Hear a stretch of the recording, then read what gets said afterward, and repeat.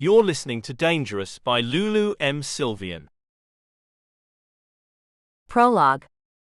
This evening's choice of campground had been a prime example of why Dante shouldn't talk to strangers unless he was on a job. The weather had been nice, the setting bucolic, the neighbors a nightmare. They did not understand the concept of personal space, or the concept of not letting their underage daughter talk to total strangers. She was a cute little girl. Keyword being girl.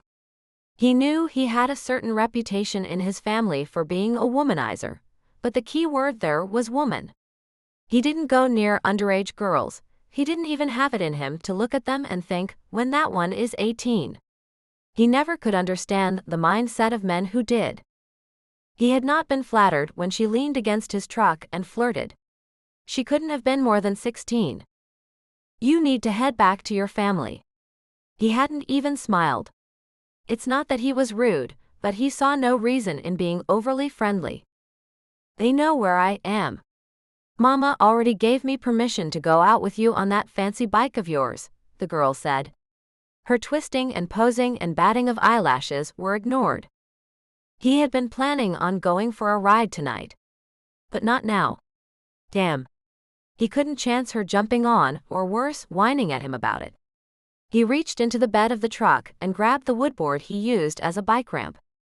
He wanted to yell, "Go home, kid. Get off my lawn."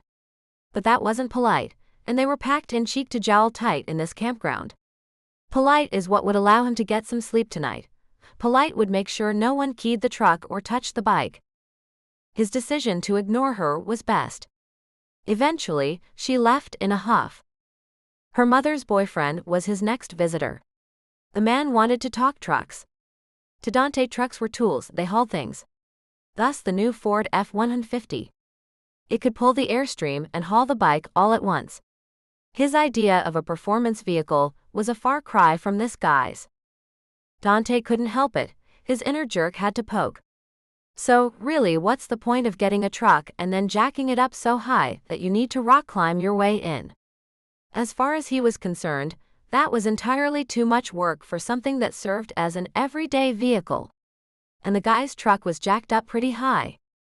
The man yammered on about masculinity, providing an example of financial stability, and manning up. It was as if Dante didn't even need to make a crack about the status of the guy's junk. He was doing it himself. Doesn't your wife find it a bit much? Girlfriend, and she's not driving it.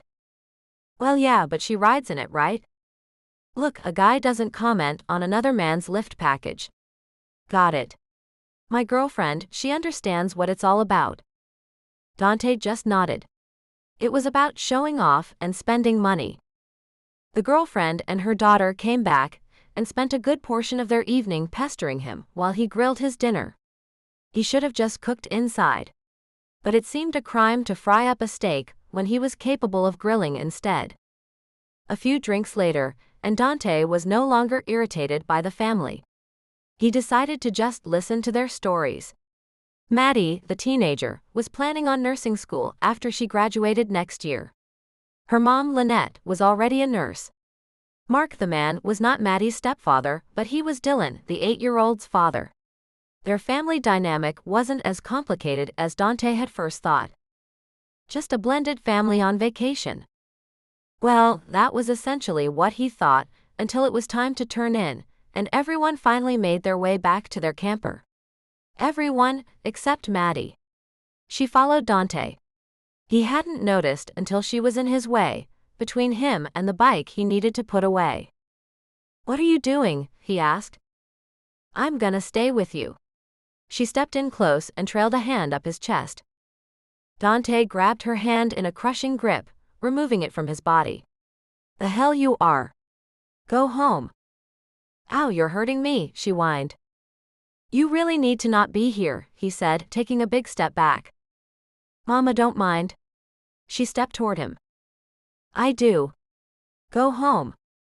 She turned and left with a stomping of feet. Dante heard yelling coming from inside the camper next to him, and he felt bad for the girl. She probably just wanted some form of positive attention. Hitting on him was not how to get it. He wheeled the bike up his makeshift ramp and secured it in place. Tomorrow he wanted to be up and out with first light, find another campground, and maybe actually get a chance to ride. As soon as the bike was locked down, he stepped into the Airstream to wash up and put away his dishes from dinner. The fighting next door stopped. A door slammed, and then someone was pounding on his camper's door. Dante rolled his eyes and put his cleaning down. He opened the door to see Lynette standing there, looking pissed. "What did you say to my baby girl?" the woman shrieked. "Really?" Half-drunk Lynette wanted to bawl him out. He stepped out of the trailer. Lynette backed up. Dante lowered his voice. "I told her to go home. Just like I'm telling you now. Go home, Lynette." Not taking the hint, she stepped into Dante's personal space. "She said you hurt her hand." "I had to remove her hand from my person," Dante literally growled. "Why were you touching her?" He let out a heavy sigh. "I only removed her hand, I did not touch your daughter. I suggest you keep her in the camper tonight." "So you weren't interested?" Lynette's voice turned into a purr, and she leaned into him. He jumped back like she was lava. Oh hell no, way too much crazy in that family for him. Dante walked backward, stepping up into the trailer. "Go away, Lynette." He closed the door in her face. That was it. He was going to drive straight to his appointment in Window Rock, and stop talking to any other campers between here and there. Tomorrow morning couldn't come soon enough. Chapter 1. Geena woke. She was in the rental RV with her face smashed into her pillow, and her arm flung out, hanging over the edge of the bed. She felt a tightening in her chest, her arms were like cement weights. A shadowy figure loomed behind her. She tried to explain away everything on not being fully awake, but when she struggled and still couldn't move, and the shadowy figure drifted closer, she began to panic. Her voice didn't work, and she couldn't suck in the air she needed. She fought as the fear rushed in. It wasn't working, she couldn't breathe. Everything went black. Her face was still half smashed into her pillow, and her arm still hung over the edge of the bed. She felt sleep-drunk. Same exact position. Apparently waking up earlier had been a dream. Geena couldn't hear anyone else in the RV with her this time. Hannah and Brooke must be up already and in the bathhouse. She didn't understand why she couldn't move anything except her eyes. She tried to close them and go back to sleep, but she couldn't move her lids. That's when she sensed the presence behind her. Figuring it was either of her friends, Geena tried to call out, asking for help. She made no sound. The shadowy presence moved, slowly getting closer. She told herself it must be Brooke, too tall for Hannah. She tried to relax. A sense of malicious intent overwhelmed her as the figure moved closer. Geena started panicking. She couldn't breathe, she couldn't get enough air. Move, Geena. Maybe if she could only move her arm, she could make it stop. She focused all her energy on lifting her arm. Geena woke up again. The sun streamed through the window of the RV. She was in the same position. Remembering she had just had back-to-back sleep paralysis dreams, she attempted to twitch her finger. "All right, I'm probably still there. If I can move my arm, it will all be fine, and shadowy Brooke will stop creeping me out." At least this time, Geena wasn't panicking. Lucid dreams and sleep paralysis, great. Geena figured it was the stress from closing the plant and everyone losing their jobs, including herself, finally catching up with her. The shadowy, malicious form glided around, just out of Geena's line of sight. She couldn't move her head. She remembered if she tried to move her neck now, when she actually woke up, she would have a neck cramp. Geena focused on keeping her breathing even, trying hard to not panic. A warm, fuzzy muzzle with a wet nose nudged at her face. A dog, that was new. The shadowy figure retreated. Geena relaxed and tried to reach up to pet the animal, but the effort exhausted her and she fell back asleep. The next time Geena woke up, she wasn't on the RV bed but on the fold-out couch. She lay on her back with her arm thrown across her eyes. The only similarity to her dreams was the light streaming in. Someone had made coffee.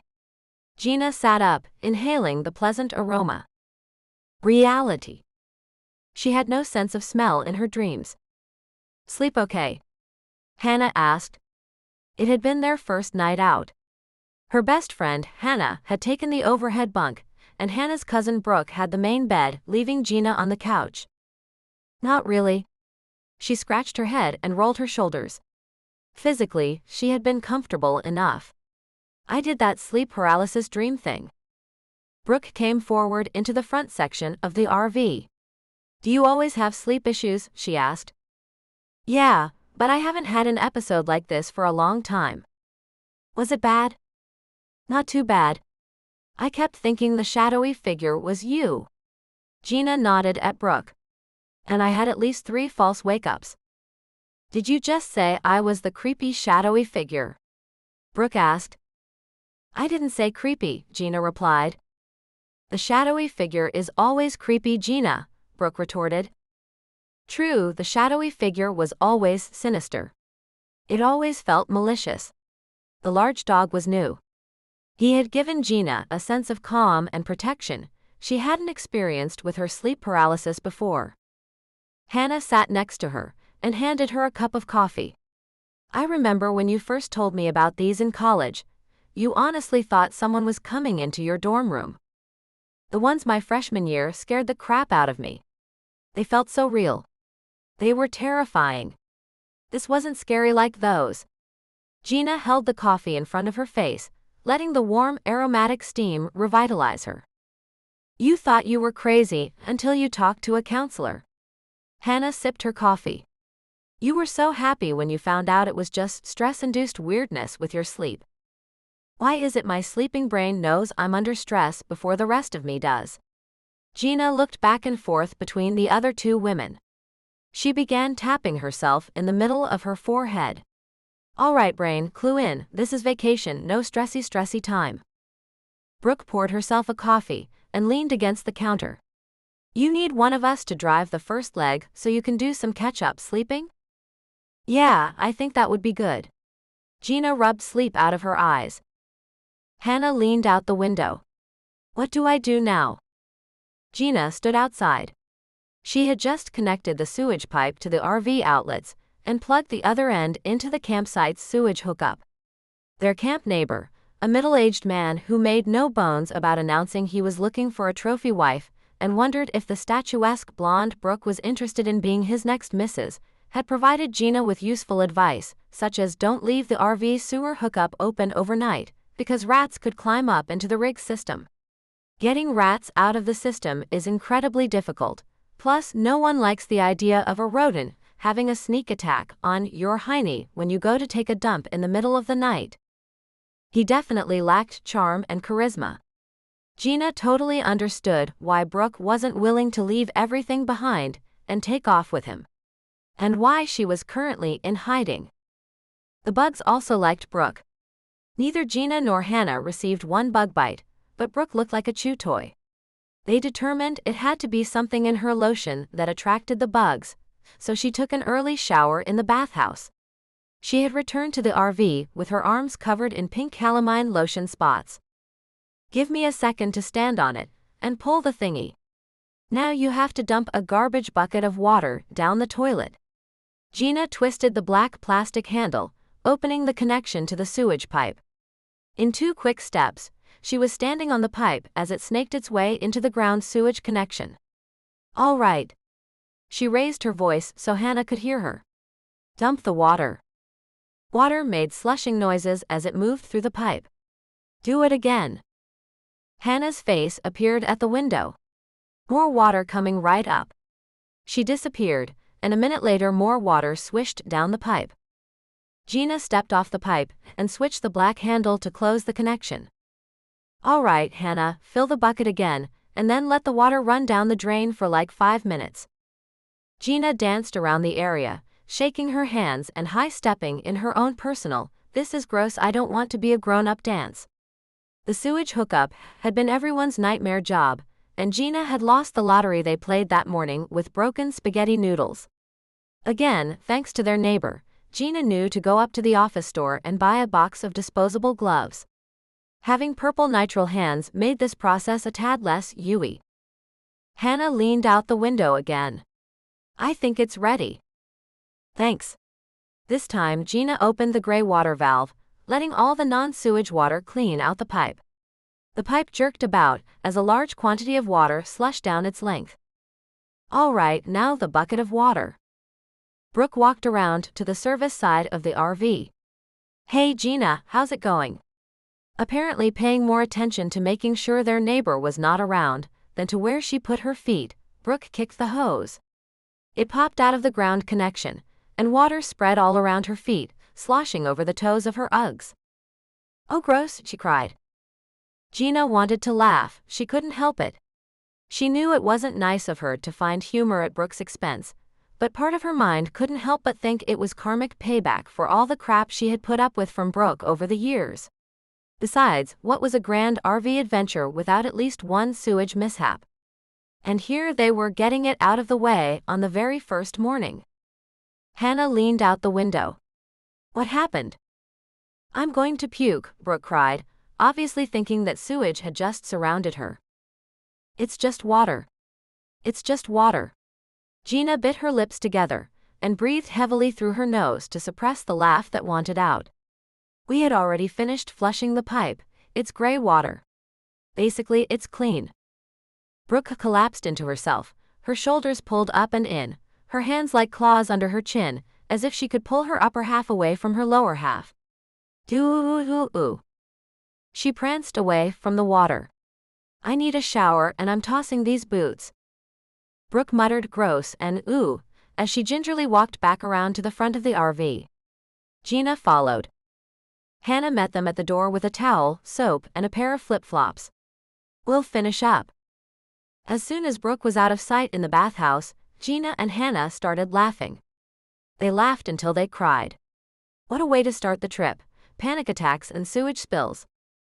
I know, Geena agreed, wiping at her eyes, but if I didn't laugh, I'd be crying. Poor Brooke.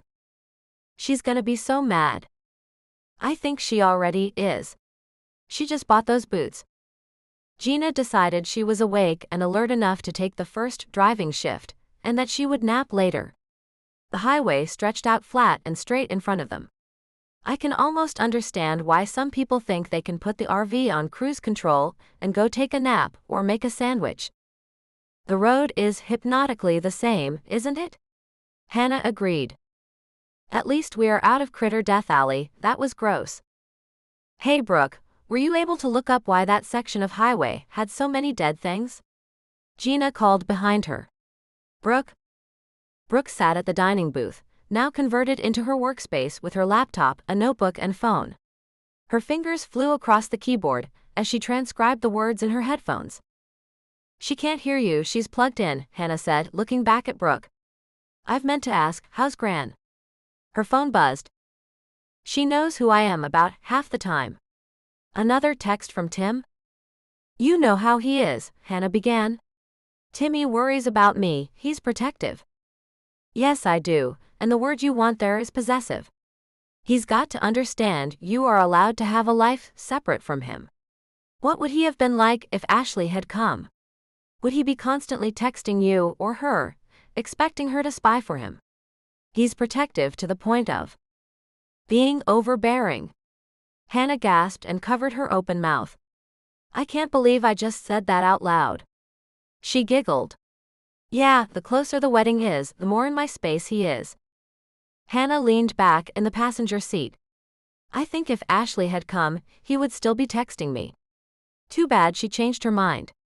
I think this would have been one of those amazing bonding experiences for us. I really want us to be the kind of sisters-in-law who are good friends too. She sighed. Then Tim wouldn't have to worry about either of us, and not have to keep tabs on me all the time. Geena scoffed. It's 'cause he thinks we are lesbian lovers or something. Let's make a raunchy tape and send it to him. And watch his head explode. Geena. I can't believe you just said that. Hannah gasped. Seriously, why can't we have time with you without him constantly barging in? And don't say because he's being protective, or because he loves you so much. It's not my sparkling personality he is seeking out. He's made it pretty clear his opinion of me. What did you do or say to him for that? Hannah asked. I breathe, Hannah. That's it. I've known you longer and I'm your friend. That's all he's ever needed not to like me. But he's tried to set you up with his friends. His friends? I think he found the most desperate guys in that frat to take me out to get me away from hanging out with you. They weren't all bad. What was that tall, good-looking one's name, Dax? Hannah typed a reply to Tim's text. Right, Dax was a super jerk? What did he do? He did nothing, made it real clear he wasn't attracted to thick girls. He said I wasn't even worth slipping Rohypnol. He was a real charmer. Tim set me up with some of the meanest, rudest, biggest, ugliest jerk faces ever. His choices trump the losers Brooke always tries to introduce me to. At least he hasn't even bothered to get Geena out of the way dates since you got engaged. I love you, Missy, and I will support you because you love him so much. But Tim doesn't like me. Hannah shrugged. Maybe you'll meet someone on this trip. Someone not from Atlanta. That's what I need, a fling, someone not looking for the trifecta of Southern Belle female perfection. Geena scoffed. You mean thin, white, and rich? Hannah asked. Geena nodded. You're already taken, and Brooke with her 2 out of 3 always meets guys. Oh, come off it, Geena. Hannah paused, well, 1 out of 3? Geena shook her head. Oh for oh, especially if Gran is counting. You know how proud Gran is that her ancestors bucked the system. These days, she remembers the past better than the present. I mean, I know it's not like a third of Atlanta doesn't claim Cherokee heritage, but you'd be surprised how many poop heads there are out there about it. At that moment, Brooke erupted into a stream of cuss words and threw off her headphones and slammed her phone to the floor before stomping to the bathroom. She had to slam the door several times to get it to close and stay shut. Geena and Hannah looked at each other with wide eyes. Hannah undid her seatbelt and rushed to the back of the RV to talk to Brooke through the bathroom door. Hannah's cell phone, left on the passenger seat, buzzed with another text. Geena picked it up and glanced at it. Love you, Hans. My bad, texted that to work buddy comedy ensued. Geena harumphed. Tim engaging in office comedy, she would only believe it if she saw it. Even then, it would probably be drier than an old-school British TV comedy. Tim didn't have a sense of humor. Geena sort of felt bad for Brooke. This trip had mostly been Brooke and Ashley's idea. So far Brooke had had to work, endure flying biting bugs, get propositioned by annoying old men, nasty sewagey water on her shoes, and now whatever this was about. Brooke was not used to so many things going awry. She tended to have the easy road in life. Chapter 2. The RV campground spread out in a large, wide-open flat parking lot. Brick bathhouses were scattered at regular intervals. It was spotlessly clean, with no trees or shrubs. This was camping in a luxury parking lot. The night before, they had camped under a canopy of trees. Geena loved how each place was different. Tonight would be an easy night, with time to sleep in the morning. And hopefully Brooke wouldn't complain about bugs, neighbors, or sewage. Geena, Brooke, and Tim's sister Ashley had worked hard to sell Hannah on an RV road trip for her bachelorette outing. They'd wanted something epic and truly different. Geena had wanted to have some fun after the layoffs at work. Brooke had needed something she could weave into her flexible work schedule. Ashley had mostly wanted to get away from her parents and brother pre-wedding. Geena knew they had sold the trip when their pitch equated glamping with money. Glamping? You're making that up, Hannah had said. No, she's not. Look it up, it's a thing, Brooke explained. Still sounds cheap. But glam camping could be fun. Hannah sighed. Real glamping takes money. This is far from cheap. Do you have any idea how much these things cost? Geena asked. They can't be that much. Hannah resisted her friend's sales pitch. Ashley, pull up the Prevost site, Geena said. A large silver and black bus displayed on the laptop screen. The ones like this run way over $100,000 new. So this involves having some serious money. Oh, go to Pinterest and show her glamping pictures, Brooke added. Money talked around Hannah, and her friends knew that if there was something she was on the fence with uncertainty, just tell her it was expensive or that of course the rich did it. Hannah had been raised to equate expensive with quality. Okay, I'll ask Daddy. Who knows, maybe he will even offer to pay for it since it's officially part of the wedding activities. Hannah's father owned one of the largest hot tub retail and installation companies in Georgia, Harris Hot Tubs and Spas. Hannah had been featured in his television commercials since she was born. She was the much-loved and highly spoiled only child of a wealthy man. The cost, while somewhat reasonable, was still a stretch on Geena's freshly laid-off income. When Daddy Harris picked up the tab on the RV rental, Geena was beyond thrilled. Unfortunately, Ashley bailed on the trip at the last minute.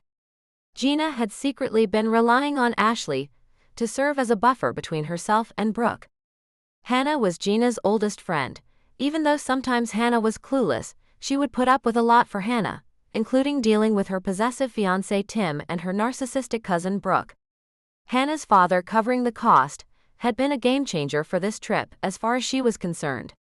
Geena would definitely put up with dealing with Brooke for a free trip to the Grand Canyon.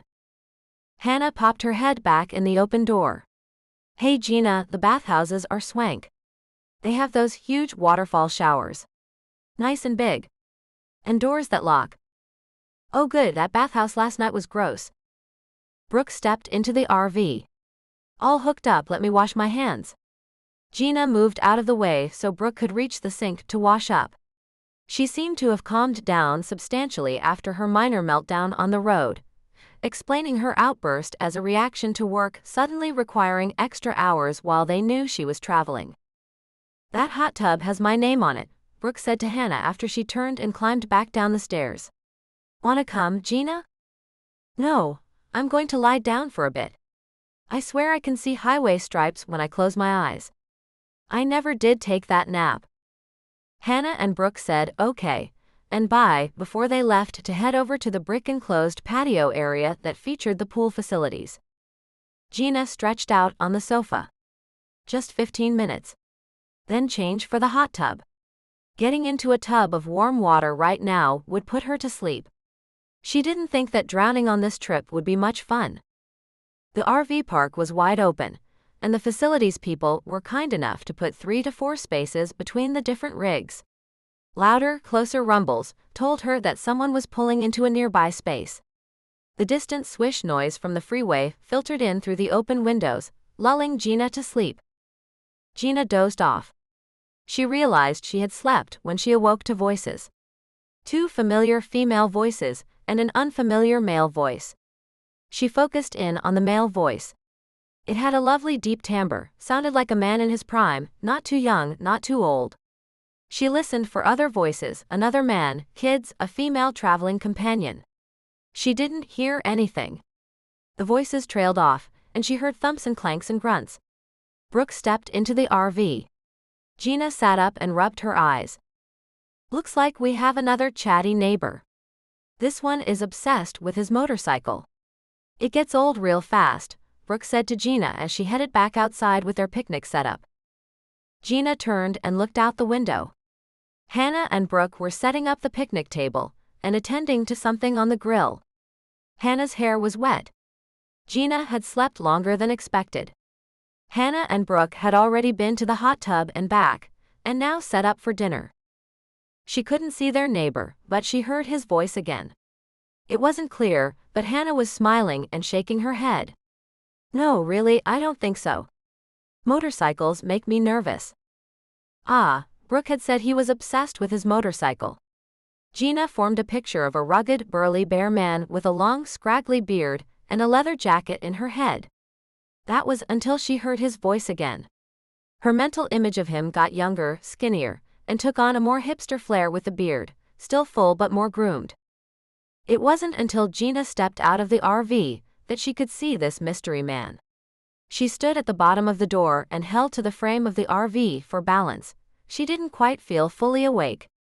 Their neighbor did not meet either of her predetermined mental images. This man was gorgeous. Well, what she could see of his broad back and behind certainly was. His shoulders were wide, and his tight, faded red t-shirt showed off a chiseled back and arm muscles that a superhero would be jealous of. His thighs were long and lean and encased in faded jeans that pulled tight across his legs and shapely rear end. He squatted down next to an elaborately painted customized motorcycle, a chopper.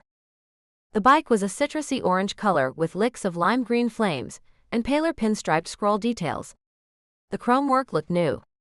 Geena wasn't usually a motorcycle enthusiast, but she didn't need to be one to admire excellent artistry when she saw it. This looked like it had come from one of those TV shows where they made customized choppers, maybe even more beautiful. No wonder he was obsessed with it. She hoped the man was half as attractive as the bike. Please, oh please be as gorgeous when you stand up. She caught a glimpse of curling dark hair, but his head was tilted forward and away from her. When he straightened up, he unfolded taller and taller. He stood well over 6 feet tall, with thick hair that brushed his collar. When he turned around, Geena stopped breathing. He was glorious. She continued to lean against the RV, as any stability she did have vanished as she admired the man. His jaw was square and sculpted, his nose long and straight with the slightest arch, his cheekbones high and sharp. He had thick black eyebrows that topped large, deep-set hazel eyes in a slightly olive complexion. He smiled. It caused the slightest creasing at the corners of his eyes. His teeth were perfectly straight, and his skin set off their Hollywood dentistry white. Geena was too dazzled to think that maybe he was too unrealistically perfect, but Brooke was not impressed. She said she's not interested. Why don't you just drop it? Brooke snapped. No offense, he said. I really was asking if either of you wanted to take a ride. Geena found her voice. Does that offer include me? She paused to catch her self-confidence. 'Cause I'd love to be taken for a ride. She would take any ride this man offered. If she had to describe her ideal dream lover's looks, this was the picture she would expect to see. The man angled toward her, seeing her for the first time. He paused and slowly looked at her. Geena felt his gaze rake up and down her form as if he made physical contact. If it was possible, the broad grin he sported grew even larger. That offer most definitely includes you, pretty girl. Geena watched as he licked his teeth, running the pink tip of his tongue along the edge of perfect white teeth. The unexpected appeal in that one swipe of tongue made her mouth go dry. He gave her a predatory gaze, the likes of which she'd never received before. The gaze identified her as a woman he was interested in doing manly things with.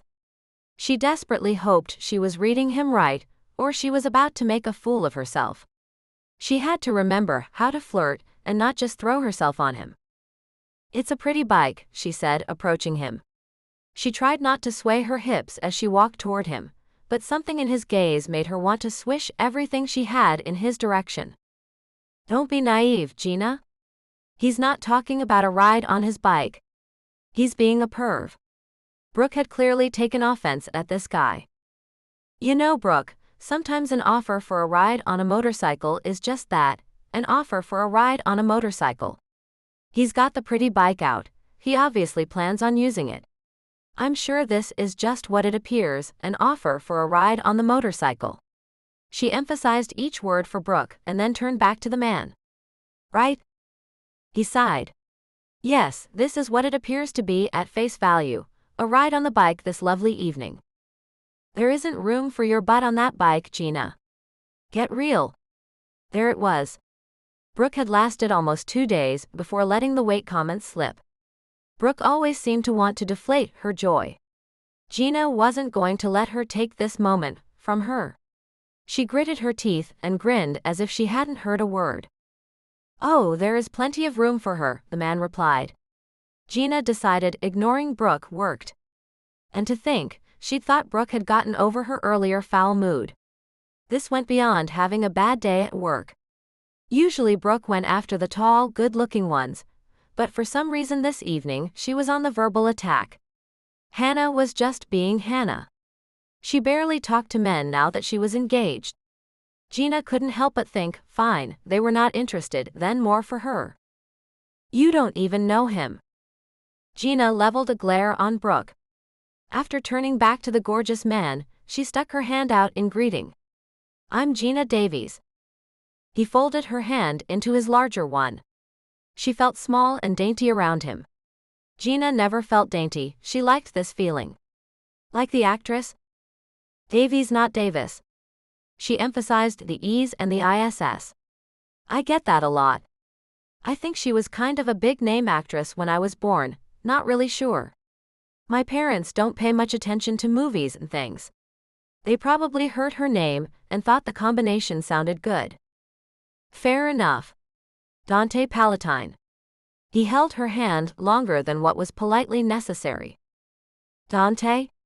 Well, aren't you Italian? Not as much as my name would suggest. I use spaghetti sauce from a jar. He winked at her. Geena's insides did a flip. Somewhere you have an Italian grandmother spinning in her grave. I'm sure I do, spinning at high velocity. He laughed. It was a deep, warm sound. Geena decided she could listen to him laugh forever. I'd love to go for a ride if the offer stands. It sure does. I even have an extra helmet.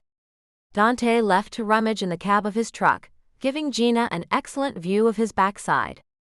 He returned carrying 2 helmets, a large white helmet with full face coverage and a smaller black one. He placed the white helmet on the seat of the bike and strode over to Hannah, who had been watching the exchange but not interfering the way Brooke had. He handed her a business card and another piece of paper. "This is my phone number, and this is the pink slip to my truck. I'm not going to hurt your friend. I'm not some serial killer. I'm just going to take her for a ride.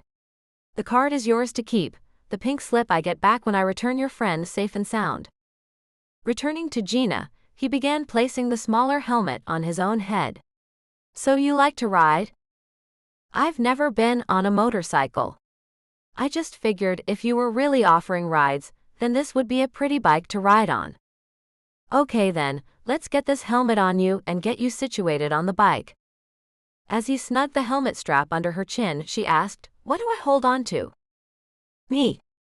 He grinned at her. That's it, and put your feet here, not there," he said, flipping down some pegs and pointing at a pipe. He balanced the bike and helped her onto the seat. Geena watched as Dante awkwardly straddled the bike to mount in front of her. It was clear it would have been easier for him to get on first. But he was a gentleman, and he'd helped her first. I bet he makes sure the lady always comes first. Geena closed her eyes and hoped she hadn't started blushing. "You're gonna give that bike a flat tire." Geena ignored Brooke's quip. Geena tentatively placed her arms around Dante's waist. He pulled her in closer, as if he was tightening a seat belt. She pressed into his hard back, and her arms circled a set of rock-hard abs. How could she not think about their bodies pressed up against him like this?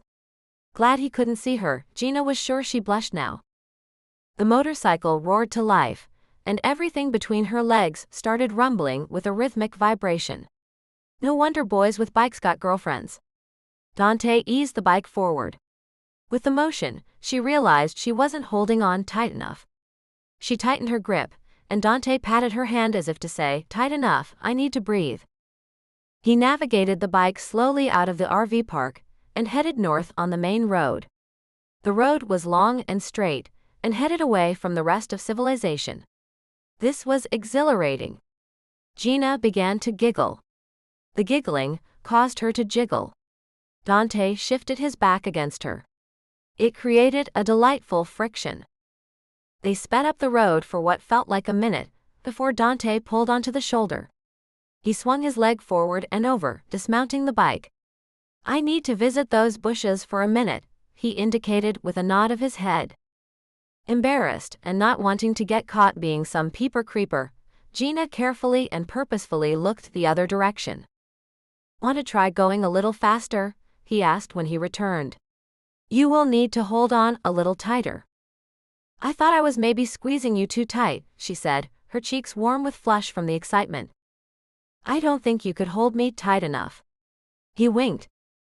This time she was tempted to see if she could sneak a feel of his chest while holding on. The ride back to the RV park was even more exciting than the first part of the ride. His wink when they turned around made her breathless. He didn't seem to mind her squish. And he hadn't made a single comment about her pressing against his back, or the size of her butt causing a flat tire. It felt like the bike flew. She closed her eyes and held on tight. She had to admit this might be a little too fast, so she focused on the feel of his body and his smell. He smelled clean with a hint of pine. She was so focused on holding on that she barely noticed the bike slowing down. She didn't want to let go when the bike stopped, more from fear than from enjoying the feel of him. Even though she thoroughly enjoyed the feel of him. Dante slowly peeled her arms from around his waist. Geena was disappointed she had to let go. He helped her off the bike and steadied her as she found her land legs again. He removed his helmet, then stooped down to help her off with the one she wore. "You survive?" "That was great," she gushed. "But a little too fast?" "Yeah, at the end it was a bit too much." "Well, next time not so fast." Geena mentally spun in joy. He had just said next time. Of course, this was a chance meeting with a handsome camping neighbor. There wouldn't be a next time. They parted ways after their return to the RV park. Dante made excuses and carried off a bundle toward the laundry facilities near the pool. Hannah and Brooke had already finished dinner and waited for her. She sat and ate the small piece of grilled chicken and the salad that was left. Lunch had been such a large affair that a small dinner was all that was needed. Besides, Geena's stomach was full of butterflies from the ride and meeting Dante. She couldn't eat much. "So where did you go?" Hannah asked. "He just drove up that way." Geena pointed, indicating the road. "Then we came back." "Oh my gosh, it was so much fun."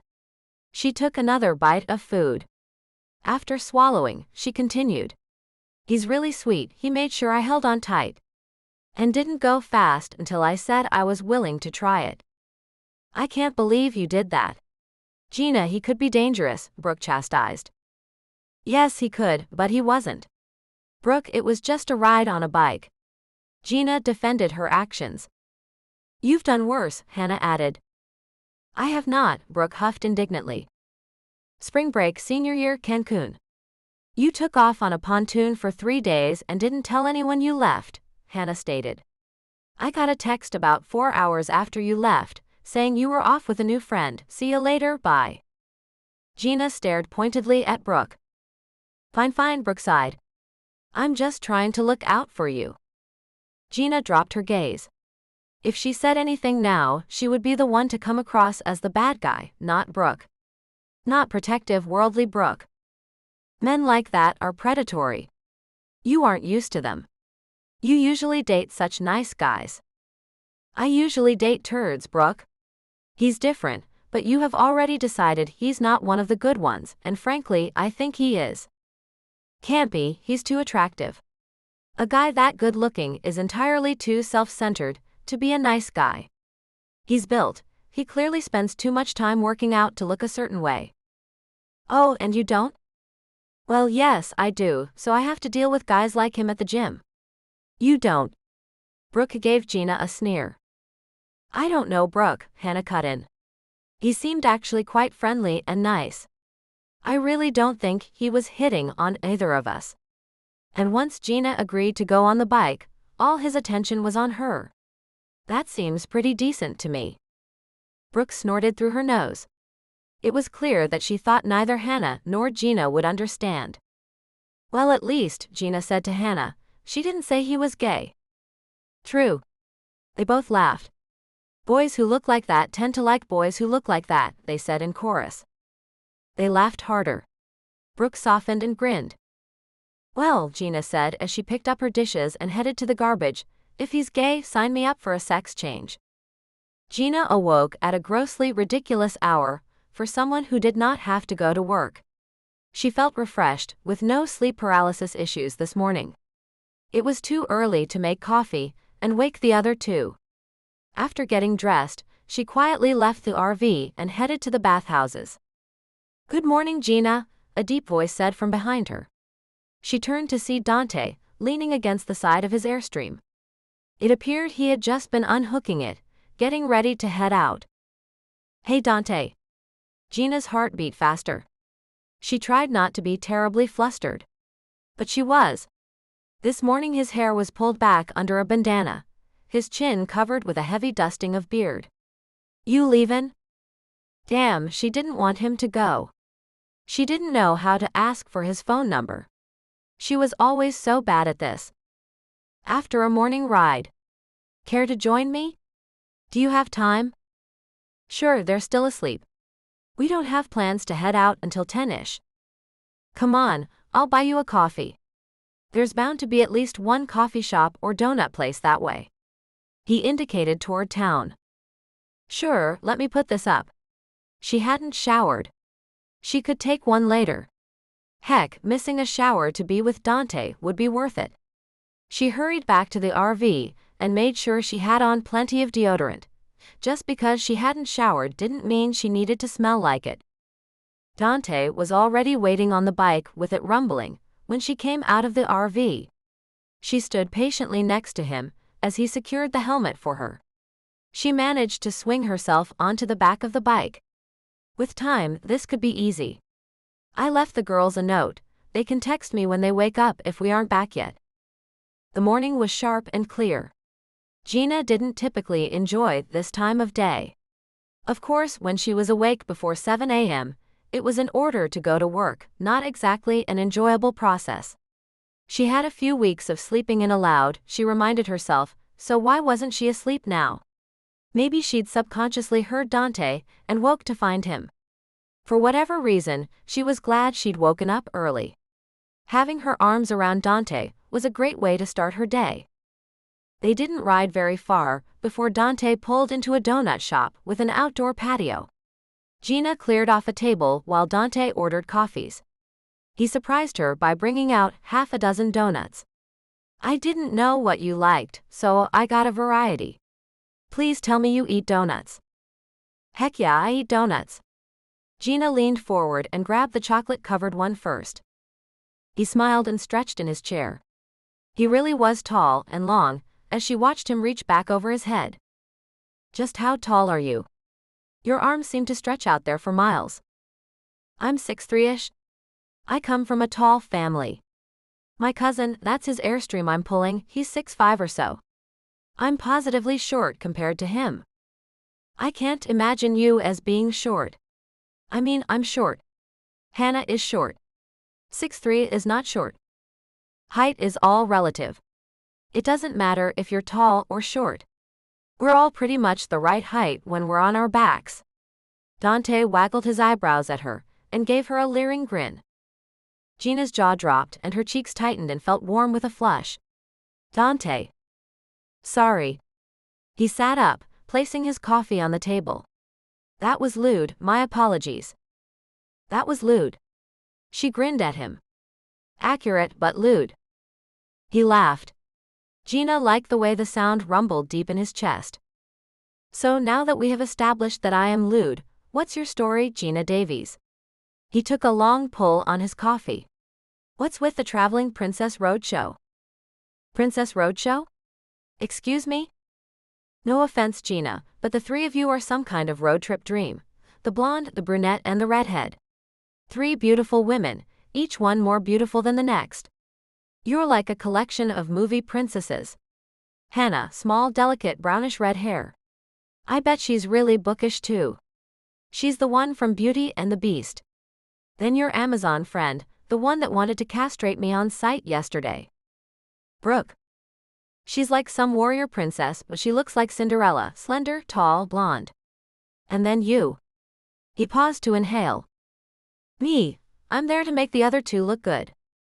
"No." He shook his head. "You're the gem, with that raven hair, blue eyes." His voice faded off. "And those pink lips." He paused, staring at her. He held her gaze for a full minute, before shaking his head again. "You're Snow White." "I may have been Snow White once, but I've drifted." Geena took a large bite of a glazed donut and munched at him, unsure what to make of his gaze. He laughed. "Hannah is getting married. This little vacation is her bachelorette party on wheels. There were supposed to be 4 of us, but her future sister-in-law ditched us. So it's me, Hannah, and her cousin Brooke. Hannah and I always talked about seeing places around the country together, and with her getting married, it just seemed like this was our one shot at doing it. We've flown off to Vegas a few times, but that really is never as much fun as everyone tries to make it. You know, too much stress to have a good time. Too much, Geena raised the pitch of her voice. This is us having a good time. She let her voice return to normal. This way, we get to see things like that Cadillac ranch just up the road, with the cars planted upright like some Detroit Stonehenge but in the middle of Texas. Today we head over to Santa Fe. We'll see the Georgia O'Keeffe Museum, and hopefully get some good tamales. Then it's the Grand Canyon. 4 do-whatever days at the Grand Canyon. Then back on the road home. Hey, me too. I'll be at the Grand Canyon in a couple of days. I will come find you there. I'd like that. She knew she smiled too much, her cheeks hurt. She actually didn't care if she was foolish. Dante paid particular attention to her, and she planned on enjoying it while she could. What about you? I'm multitasking. I have to head into the reservation today to see about finding some missing family members. Oh geez, I'm sorry. You have family that's missing? Geena sat upright. A pit formed in her stomach. She felt here she was wasting his time, and he had to help locate someone. Oh no, not like that, I said that wrong.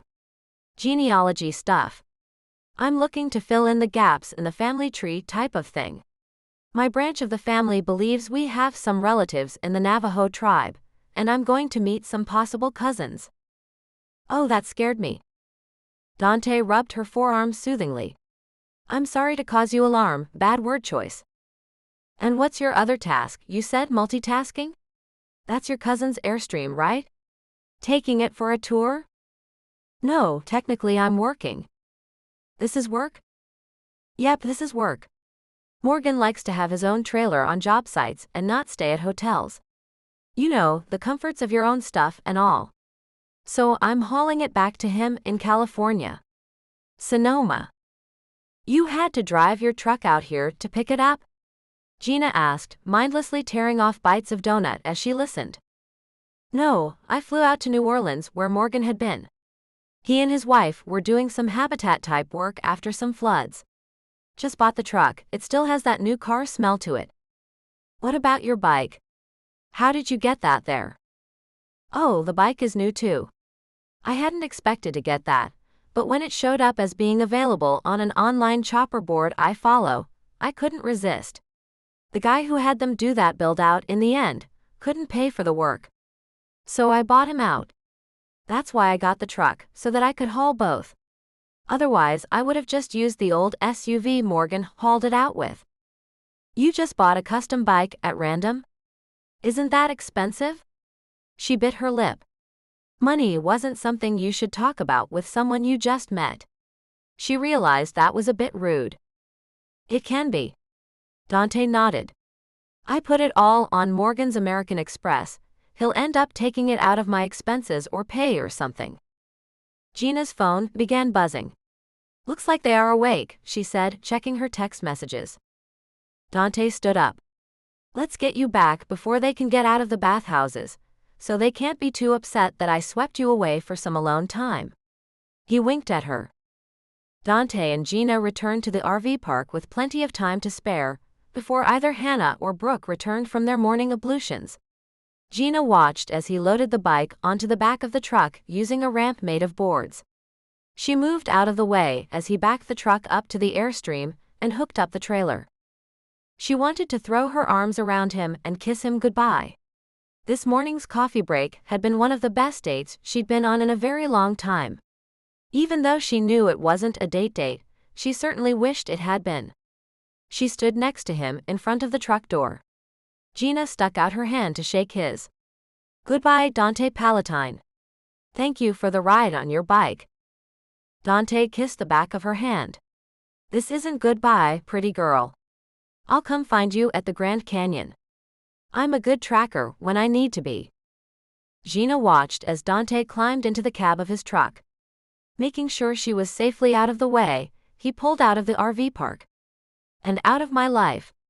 The pang of disappointment in Geena's chest hurt a bit more than she expected. Hannah approached from the bathhouse. She waved as Dante drove away. He's pulling out already? Yeah, he would have left earlier, but I was outside, so we got to talking. Brooke joined them, watching Dante drive away. Why do you look sad? Because Brooke, he is one of the nice ones, and he just left. Oh my God. Did you sleep with him this morning? No, Brooke, he fed me donuts. Chapter 3. Dante eased the truck onto the freeway. He'd started the day behind schedule. Then again, he didn't mind. When he had been ready to load up the bike, he spotted Geena sashaying toward the bathhouse. Geena glowing, Geena. Did that woman not know how much va-va-voom she put into her walk? She reminded him of a line from an old Marilyn Monroe movie, like Jell-O on springs. Maybe she had seen him and was being tempting on purpose. He'd planned to watch her backside work its way into the bathhouse, but then he had an overwhelming desire to be between her thighs again. Even if it was innocently on the back of his bike, and he was facing the wrong direction. His thoughts would never be innocent when it came to Geena. Dante was not looking for any female distraction on this trip. But it had certainly found him. The redhead in New Orleans had been a bit too crazy. She had said she was only interested in a good time. So was he. What she was doing was window shopping for a baby daddy. Fortunately, Dante had been prepared, even when she had stated a preference for going bareback. Dante preferred bareback as well, but not when the girl in question was apparently working on an agenda that would end with the word paternity. He wasn't in need of another complication so soon. Nothing about Geena had been complicated. Her smile was genuine, and her appeal natural. And a soft pink aura surrounded her. The small one with fine bones had commented on his chopper first. Dante was still proud of his new purchase, and happy to show it off. It really had just been part of natural conversation to ask her if she wanted to take a ride on it.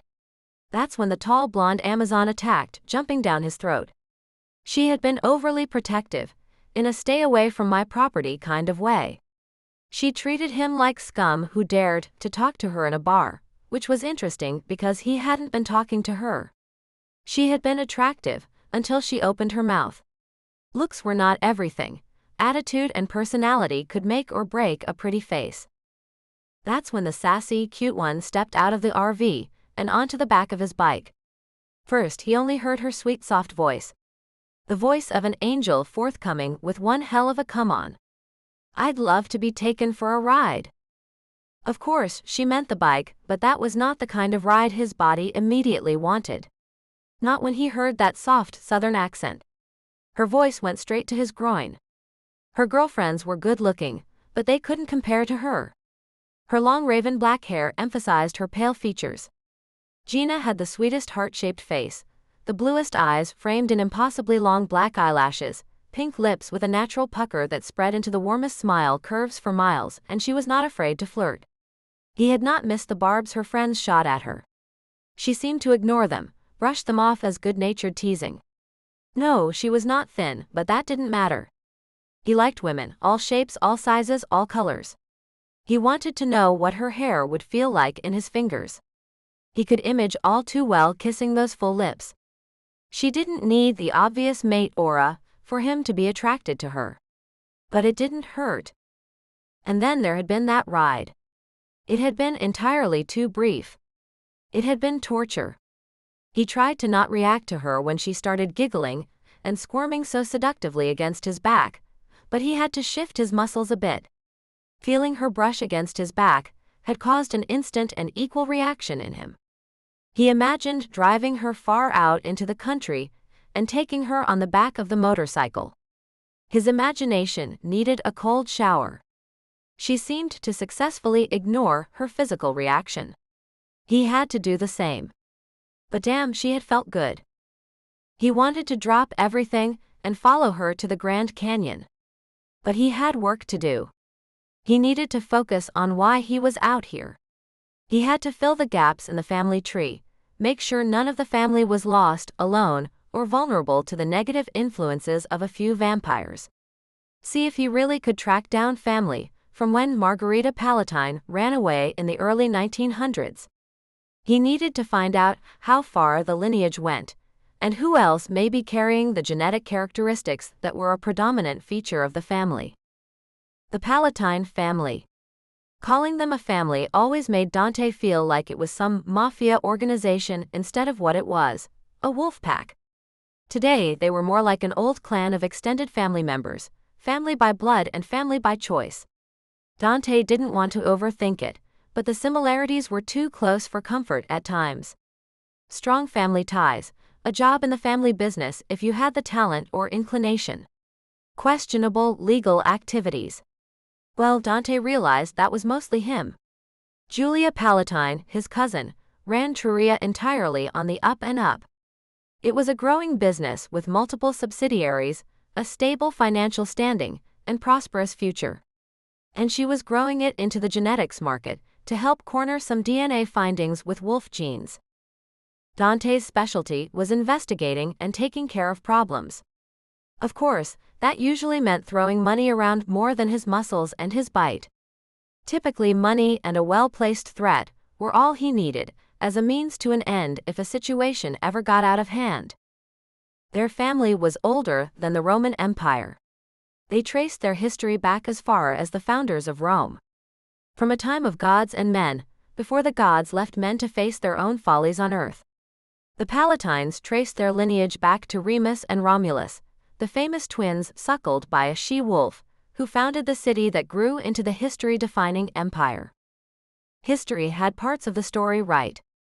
Their mother, Rhea Sylvia, had been sentenced to living her life as a Vestal virgin, after her uncle Amulus deposed her father, the king of Alba Longa, an ancient pre-Roman city. The war god Mars, tempted by Rhea Sylvia's beauty, gave her two healthy sons, the twins Remus and Romulus. She was sentenced to death for breaking her Vestal vows of celibacy, and the twin boys were also sentenced to death. Thinking that the god Mars would spare his city if the three died from exposure to the elements, Amulus threw all three into the river Tiber. The river god, Tibernius, swept them to safety in the swamps at the foot of the Palatine Hill. Their myth had the twins being suckled by a she-wolf, an animal sacred to Mars, until they were found and raised by a shepherd. Where the tale went wrong was in assuming that Rhea Sylvia and the wolf, Lupa, were two different beings. The shepherd Faustulus and his wife, Acca Larentia, raised the two boys. His wife, in some of the stories, was known as Lupa. Another misguided use of language. Acca Larentia, Rhea Sylvia and the she-wolf Lupa were all the same. It was never clear in the myths, but had Mars been attracted to Rhea Sylvia because she was a wolf, or had Mars transformed her into a wolf because she was special to him? By changing her identity and marrying the shepherd, Rhea Sylvia was able to raise her sons and guide them through their changing natures, increased strength and agility when they entered puberty. Remus and Romulus grew into fierce warriors. They even reclaimed the city of Alba Longa for their grandfather. When he tried to gift them with the city, they refused in favor of starting their own. They returned to the place where they first found sanctuary as infants, the Palatine Hill. An argument over building the city on the Palatine Hill, or the neighboring Aventine Hill, resulted in Romulus killing his brother. Some stories claim that Remus fell in an accident climbing the wall his brother had built around the hill, but it had been a bloody wolf fight for dominance. This was also the beginning of the long-lived rivalry between the Aventine family and the Palatines. The rivalry between the two families was well documented and infamous in its level of brutality. At times the rivalry calmed and the families united, only to split over petty arguments. The family conflict was so famous, it was rumored to have inspired Shakespeare. The Palatine family had experienced a resurgence in power, both financially and with a number of shifting wolves in the family. Mid-century, the lupine gene had seemed to begin fading out. Toward the end of the 20th century, more children carrying the active lupine gene were being born. New family management practices also contributed to an increase in power. This wasn't leading to a separation in family ties, but a strengthening. And they were cooperating with the Aventines. Julia, a rare female alpha, had recently accepted the Aventines' second alpha as her mate. The joining of two of the family's dominant alphas positively would contribute to a prolonged peace. Morgan, the Palatine's primary alpha, wanted stronger alliances with other pack families. Families that hid their secrets from the world and each other. Something they did for self-preservation. A recent genetic discovery made hiding from each other seem not to be the best course of action moving forward. Coupled with a renewed threat from a vampire everyone thought dead, Morgan wanted to make sure there were no wolves out there on their own. That was Dante's current job, tracking down wolf shifters, following rumors, locating family, making sure there were no lost branches, no wolves without family support.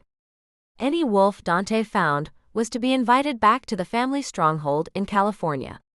If they chose not to go, they were at least provided with whatever they needed, securing them financially and emotionally for the Palatine family. If Dante found wolves not directly related to the Palatines, he was to invite them to ally with the Palatines, or encourage them to re-ally with their larger family pack.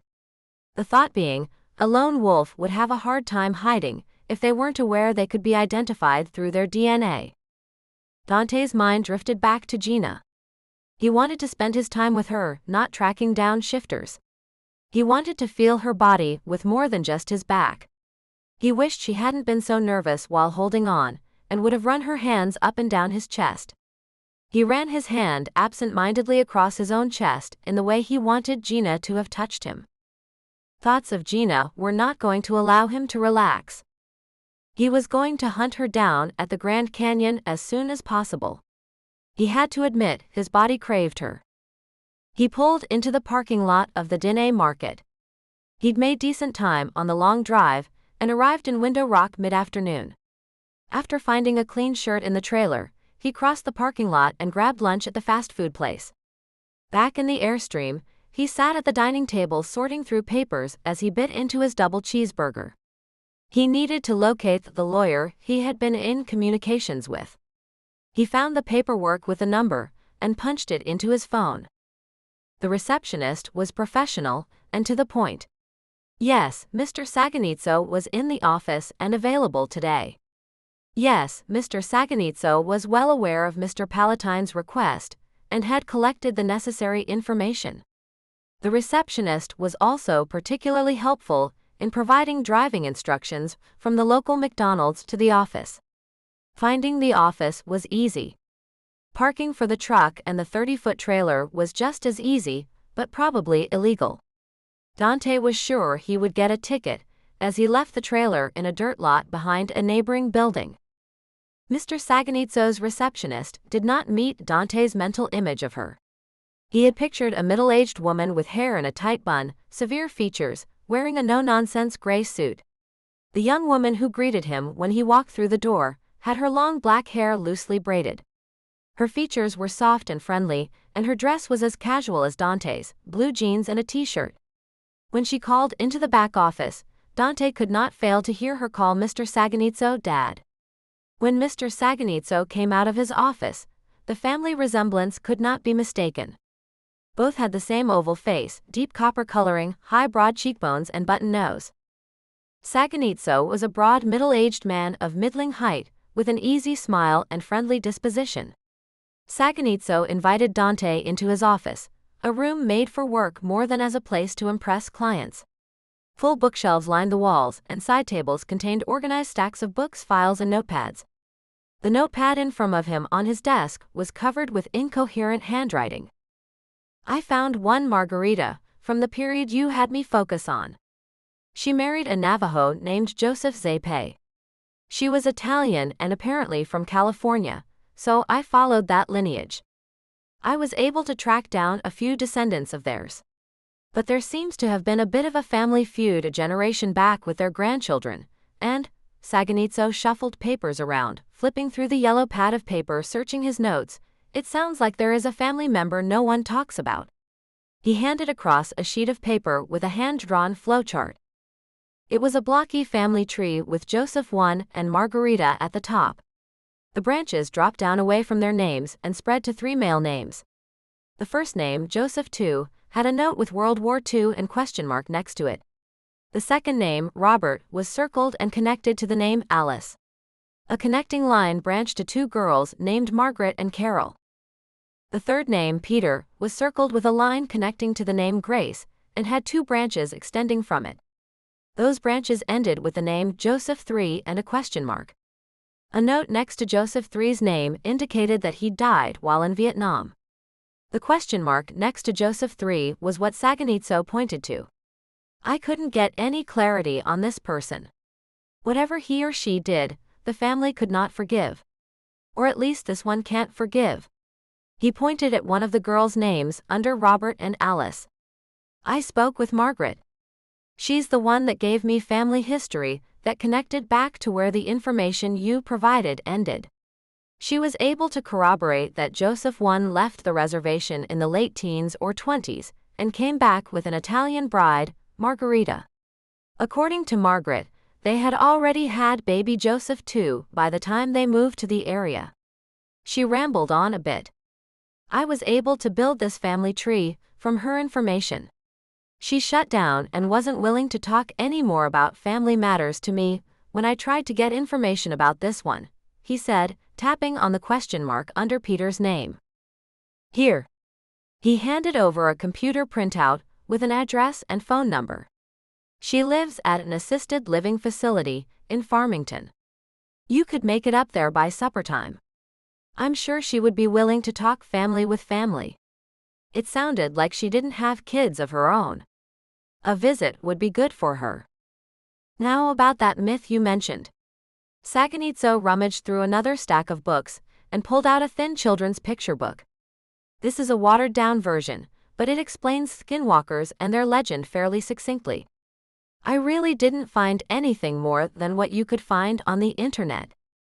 After their meeting, Dante thanked Saganitso and his daughter, then drove north to Farmington to find Margaret Zapay. The entrance to the assisted living facility looked more like a hotel lobby. Dante had no trouble convincing the desk clerk that he was a distant cousin to Margaret Zapay, tracking down a long-lost branch of his family. They called a caregiver to help Dante locate her in the dining hall, since he had arrived toward the end of dinner. Oh, she's always telling everyone she's Italian when we have spaghetti or lasagna. Dante wasn't sure what to expect. He thought Margaret would be about his grandmother's age, and she was a mean old bat. He hoped Margaret would be easier to talk to than his grandmother. Margaret, honey? This young man thinks he's a cousin of yours, the caregiver said as she introduced Margaret to Dante. Margaret looked up at Dante from her seated position at a dining table. Don't look like anyone I'm related to. Margaret Zapay had salt and pepper hair cut short, her features were sharp and her skin tone was dark like Saganitso's. She appeared to be in her mid to late 60s, but she could be older. She was closer to his uncle's age than to that of his grandmother. Dante certainly didn't think of his uncle needing to live in assisted living, but then again, with extended family everywhere on the Sonoma compound, Uncle Remy was never on his own. Margaret could have been living on her own. Most people her age did, but one illness, one accident could be fatal. I'm related to Margherita Palatine. I believe she was your grandmother. My name is Dante Palatine. Upon hearing the name Margherita Palatine, Margaret's eyes lit up. Well, sit down, boy. Make room for him. I told you I was Italian. She pronounced it Italian. Margaret talked to Dante for several hours. Having a charming, good-looking young man visit her seemed to have put her in a chatty mood. At first, she insisted that he tell her about the Palatines in California. She told Dante she knew Margherita had been from California, but had always imagined it was Los Angeles. It hadn't occurred to her that the Palatines would be involved in winemaking in Northern California. She was excited to learn she was from a large extended family. Dante had several questions about what she remembered about her grandparents and her uncles. She confirmed that the family was told her Uncle Joseph was killed in World War II. It had been one of the reasons her Uncle Peter's children weren't really part of her family anymore. She wouldn't elaborate on what that meant. Dante could get her to admit there had been 2 boys, but when Joe had died in Vietnam, they just didn't talk about it. Dante tried to find out what she may have heard of skinwalkers. She called it a silly old legend to frighten children, and left it at that. She did talk about her sister's child. She had one niece. She was a good girl, but hadn't visited much since her sister Carol passed after complications of bypass surgery. Dante left after giving her his email and promising to write her. It was late, and he hadn't made plans for staying in an RV park for the night. He found a local big box store and pulled into the back of the parking lot. He didn't go to bed right away. He had a mobile internet connection and was able to get some much-needed work done, including contacting his uncle about Margaret and introducing them via a common email message. He had to locate Margaret's niece. The desk clerk at the nursing home had not been able to give him any information. Even if she did have that information, she was not legally allowed to share it with Dante. He had to track her down on his own. He felt this was going to be an undertaking. Maggie Garcia turned out to be a popular name. By the time he went to bed, Dante had located 3 women with the name. He hoped that one of them was the relative he was looking for. Chapter 4. Geena sat at the dining booth, reviewing an area map the campgrounds they'd overnighted at had provided. The check-in clerk indicated parking lots where they could park the RV and take a shuttle into the historic Old Town area. They wouldn't have to struggle to find parking for the RV in an area that was already tight for cars. Geena highlighted all the galleries she wanted to visit, while Hannah leaned over the map, deciding which restaurant they would have lunch at before leaving. Not only was Santa Fe home to the Georgia O'Keeffe Museum and truly amazing mouth-watering tamales, but also shopping. Brooke had already circled a few shops she wanted to visit. Many of the shops had been closed after dinner when they went out strolling the previous evening. The 3 agreed to split their time as equally as possible between their interests. They finished breakfast in the RV while planning their day before unhooking and leaving the campgrounds. By the time they parked and took a shuttle into downtown Santa Fe, Hannah was already talking about finding a street vendor and consuming whatever goodies they had. She had spotted a few set up in front of Park Plaza and was waxing poetically about the food. This was what this trip had been about: being able to get out into the world and see what there was, eat new foods, walk around old towns, visit museums, shop. One of the perks to a road trip with an open schedule was the ability to change things at a moment's notice. And for Hannah, that meant food now. Geena decided this was already the best trip she had ever taken, and it was pretty fantastic that it was being paid for by Daddy Harris, and made all the better for having gotten to ride on that motorcycle with hot man Dante. Sigh. Brooke had razzed her a bit too much over Dante the day before. Geena even tried to call a truce, but Brooke acted as if she didn't know what Geena meant.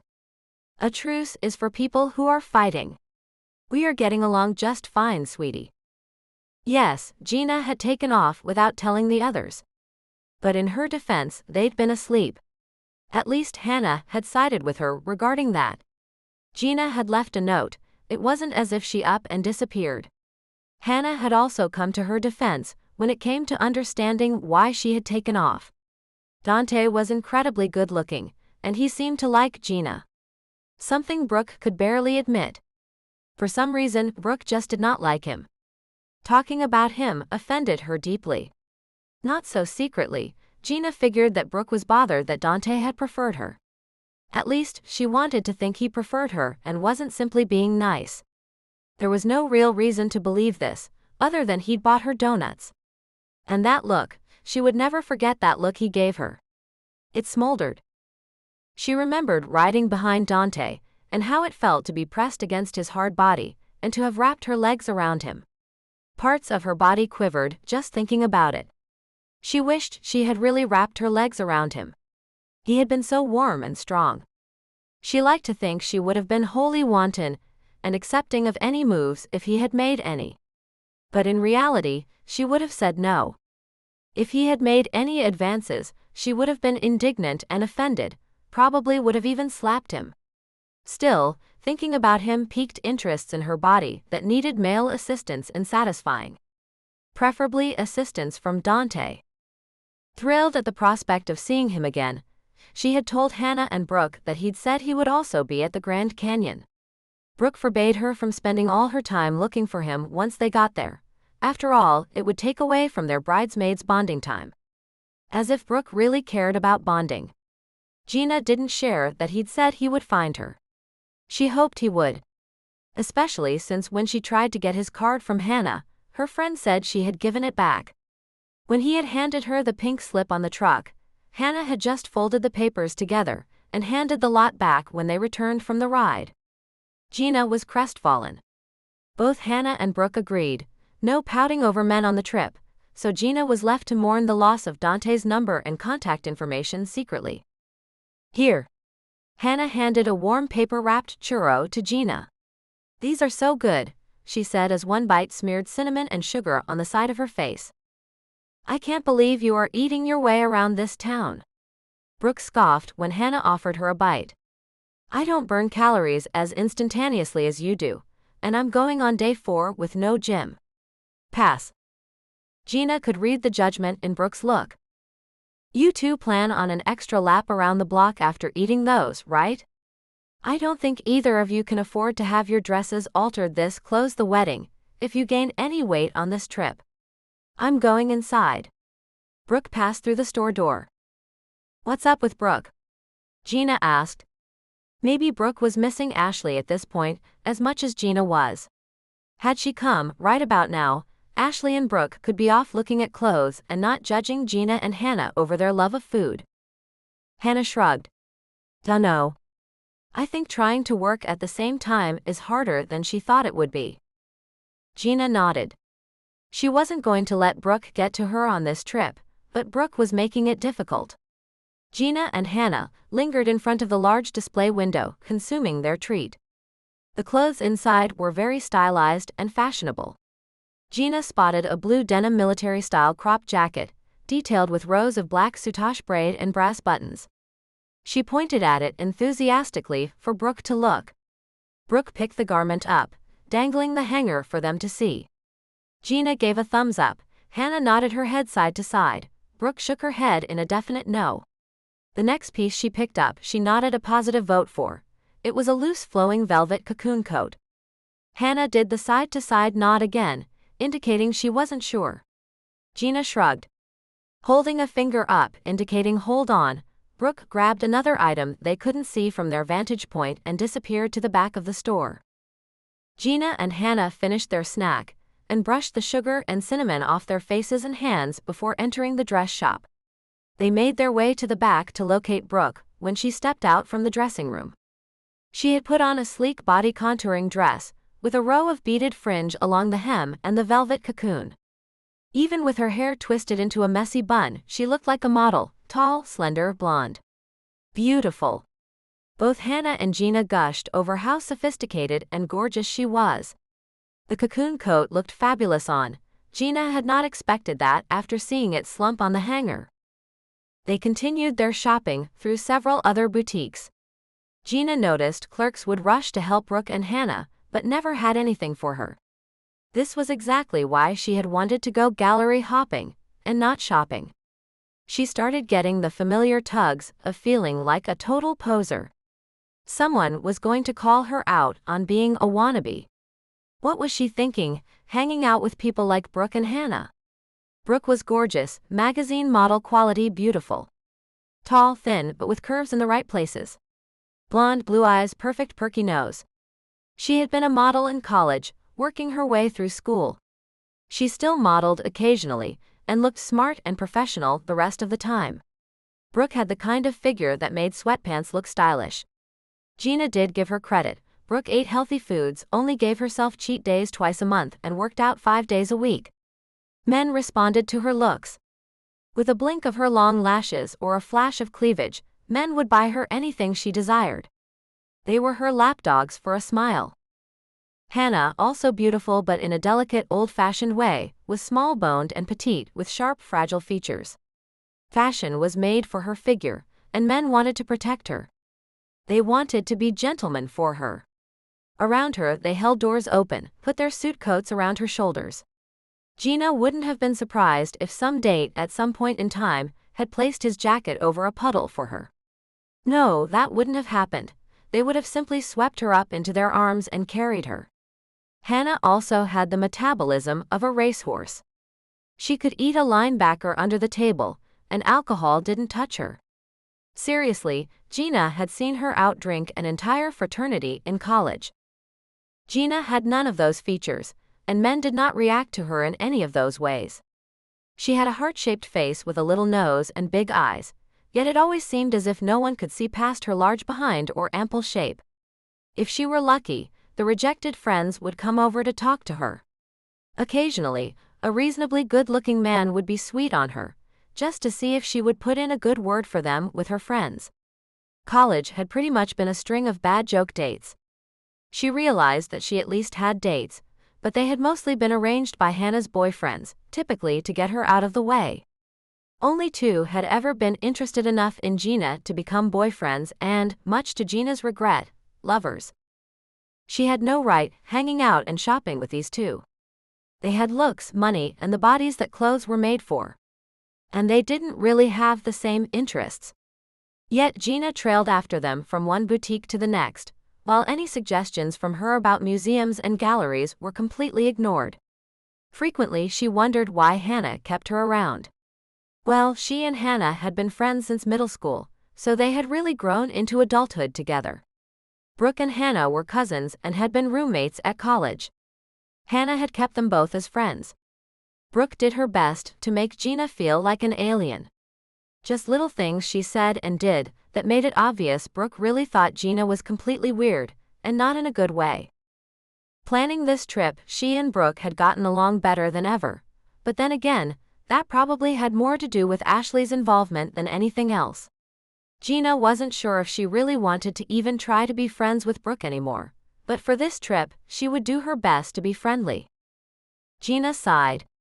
She was having a good time, she really was.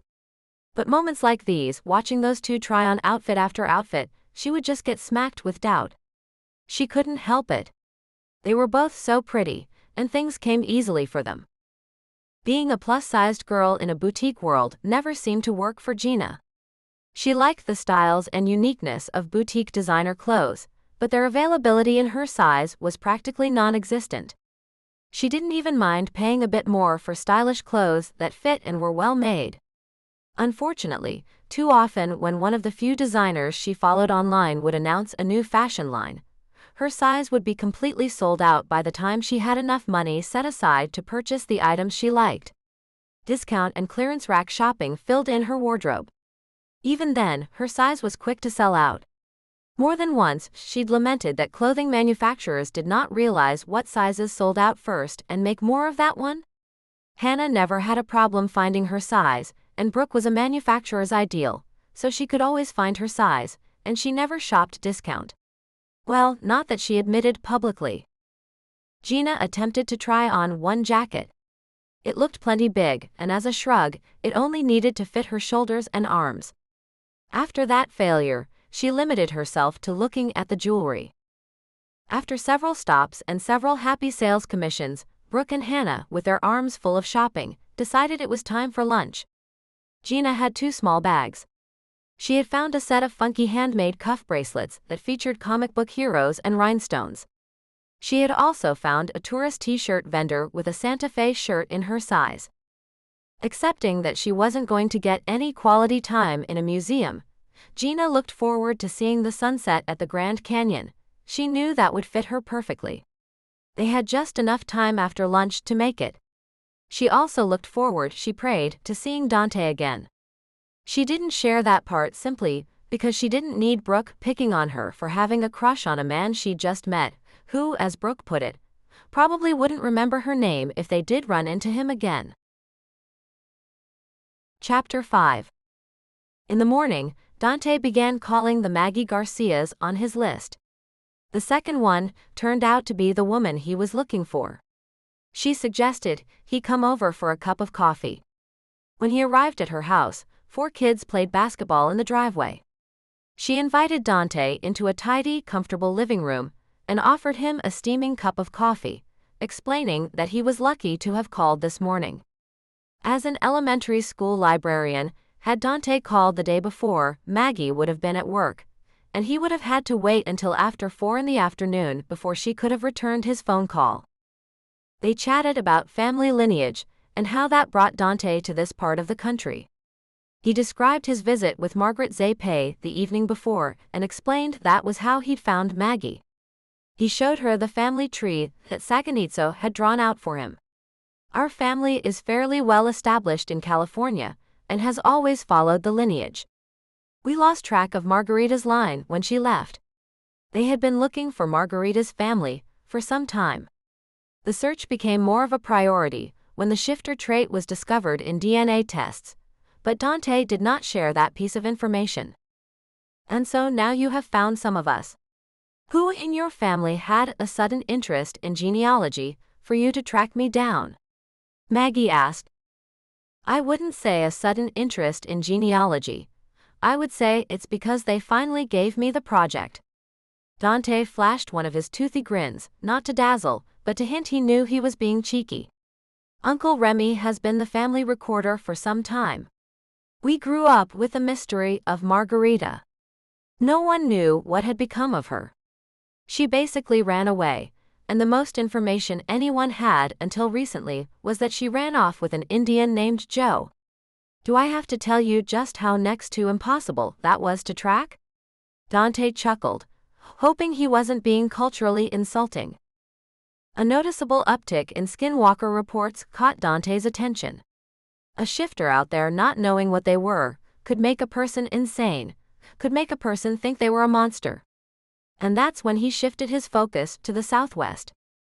Our family has a rare genetic anomaly. Margarita's parents had not had it, and as far as anyone knew, Margarita had not either, but her brothers had. Dante leaned forward in his seat. Was Margarita a carrier? Would she have even been aware if she was? And more importantly, did she pass it along to her children? And so you want to know if I grew up with some rare genetic disorder? Maggie asked. Exactly. If I had, then what? You would have known about it when you hit puberty. That's when it manifests. The family that's left in Sonoma is aware this can pose an extreme emotional and mental burden, especially when it's unexpected. I'm here for 2 reasons: to establish a family connection for more Christmas cards, and for providing a support structure if necessary. He didn't think Margaret or Maggie's mother, Carol, had this anomaly, or Margaret would have mentioned something when he'd asked. Then again, Margaret gave me the impression if she didn't want to deal with something, she just ignored it and refused to talk about it, he said, setting down his empty cup. That's pretty much how Aunt Margaret is, Maggie agreed. Maggie confirmed she did not have an unusual hair growth problem that onset with puberty, and neither did her mother that she was aware of. What about the kids outside? Dante pointed over his shoulder, indicating the group playing ball when he arrived. Maggie shook her head. They're mine but not mine. I raised the unruly group, but I'm not their biological mother. My husband came with a ready-made family. And that was plenty for me. Dante made a mental note, end of genetic line for Robert and Alice. Joseph too had died with no offspring. Now just to follow Peter's line. If he could prove the family had died out, then that would mean another source to investigate for the rumors he was also following in the Southwest. Dante preferred to find out what had happened to Peter's sons, hoping they were who he was ultimately looking for. Unfortunately, Maggie could not expand on the information Dante had regarding her mother's cousins. I'm sorry. I really don't know much about family heritage and all that. I never paid much attention, never needed to. If it helps, I know my grandparents lived over in Cameron. Not sure if they grew up there or not. Dante thanked Maggie for the visit, the coffee, and what information she did have. He made a few notes while sitting in his truck before he consulted a map to find his way to Cameron, Arizona. The first part of his drive along Highway 64 was much more populated than he'd expected. Once outside of Shiprock, the road narrowed, and the scenery turned to high desert in all directions. The sparse vegetation and rocky terrain made Dante think of old westerns. Of course, this was the West. Towers of clouds piled high in the sky, making the landscape seem surreal, like an illustration from a children's book. He almost expected to see a cattle drive cross the road at any minute. Cameron was a small touristy trading post next to the little Colorado River.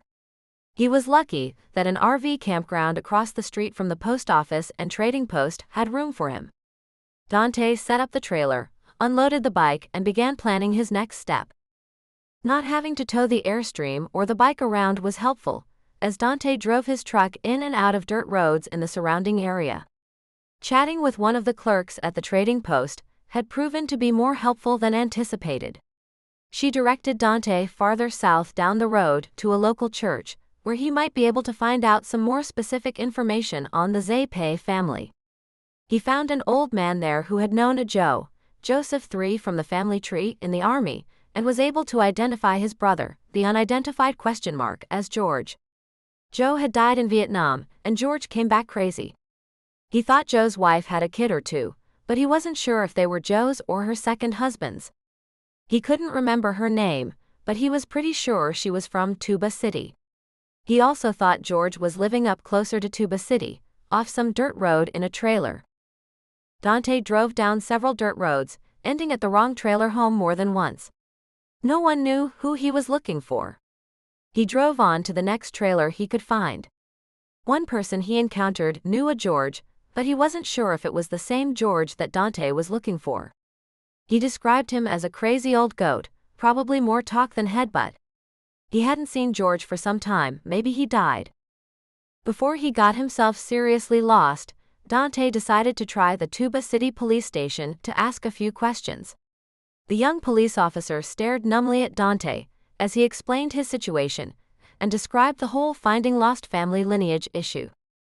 "Let me get my sergeant, he might know," the young officer said, disappearing behind a door. When the sergeant appeared, Dante repeated his story again. "There was an old guy named George we had problems with a few years ago. Just as you described, a little crazy, a little dangerous. Vietnam vet. Haven't had any problems from him in a long time. He either moved or died." Dante got information of where he could track down local death records. "Sorry, we can't help you on the brother's family. Have you tried council records?" Yeah, the lawyer I'm working with has." This was as far as he got. "So I'm out here pounding the pavement, trying to dig up some more info. I'm not even sure if George is who I'm looking for. I have the name of his brother, who died in Vietnam. Apparently it's some dark family feud or secret or..." Dante shrugged. "Thanks for your time. One more question. Not related, more a personal hobby. I pick up on local legends and see what I can find out while I'm out talking to people. You know, keeps me from getting bogged down and bored." The police sergeant nodded. "Any local stories about skinwalkers?" "Nah, kid, it's not like they are Bigfoot or something where every local has a story." The sergeant shook Dante's hand. "Good luck tracking your family down." Dante wiped a hand across his tired face. It had been a long day. He hoped he could get county death records online. Maybe he would just call Saganitso back and have him look that information up. He wanted to get to the Grand Canyon by tomorrow, no later than the day after. Geena would already be there, and he didn't know how long it would take him to find her. As it was, he had gotten extremely lucky. There had been a cancellation in the trailer village, so he had a spot to park and wouldn't have to travel into the park every day to look for her. He could set up camp right there. While he sat in his truck contemplating his next move, the young police officer knocked on his passenger door. Dante clicked the lock and the young man climbed into the truck. "Look, Sarge would never tell anyone this, but you know how you asked about skinwalkers? It's not something we casually talk to outsiders about, but..." The young man looked furtively out the truck's windows. There used to be a lot of strange wolf sightings, but no official packs are located around here. No one ever found or identified anything officially, but lots of ranchers in the area reported sheep and goat killings that looked like a wolf or big dog. Too messy for a coyote. I remember because my dad lost half a dozen breeding ewes, and my grandmother kept saying it was a skinwalker, and how I had better behave or it would get me. There had been just one human attack. A lone hiker, throat ripped out. After that, the sightings and rumors sort of dropped away. Like whatever it was, once it killed that hiker, it was finished. That was about 15 to 20 years ago. Dante smirked. That's exactly the kind of story I'm interested in. He thanked the young officer with a handshake. Those were the stories that Dante kept track of when looking for lone shifters without family connections, unexplained and with a hint of local legend. This unknown George, black sheep of the Zepe family, and a wolf attack could be a shifter connection. If the man had gone crazy because of his ability to shift, that could explain why other family members were dissociated with him.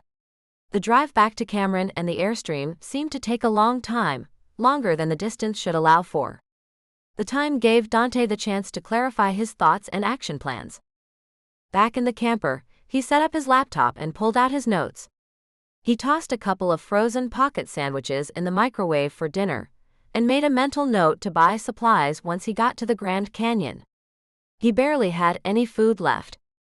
As it was, breakfast would wipe him out completely. Dante pounded away at the keyboard.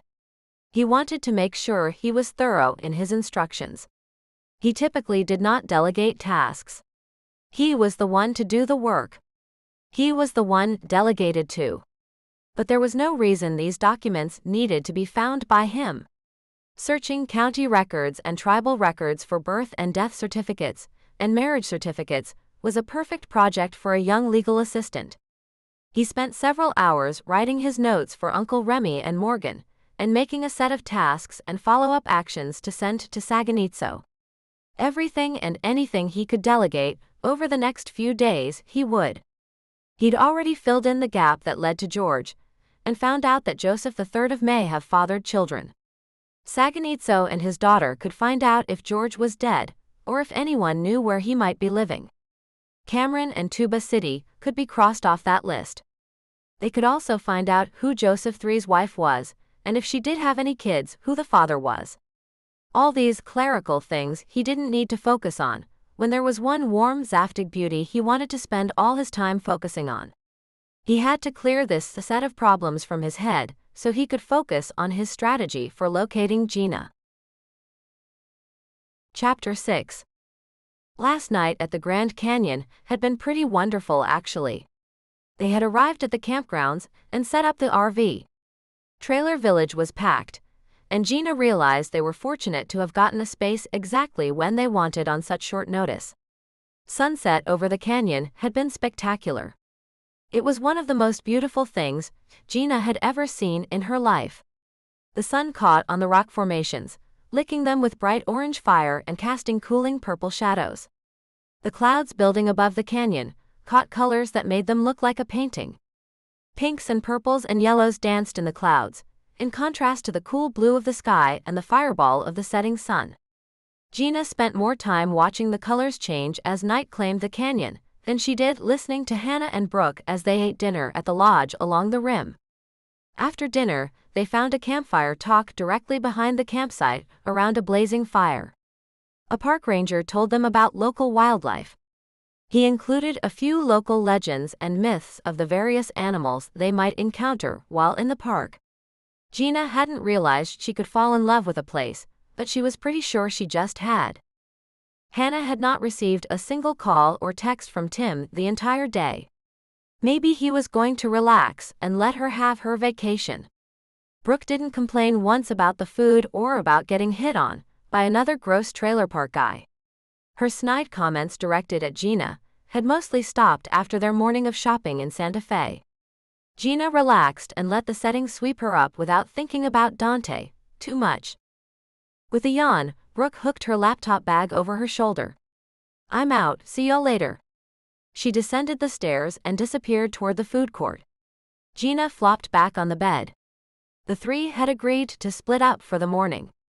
Brooke still had work to finish up, and Hannah planned to do some laundry. "You gonna get up today?" Hannah asked as she collected the clothes she intended to wash. "Shush, I'm sleeping." "Don't tell Brooke, but I'm trying to conjure a dream with Dante in it." She could picture him here with her, his laugh in her ears, his arms around her, the canyon expanding out in front of them. That was a dream worth staying in bed for.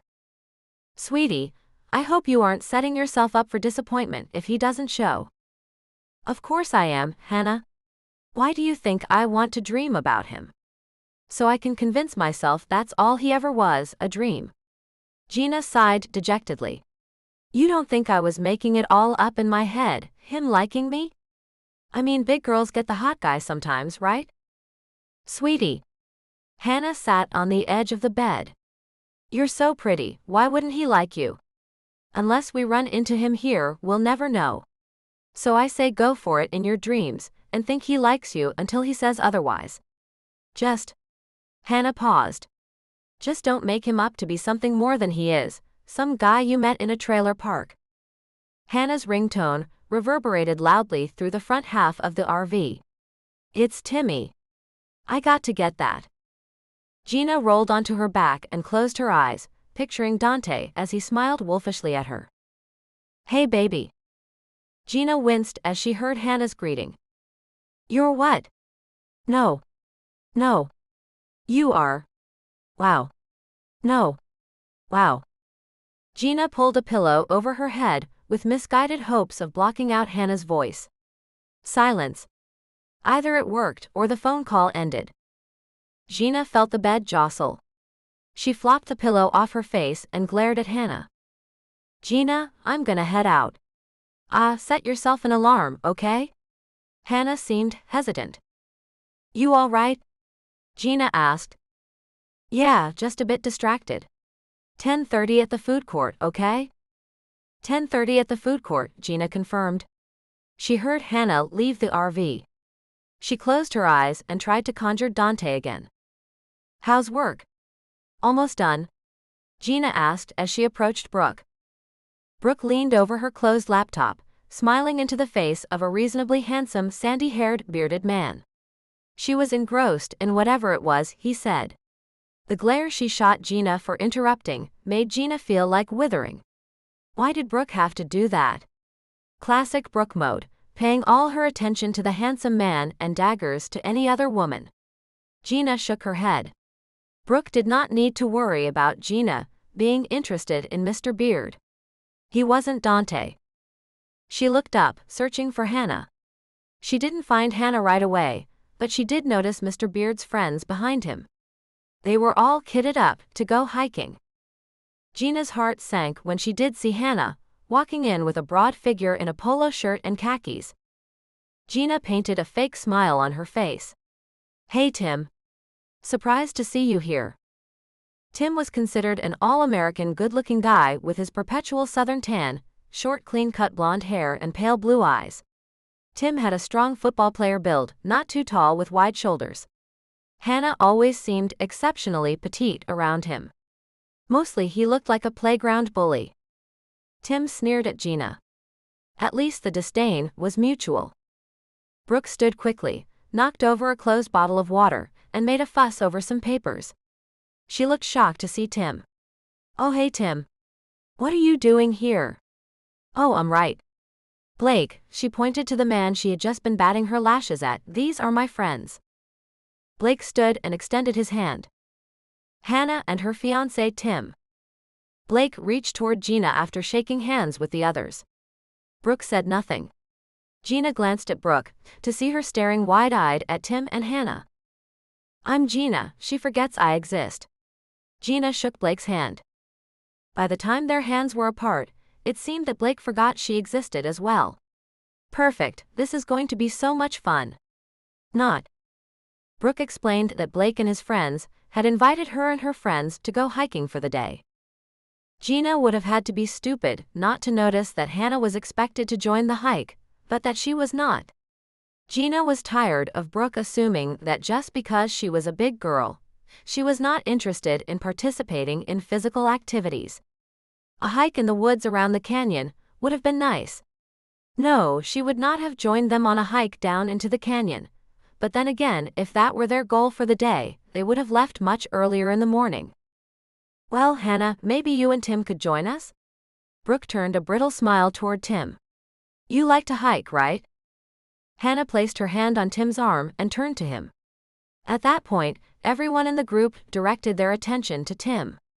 It seemed to Geena he was well aware of this, and stood a little straighter, took a little longer to answer. Well, I didn't really pack appropriately for hiking. He patted Hannah's hand. I really didn't think this through in my rush to get to my little Hans. What tripe? And Geena couldn't understand why Hannah ate it up. Hannah smiled up at Tim. This was the type of action Hannah would justify with you know how he is, while Geena thought what a patronizing jerk. But Hannah was in love with him, so Geena would bite her tongue. Brooke frowned, her disappointment obvious to everyone. Turning to Blake, she said, Well, I guess it's just me then. She asked Blake's friend if he wanted to spend the day with Geena. When he replied with more than just a no, but included that he was there to camp and hike, Brooke acquiesced and suggested they get started. Geena had not failed to notice Brooke, once again, had tried to pair her off with some random member of the new group. It annoyed Geena that Brooke was constantly trying to set her up with not-so-attractive guys, and guys with no personality. Brooke did it so that she looked like a caring friend, trying to find a partner for Geena. Poor Geena, who couldn't get dates on her own. Poor Geena, who really needed to hang out with some different people. Poor Geena, who was still more than a bit hung up on Dante. Now he was a prime, grade A cut of alpha male. Brooke pointed out repeatedly that he was just being nice. Guys like that aren't interested in women like you, Geena. Brooke had a very limited idea of what kind of man should be interested in Geena. Geena hadn't shared that lovely leer he had given her at the coffee shop. That wasn't being nice, that was a look of lust. Remembering it made Geena smile. That brief look gave Geena the confidence to insist that she would be fine on her own for the day. Alone at the Grand Canyon, her day of touristy giggles and obnoxious Instagram group selfies canceled. Hannah left breakfast with Tim, muttering something about getting her things to take to his hotel. Brooke and the group of campers had departed to stock up on some supplies for the day at the general store. Geena took her time finishing her coffee, and people watching. She wasn't in a hurry to get anywhere, now that her so-called friends had effectively abandoned her. She followed the path between the shops and her campsite. This morning had turned into a complete mess, all their plans had changed, and it had included another negative interaction with Brooke. If Geena walked away with anything from this excursion, it was that she and Brooke really were not friends and never had been and never would be. Going forward, she would not participate in activities if Brooke was going to be involved. Hannah wasn't going to be enough of a buffer, especially now that Tim was around. Once those two were married, Geena was confident that Hannah would lose touch with her friends for quite some time. The plus side of being alone was that she could commune with nature at her pace. She didn't need to rush through the walk. She didn't need to hurry up and go anywhere. She should have been really hurt and disappointed by her friends, but she decided to control her own reaction and focus on the good. She squeezed her eyes closed, forcing away the sting of threatening tears. Geena sniffed. Focusing on anything good at the moment was difficult, no matter how hard she tried. Of course, Hannah would go off alone with Tim. He had more control of Hannah this way. Why hadn't Geena realized that was Tim's modus operandi before? He really didn't mix well with Hannah's friends. Except for Brooke. After seeing Brooke's reaction to Tim this morning, Geena wondered if there had been something between the two of them at some point, probably before Hannah and Tim got together. Knowing how many men Brooke dated, it wouldn't be a surprise. But why hide it, unless they both thought it had been one of those mistake dates? Geena had been on enough of those in her time. She hitched the laptop strap back up onto her shoulder and wiped her cheeks dry. Why exactly had she agreed to deliver Brooke's laptop back to the RV? Why couldn't she have said no? Why couldn't she have said she was going to head to the rim and stare into the abyss, literally. Because she was nice, because she needed Brooke to be friendly through the end of this trip. They had 7 days left of being stuck together in the RV. It was in Geena's best interest to not antagonize Brooke. Peacemaker was on her for the rest of this trip. Geena spotted a little girl playing with her dogs in a clearing just off the path. They looked so happy. Geena reminded herself, on her own or not, she was at the Grand Canyon, a place she had always wanted to visit. It was time to put the laptop away and get her butt up to the rim. Her visit to the rim last night had been too brief, but it had set her soul free. She didn't understand why, but just being here had a palpable soothing effect on her. Maybe this was the euphoria people talked about getting from yoga. Walking back into Trailer Village, she wondered if Dante had arrived yet. She did not see his truck. Then again, she wasn't about to cruise the entire RV campgrounds looking for him like a lovesick puppy. She certainly had let the idea ricochet through her brain more than once, but not after experiencing this place. It seemed like a waste of time, and the fastest route to crushing disappointment. He'd said he was headed this way. She knew he would be here and he would find her. She had to let it happen. Besides, he hadn't actually said he had a reservation at Trailer Village. There were other campgrounds and RV parks around the canyon. It certainly would be nice if he also managed to park here. Once inside the RV, Geena noticed that Hannah had packed up her things. It looked as if she had taken everything. Well shoot, she cursed to herself. If Hannah took everything, that means she'll stay with Tim the entire time, leaving me with Brooke. From the mess, it appeared that Brooke had also made it back to the RV and grabbed some items for her hike with her new friends. Geena stored the laptop in the under-seat storage to keep it safe. She grabbed a bottle of water. Locking the door behind her, she headed off toward the rim.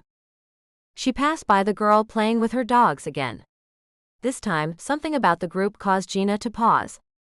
The little girl wore mismatched clothing looking like she dressed herself, a twirly pink skirt over a pair of muddy sweatpants tucked into tan fleece-lined boots. Her jacket had stripes of various bright colors. The girl's hair was thin and straight and pulled into 2 little pigtails. She appeared to be almost as wild as the dogs that looked more like wolf puppies. It had to be that the breed looked wolfish, then the longer she watched, the more she noticed. The dogs weren't wearing collars. The little girl didn't call them by name, she just called them puppy. One of the animals didn't interact with her. He seemed to skulk around the edge of the clearing. The other 2 frantically played chase and catch. They seemed to be having a good time. The little girl threw a stick in Geena's direction. When she saw the dog run, it was clear to Geena that was a wolf charging at her. She held her breath and let it out when he grabbed the stick and trotted back to the girl. "What are your dogs' names?" Geena called out. She glanced around, looking for a parent or older sibling. She didn't see anyone. "They aren't my dogs, they're wild wolves." The girl emphasized each word. "If they are wild, maybe you shouldn't be playing with them? Is that safe?" She realized it was a stupid question to ask a 5-year-old. Not sure if the girl had any idea just how dangerous those dogs could be. And if they were wolves, they could be very dangerous. The girl shrugged. "We're just playing." She seemed to think it was entirely logical to be playing with wolves. "Where's your mom or dad? Do they know you're here?" Geena's concern grew. There really wasn't any sign of anyone around. Maybe the girl came from the campground on the other side of the clearing, but she couldn't see anyone, and she didn't hear anyone. "I don't know where they went." The girl's brow furrowed. "We were walking and she paused to look around, think they went over there." She pointed behind her. Geena walked into the clearing to be next to the girl. "My name is Geena. What's yours?" "I'm Mackenzie," she answered. "Mackenzie, why don't we go find your mom and dad? I know you are having fun with these guys, but I bet your parents are looking for you." "Okay." Mackenzie rubbed one of the wolves on the head. "Bye, puppies." She took Geena's hand. They walked through the clearing toward the campgrounds. Mackenzie told Geena that their truck was red and they were sleeping in a yellow tent. They decided to follow the road back up to the entrance and look at the individual campsites along the way. Mackenzie saw nothing that looked familiar. Geena suggested that they had better find a park ranger, as it was pretty clear that Mackenzie's parents had wandered off while she was playing with the puppies. Geena also wanted to ask about the wolves. Was it normal for there to be juvenile wolves near the campgrounds, and would there be adult wolves nearby? The thought of a pack of wolves made her nervous. She didn't remember the ranger mentioning wolves last night during the campfire talk. Mackenzie was a sweet little girl. She held Geena's hand the entire time. She never acted nervous or afraid that she might be lost. After all, she knew exactly where she was. Her parents had wandered off. She convinced Geena that a chocolate ice cream cone was in order once they reached the store. Geena completely agreed. A chocolate ice cream cone would taste really good right now. Headed toward them on the trail carrying shopping bags was a tall man with messy curly dark hair. Geena squinted to focus her vision. Her heart skipped a few beats and added in extras. Dante. She wanted to run and throw her arms around him, but doubt filled her. Maybe she had made it all up in her head. Maybe he really had just been being nice. Either way, she couldn't keep from smiling. Geena, he yelled, his face breaking into a broad smile, showing off his perfect white teeth. He put down his bags and pulled her into a big hug, lifting her off the ground and spinning her around. The spin took her breath away. She had never expected a man to pick her up and spin her. Ever. Dante held her close as she slid back down to her feet. Hello. He grinned at her. She smiled back at him. He still held her close, his strong arms pulling her into his chest. It hadn't been her imagination, he was interested. She didn't know what to say. She was just happy to be looking at him. Hey Dante. She was made breathless by his presence. She couldn't remember what she had just been doing, but was glad it had put her in his path. I just got in. I'm staying over in Trailer Village, are you there? His voice was as rich as she remembered. There are a bunch of RVs like the one you're renting, so I wasn't sure if you had gotten here yet. We got here last night. Trying to regain her train of thought, she remembered Mackenzie. This is my new friend Mackenzie. Mackenzie, this is my friend Dante. Mackenzie's parents have wandered off, so we are headed up to the lodge to find a ranger and see if they can help us. And get a chocolate ice cream cone, Mackenzie added. Yes, and to get a chocolate ice cream cone, because we have been walking around for a bit. May I join you? I need to put my newly acquired provisions away, he said as he picked up his shopping bags. I could meet you back over at the food court and get an ice cream cone too, he asked Mackenzie and winked at Geena. Geena felt her cheeks tighten as heat rushed over her face in a blush. Mackenzie cocked her head to the side and gave Dante a quizzical stare. What are provisions? He leaned down closer to the girl's level. I went grocery shopping, he whispered. Oh. She made a small O shape with her lips. As they began to go their separate ways, Geena turned back to look at Dante. Hold on a sec, she told Mackenzie. Be right back. She headed the few yards to catch up with Dante. Hey Dante, I found her playing with some wolf puppies. They might have just been some kind of shepherd husky, but I swear they looked like wolves. Where? Geena described the clearing he would pass on his way to the trailer village. I don't want to freak her parents out if they were just dogs, but I should tell the ranger if they aren't. I'll check it out. I agree, that's something the rangers would want to know about. Thanks, I'll see you up there? Geena's face was starting to hurt from grinning so hard. Yes, you will. He winked again. When Dante found them at the lodge's food court, Mackenzie had finished most of her ice cream cone. It appeared that a good portion had smeared itself across her face on its way into her mouth. He wondered why kids' aim for their own mouth was always so bad. It had a charming effect in this case, with the chocolate emphasizing the girl's big brown eyes. She sat at a table, swinging her legs and enjoying her treat. Geena sat across from her watching the backs of two park rangers. One was on the radio. Dante paused just to watch Geena. She was more beautiful than he had remembered. The soft pink glow of the mate aura surrounded her, that unique shimmering aura that wolf shifters see when they have met their ideal mate.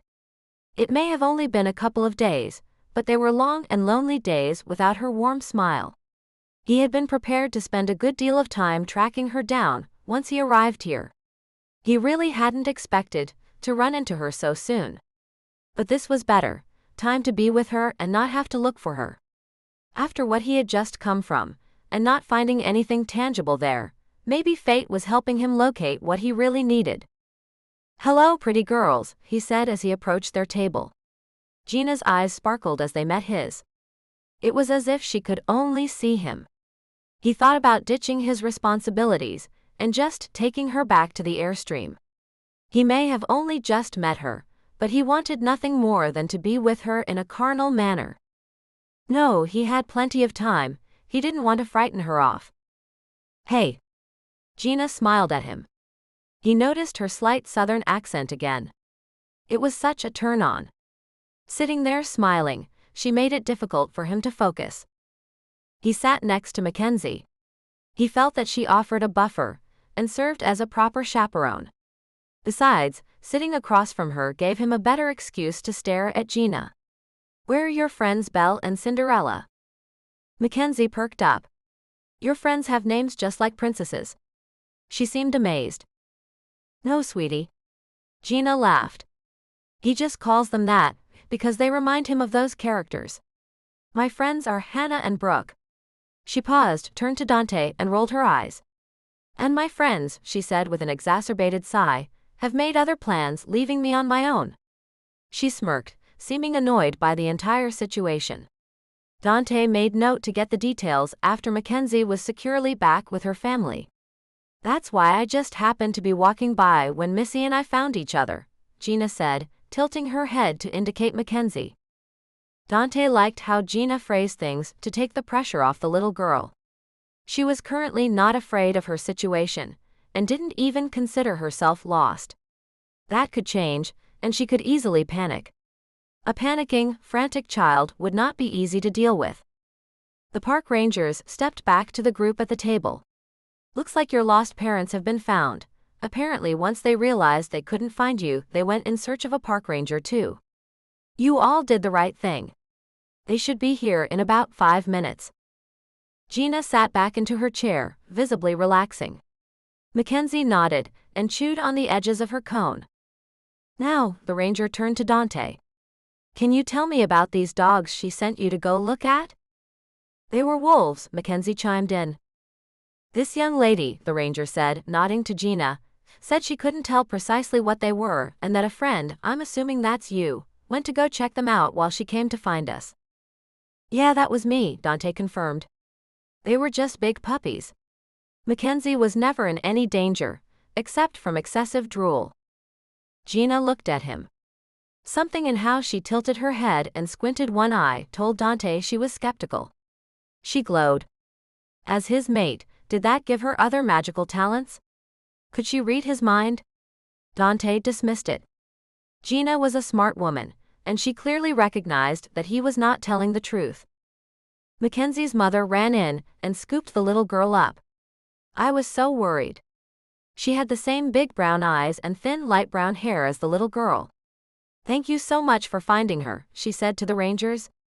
They indicated that it was Geena who had located the girl.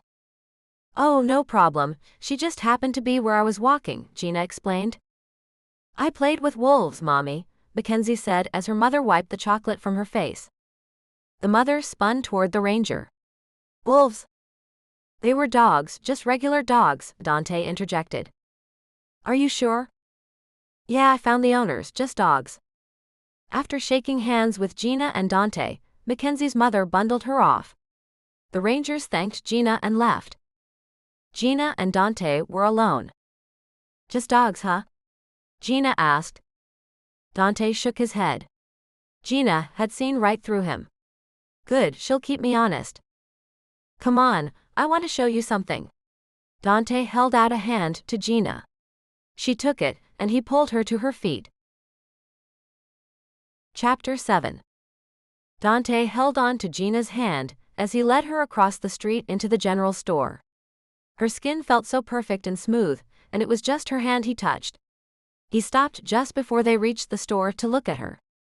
He needed to tell her. He wanted her to understand in a way he couldn't fathom himself. You all right? What are you going to show me? Geena blinked her big blue eyes up at him. Yeah, look, Geena, I have this driving compulsion to be completely honest with you.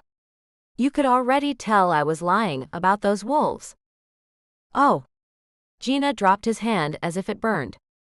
He watched as her face fell from happy amusement to complete dejection. I see. Even the tone of her voice held the threat of tears. Her sadness hit Dante like a sucker punch. What is it? He asked. Look, I should go. Geena began to turn away as if she walked in slow motion, no longer having the energy to move. Dante stopped her with a hand on her upper arm. Geena, what did I say? She wouldn't look at him. You want to be completely honest with me. In my world, that translates to saying something mean and hurtful under the guise of being truthful, and telling it like it is. She looked up at him, her eyes shimmering with unshed tears. I get it. You want to be sure I understand you're just interested in being friends, and that I need to. Dante's mouth was on hers. A zap of electricity shocked his lips as they touched. He pulled back at the zap. Geena blinked, her mouth hung open. It's the fastest way I could think of to get you to shut up. Dante tucked a stray hair behind her ear. I have no intention of friend-zoning you. That's why I need to tell you the truth, not to say hurtful things but so that I don't hurt you. You're telling me you aren't always a morally upright citizen who never lies? Dante sniggered. Gods no. He paused, holding his hand out to her. Dante waited until she slipped her fingers back onto his palm before he continued to lead her into the store. What is it you need to be honest about? She asked. He couldn't help but notice the small catch in her words. She really had thought he was going to say something mean. Stupid move, Palatine. You'll see, it's what I want to show you. Now tell me, Dante said as he started perusing the clothing section. What happened with the merry all-girls road trip? You seemed a bit. He paused, checking the sizes on men's shorts before grabbing a handful. Annoyed, I think is the word. No, not annoyed. I'm not being aggravated, disappointed, or perturbed. I am at the grand glorious canyon, and friends or not, I plan on enjoying myself. Geena spoke through her teeth. Dante was taken aback slightly by her failed attempt at a calm demeanor regarding a situation that was apparently causing her anger. What happened?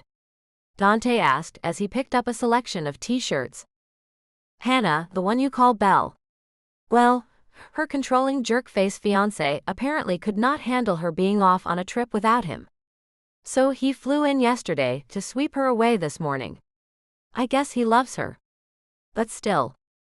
Seriously? Seriously. And Brooke. I think you need to change her name to Cruella.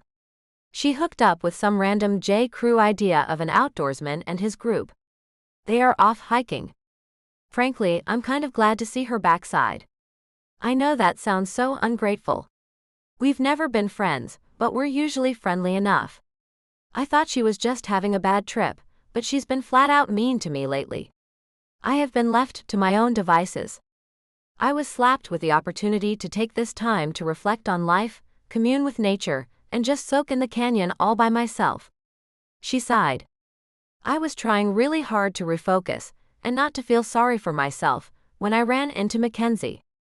Honestly, since finding her and running into you, I haven't thought about them at all. So that means if I want to spend all my time with you, your friends can't object? He cocked an eyebrow at her. She blushed and looked away. Dante found it so charming that she blushed. She wasn't playing coy, she wasn't playing, there was just a little shyness in her nature. No friends around to get mad, she said, grinning. Good. He winked at her. By the time they left the store, Dante had gathered and paid for soap, deodorant, towels, t-shirts, shorts, a pack of underwear, and 3 pairs of flip-flops. What do you need all of this for? Geena asked as she carried the towels out of the store. You were right. They weren't dogs. They are wolves of a sort.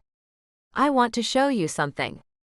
Dante led the way back toward the clearing where she had first seen Mackenzie and the animals. Dante entered the clearing, indicating with a nod that Geena should follow. He whistled. Two of the wolves' heads popped up from behind a large log. Hey guys, I got you stuff.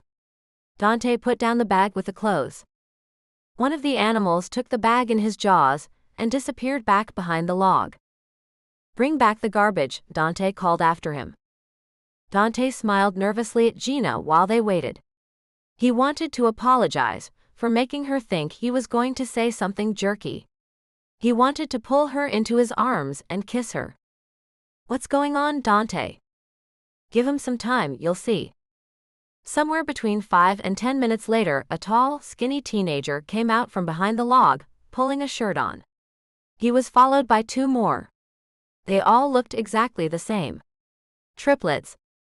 Tall and lanky, as if they had just hit the first serious growth spurt of their teens. They had shaggy midnight black hair, and the smooth copper skin and high cheekbones of Native Americans. Man, we tracked you all the way here, the second youth said. I told you there was another wolf, the first one said to him. The third one held back. He reminded Geena of that third puppy, the one who kept to the edges and wasn't playing. This isn't who we tracked. Sure it is. Idiots, you tracked me into the Grand Canyon. Did you even think what would happen if they found wolves in the park? Dante was very serious. Look, here are some towels and soap. Dante took the towels from Geena, handing them to the first boy. The showers are over there in Trailer Village. He pointed, indicating the way. Go shower, use deodorant. You stink. Put your stuff in the back of my truck. It's a blue Ford F-150 with an orange chopper in the back. Don't touch the bike. I'm towing an Airstream. If anyone asks, tell them you are with me. I'm your cousin, 'cause, well, you are with me until we get you back home. They all nodded. After you have done all that, come find us along the rim. Then you will call your mother. Where on the rim? Your trackers find me. Okay, they muttered. As Dante and Geena turned to go, one of the boys asked, Hey man, so who are you? Name's Dante, and we are definitely related. They walked to the rim in silence. Dante wasn't sure of Geena's reaction. She's quiet. She's processing. Give her time, you idiot. Maybe I shouldn't have done that. Damn, I'm not thinking straight. I want to do this right for her. Maybe it was the mate glow that drove him. Maybe it was how beautiful she was. Dante had never wanted to tell a woman his secret before. Now, he didn't want to keep anything from Geena. He stroked his thumb back and forth across the back of her hand. It felt soft and perfect in his.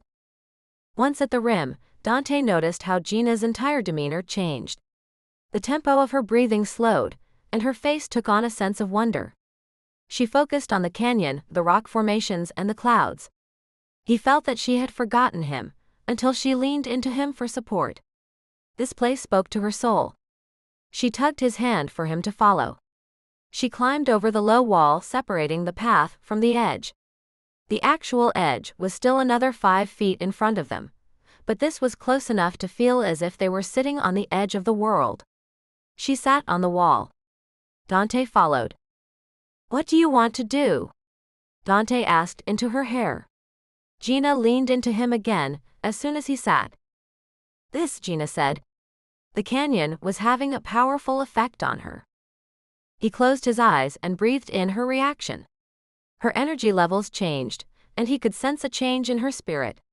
She was at peace. Nothing seemed to bother her. She hadn't even questioned the whole wolves and teenage boy situation. Dante sat next to her, straddling the low retaining wall. His focus was all on her face. He could see the canyon reflected in her eyes. The sky seemed to enhance their blueness. He wasn't sure if it was the mate glow or the walk that enhanced the pink radiance to her cheeks. He focused on her lips. They were perfect for kissing. The clouds, they looked like castles in the sky. Geena's voice was barely above a whisper. Dante agreed, even though he didn't look at the clouds. Isn't this the most amazing thing you have ever seen? Her voice was full of awe. Yes. His voice was thick with desire. She turned to him, her face so close he could almost kiss her. Dante, you aren't even looking at the canyon. No, but I am looking at you.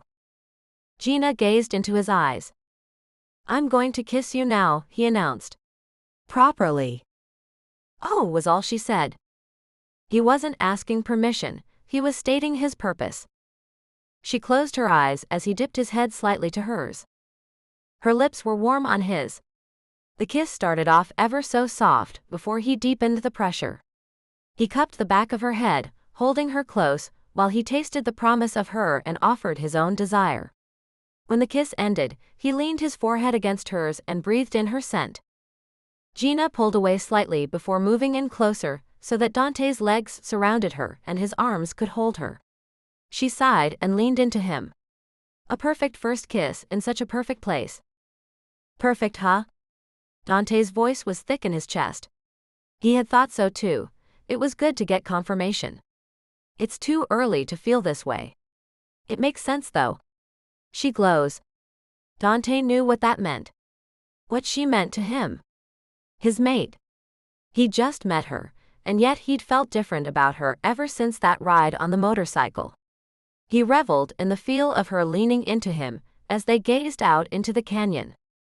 After a time of quiet contemplation, Geena said, I've been connecting the dots in my head. Why you gave those clothes to some wolves, but those boys were putting them on. I know I must be dreaming. I have crazy vivid dreams all the time. Those boys there. She paused, gazing out across the canyon. Why did you out those boys to me? Was that really your secret to share? Dante stroked her arm. Outing the boys. It was an interesting way of looking at it. It's important. I told you I don't want to lie to you, ever. I need you to know who I am. Their secret is my secret. Geena's breath caught in her chest for a moment. You really are a nice dream, Dante. I'm not going to be happy when I wake up, and I'm stuck with Brooke and Hannah in the RV. This is so much more interesting. I get the gorgeous werewolf love interest. Great kisser. I bet you are even ridiculously wealthy. Stupid vivid lucid dream. Dante let out a breath, relieved. It's not a dream, Geena. And I think you are the one who is gorgeous, and that definitely was a great kiss. Maybe kissing you some more will prove this is real? With that, he turned her to face him again for another kiss. One kiss led to another. The kissing ended when Geena started laughing after hearing an old man walk past and grumble about goddamned honeymooners kissing in public. Werewolf. Really? Dante nodded. He placed his hand on top of hers. He knew this was stupid, too early, but he also knew this was right.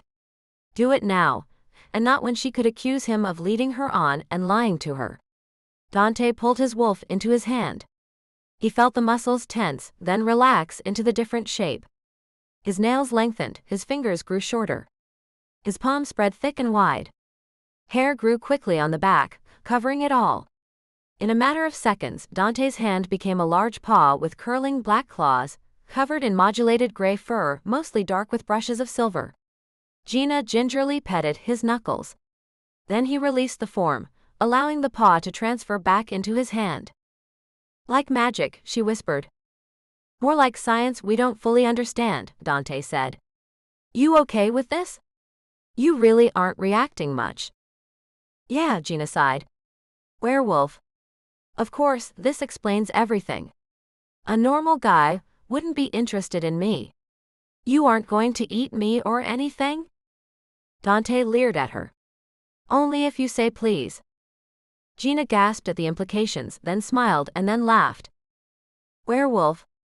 Yes and no. Not so much like the legendary werewolf that is pulled to change with the full moon. You won't become like me if I bite you. I can't give it to you like a disease. It's actually something we can now track through DNA. Some genetic human-wolf combo, lupine sapiens, I don't know exactly. Definitely more human than wolf. Either way, I'm an excellent guard, I don't shed and I don't have fleas. He leaned in to nuzzle her cheek. And I can be quite loyal. How are you at obeying? That depends on who is giving the orders.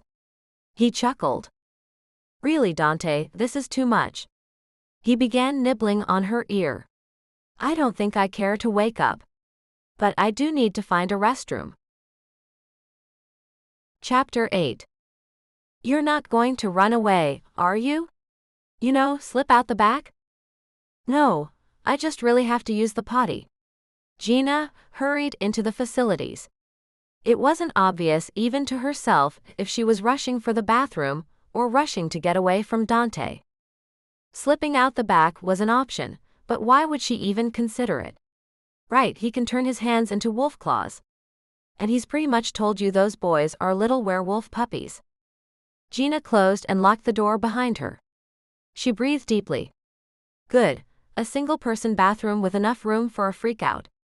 There really isn't enough room in a bathroom stall to freak out.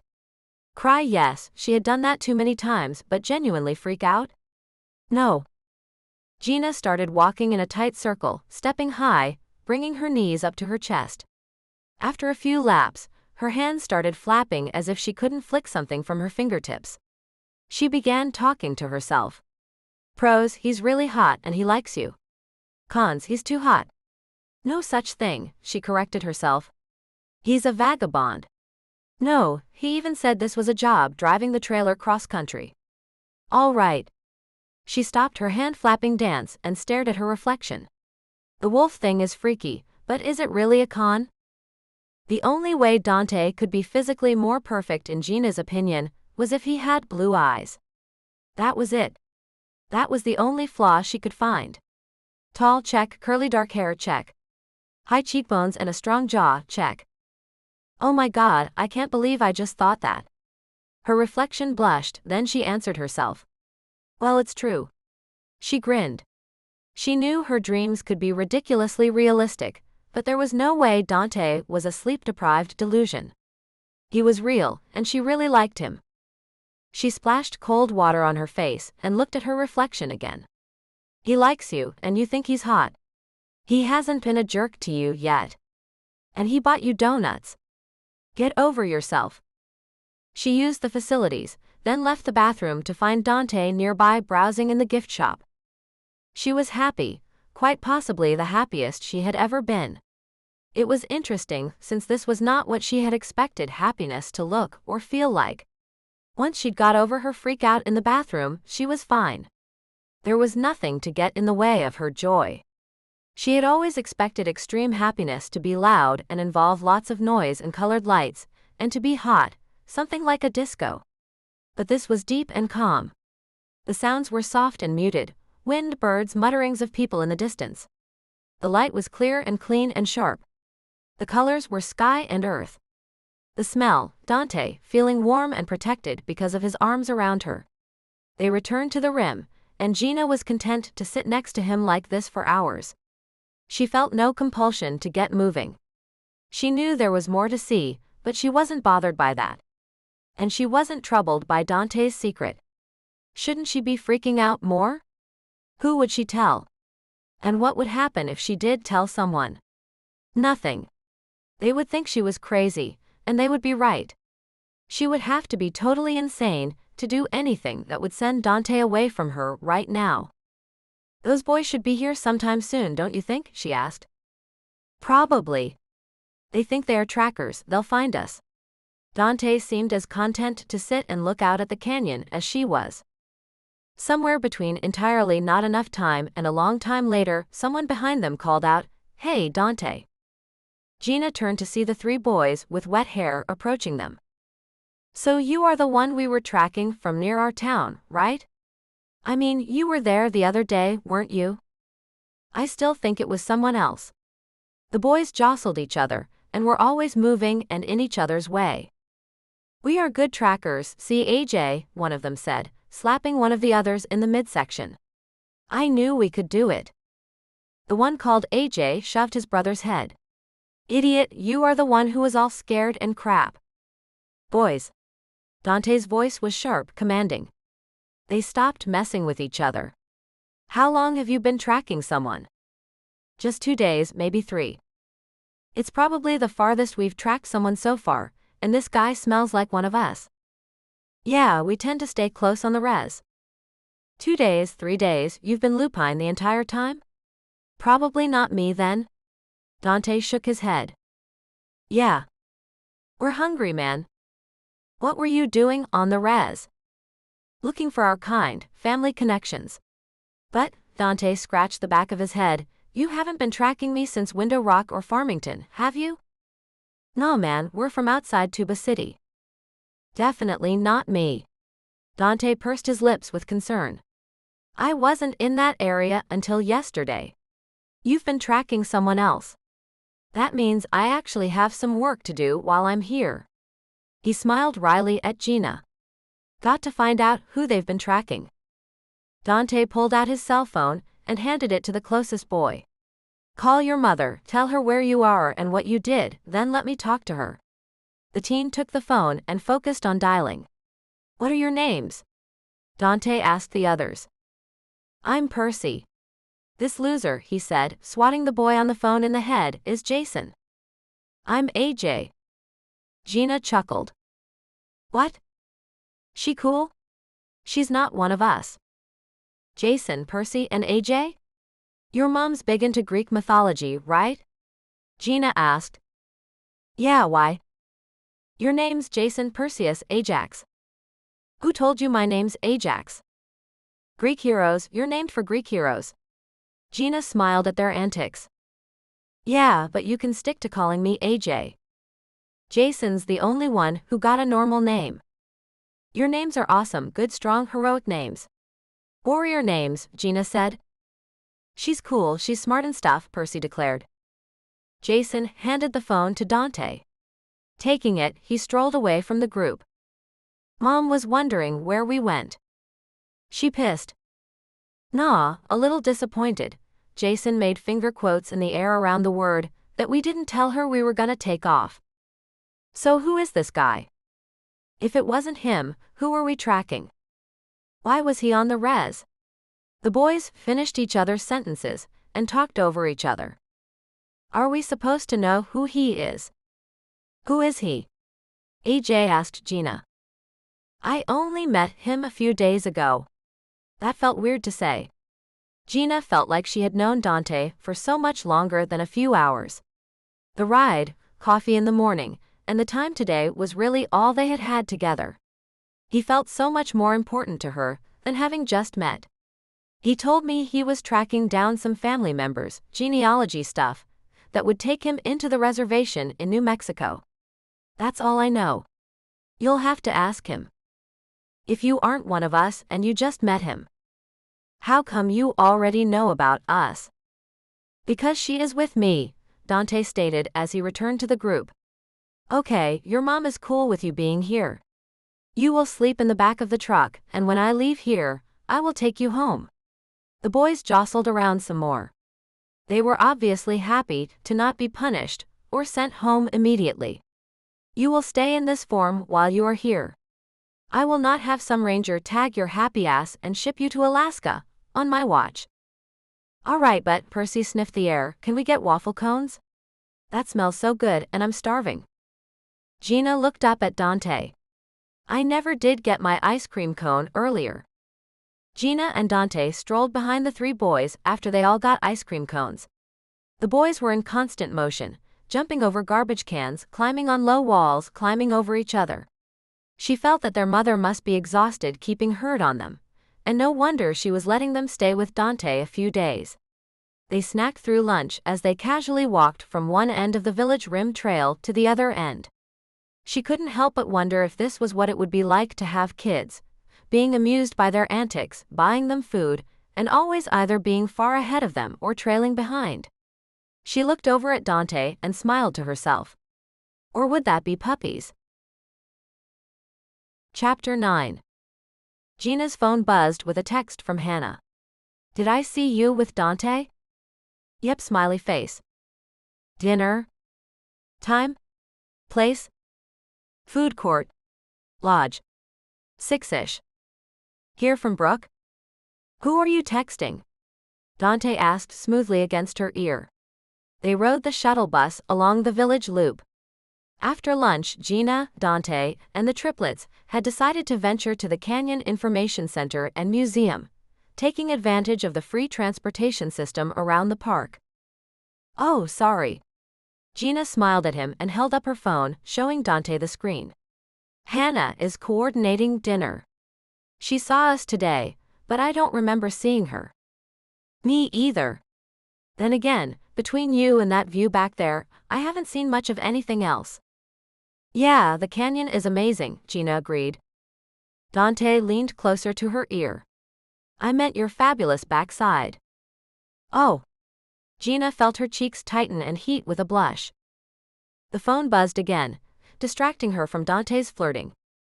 No Brooke yet. You? Geena texted the other woman. A feeling of guilt for not checking in all day quickly washed over her. It dissipated just as fast. She needed to stop wasting energy on Brooke and a friendship that was never going to happen. Geena knew they weren't friends, but somewhere in the back of her mind she had thought that maybe this trip might change that. The idea they would possibly bond didn't survive the first 36 hours of being confined in the RV together. And this morning, seeing how Hannah deferred to Tim, had Geena thinking that they had also outgrown each other. She would always have a special place in her heart for Hannah, but maybe they were not cut out to be lifelong besties. Geena could tell their friendship was not going to survive Hannah's marriage. Her so-called friends hadn't bothered to check in with her all day. As far as either of them knew or cared, she was all alone. Why was she bothering to check on Brooke? She needed new friends. Nada here. But her day had been filled with new friends thanks to little Mackenzie, Dante, and the boys. She turned back to Dante. Hannah wants to meet for dinner in about 30 minutes. We should be there around then anyway.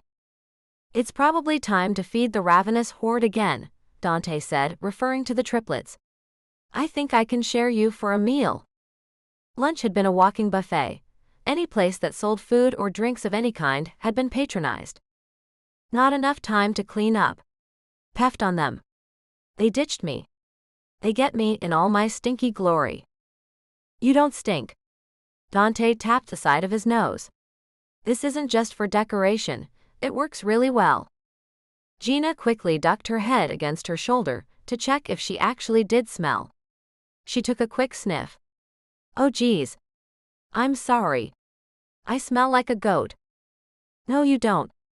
I like the way you smell. She blushed again, tucking her head into his chest to hide. The entire afternoon had been like this, constant flirting, innocent caresses, stealing kisses. Geena was really quite pleased that Hannah and Brooke had decided to be jerks and ditch her. The phone in her hand buzzed again. Ah, jerk number 1. She read the text from Brooke. At North Rim for the night, maybe tomorrow. Grr. Geena growled as she clicked off the screen. Dante cocked an eyebrow at her sound. She took off to the North Rim. She is such a hypocrite. Geena shook her head, she talked through clenched teeth. For the past 2 days, she has given me nothing but grief for getting on the back of your bike. She raised her voice into a mocking squeak. It's dangerous, Geena. Fat girls don't understand. You don't know what you're doing. She added a hand flutter to her chest. I know how to deal with men. I never do anything dangerous or stupid. Geena's voice returned to its normal pitch. Oh, cuss words, cuss words, cuss words. Dante chuckled at her use of cuss words instead of actual profanity. I'm gone for a lousy 20 minutes, and she treats me like an infant. I'm big, not stupid, she grumbled. Dante kissed her knuckles. Lousy? Possibly the best 20 minutes ever. I met you. Geena's rant was completely deflated. Yeah, she sighed, getting lost in the depths of his eyes. They looked more gold than hazel at the moment. He put his arm around her and leaned her back against his chest. They rode the rest of the way back to the lodge, with Dante quietly holding Geena. She wanted to be angry with Brooke. She was. but she would rather think about having met Dante. And how he said he would find her at the Grand Canyon, and he had. She wanted to focus on how it felt to lean against his chest and move with him as he breathed. But her mind would not let go of her aggravation with Brooke. Brooke had always been slightly passive-aggressive toward Geena. It was always in a very narcissistic, I'm doing it for your own good way. A way that, if Geena complained about it, made her look to be the bad guy, and Brooke to be the hero acting in Geena's best interests. She hadn't expected Brooke to be so hostile. Who was she kidding? The more wedding activities they did, the nastier Brooke got. The time they had gone shopping for bridesmaids' dresses was still fresh in Geena's mind. All the styles Hannah had selected would look good on Hannah. No one else in the group looked good in styles that were meant to flatter someone who was fine-boned, delicate, and petite. Then Brooke took over and did the same thing. She selected dresses that would only look good on herself, lots of form-fitting and mermaid styles. The problem was neither Geena nor Ashley looked good in those styles. Brooke, supportive of how the styles looked on Ashley, had been positively rude when it came to commenting on how the dresses looked on Geena. "Good God, you look like a pork sausage," had been one comment on a particular form-fitting dress. The other comments ran the gamut from looking pregnant to making Geena's butt look even bigger. "I mean, your butt is big, we just don't need to emphasize it so much." Probably the most hurtful comments were about how much weight Geena might be able to lose, and they should just buy the dress a size or two smaller as impetus. In the end, the salesperson had come to Geena's rescue after finding her in tears in the dressing room. She convinced Hannah that with such different body types, maybe they could try on dress styles that would flatter each one individually, then coordinate the dresses by being all in the same color and have similar lengths, necklines, or sleeve styles. Geena wanted this road trip to be fun and epic, and maybe give Brooke a chance to not be so mean. Of course, having a road trip romance with a hot Italian guy definitely qualified for the epic description. Not just any hot guy, Geena reminded herself, a hot werewolf. She was still more than a bit amazed that she was the one having the romance. Please let this be a romance, she silently prayed. Brooke running off with a guy she just met was really pretty typical based on tales Hannah had told. Brooke usually got the guy whenever they went out. Geena wasn't used to getting a guy, let alone the guy. The guy was always the most good-looking, most charismatic male they would meet. He usually had an entourage of friends and a few girls following him around. Blake would have qualified for the guy status if it weren't for Dante. Dante was just too gorgeous with his curly hair and movie star quality cheekbones. Even Hannah, who was good about not looking at other men, had said Dante was hot. No, Dante was clearly the guy on this trip. She closed her eyes and focused on what it felt like to lean on him, with his arm draped across her shoulders. She offered up another silent prayer. Let this be epic and not an epic screw-up.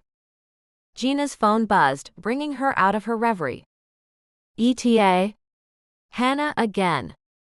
Tim was probably getting twitchy. He had a bad habit of arranging a time, then showing up for the event early.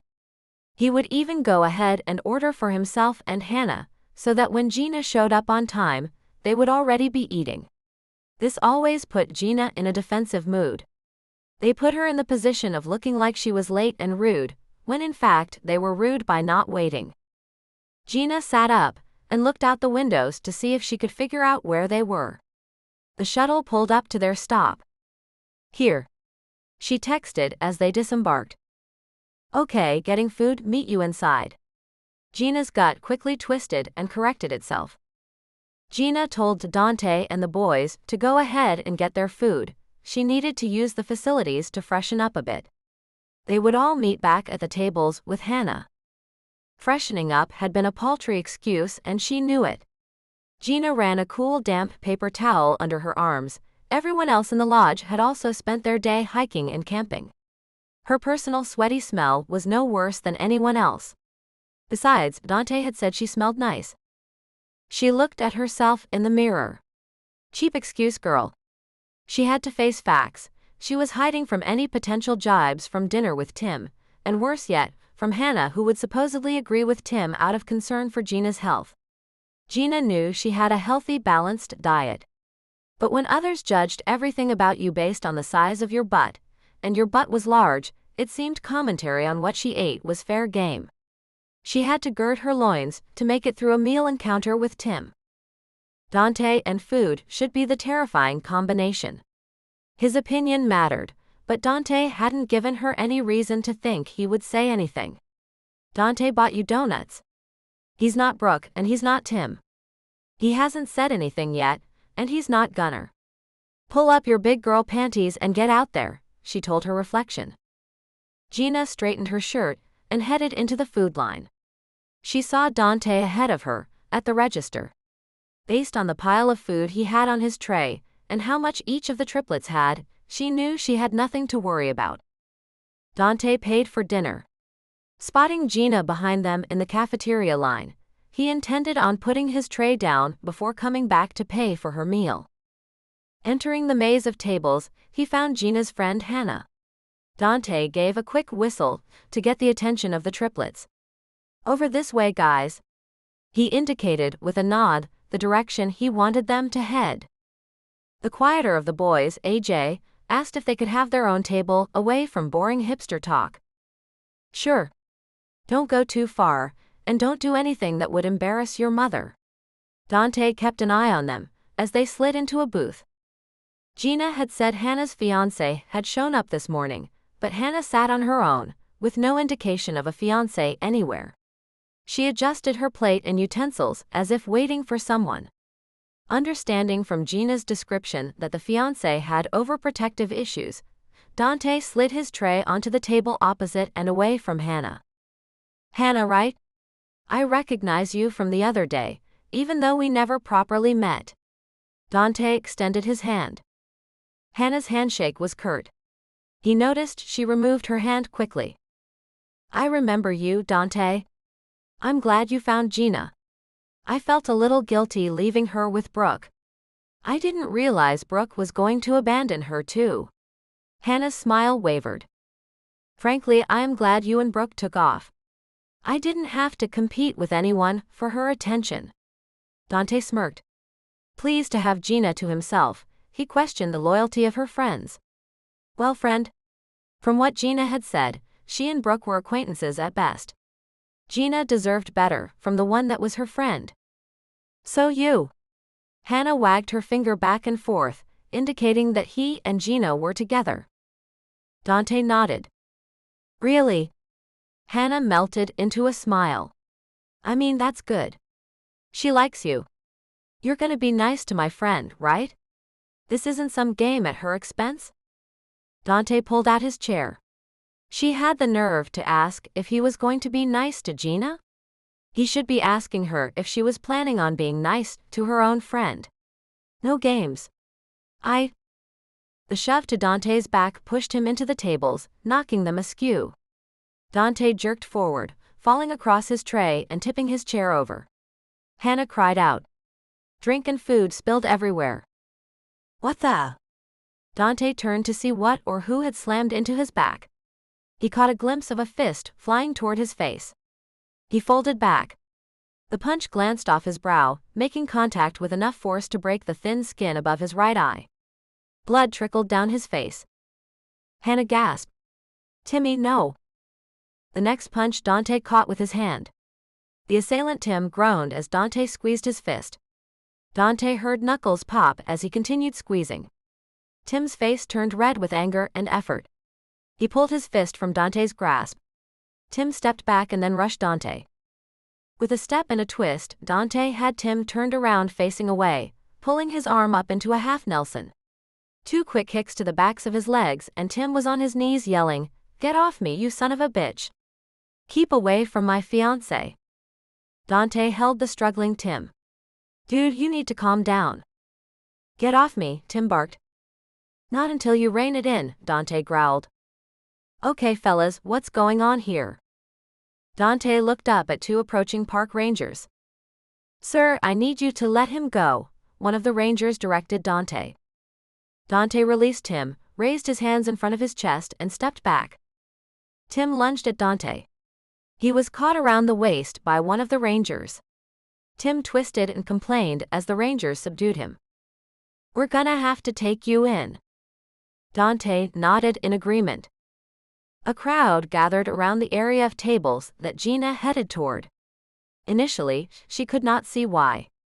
Her stomach sank when she saw Hannah standing in front of scattered tables, overturned chairs, and food spilled everywhere. She groaned when she saw Tim. He had his hands behind his back and was yelling at one of the park rangers. "He attacked me, arrest him, not me.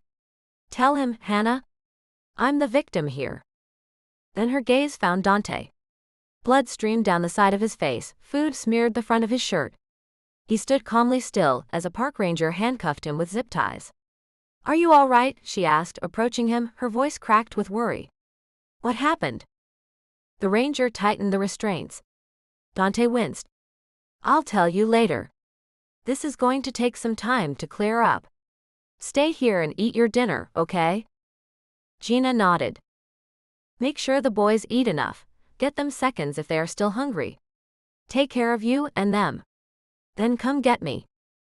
The ranger tapped Dante on the shoulder, indicating it was time for him to move. Dante turned back toward Geena. "Bring me a cheeseburger when you come to pick me up. I'm gonna be starving." He let the ranger guide him out the door. Turning back, he added, "Make it a double with bacon. And fries." Geena smiled weakly and shook her head. Tim yelled for Hannah to follow, and at the rangers about violating his rights. "He didn't hit that loser. Did you see his moves? He gonna be okay?" Geena joined Jason, Percy, and AJ at their table. "Yeah, sure, I'm sure it will all be all right. You heard him. We need to eat, then I'll go see what's going on and bail him out if that's what needs to happen." She suddenly didn't feel hungry. All her previous anxiety over tonight's dinner turned to concern. What happened? Why was he bleeding? She left her tray on the table and returned to the scene of the mess. She began picking up the chairs that had gotten knocked over and pushed the tables back into alignment. "You don't need to do that, miss." Two service workers had shown up with cleaning supplies and a mop cart. "Thank you, miss, we'll finish." "Thank you. Sorry about all this." "No problem, miss." Geena sat. She really didn't feel like eating now, but did so anyway. She spent most of her time watching the boys. She noticed that as scattered as they seemed in all other activities, they were very focused on their eating. By the time Geena made it to the ranger station to pick up Dante, it was clear that everything had been sorted out, settled. Two narrow pieces of medical tape held the skin together, across the corner of his brow. He stood talking to Hannah. They both looked serious, and Hannah a little sad. Hannah shook his hand when Tim appeared from a back hallway. He stormed past them, growling, and continued out the front door. Hannah turned and saw Geena. "I've got to go. We are leaving tonight. Tim is being ejected from the park, and I'm going home with him." "I'm sorry, Geena. Here's the RV key. I'll call you in a few days." She pressed the small brass key into Geena's hand before giving her a quick hug and then turned to Dante. "Thanks again. I'm sorry." She rushed out after Tim. Geena stood holding paper-to-go containers with Dante's dinner. Looking at him, she felt inadequate, stupid, unsure. Brooke had said he could be dangerous. Had he somehow instigated the attack? Was getting jumped by her best friend's fiancé a deal breaker?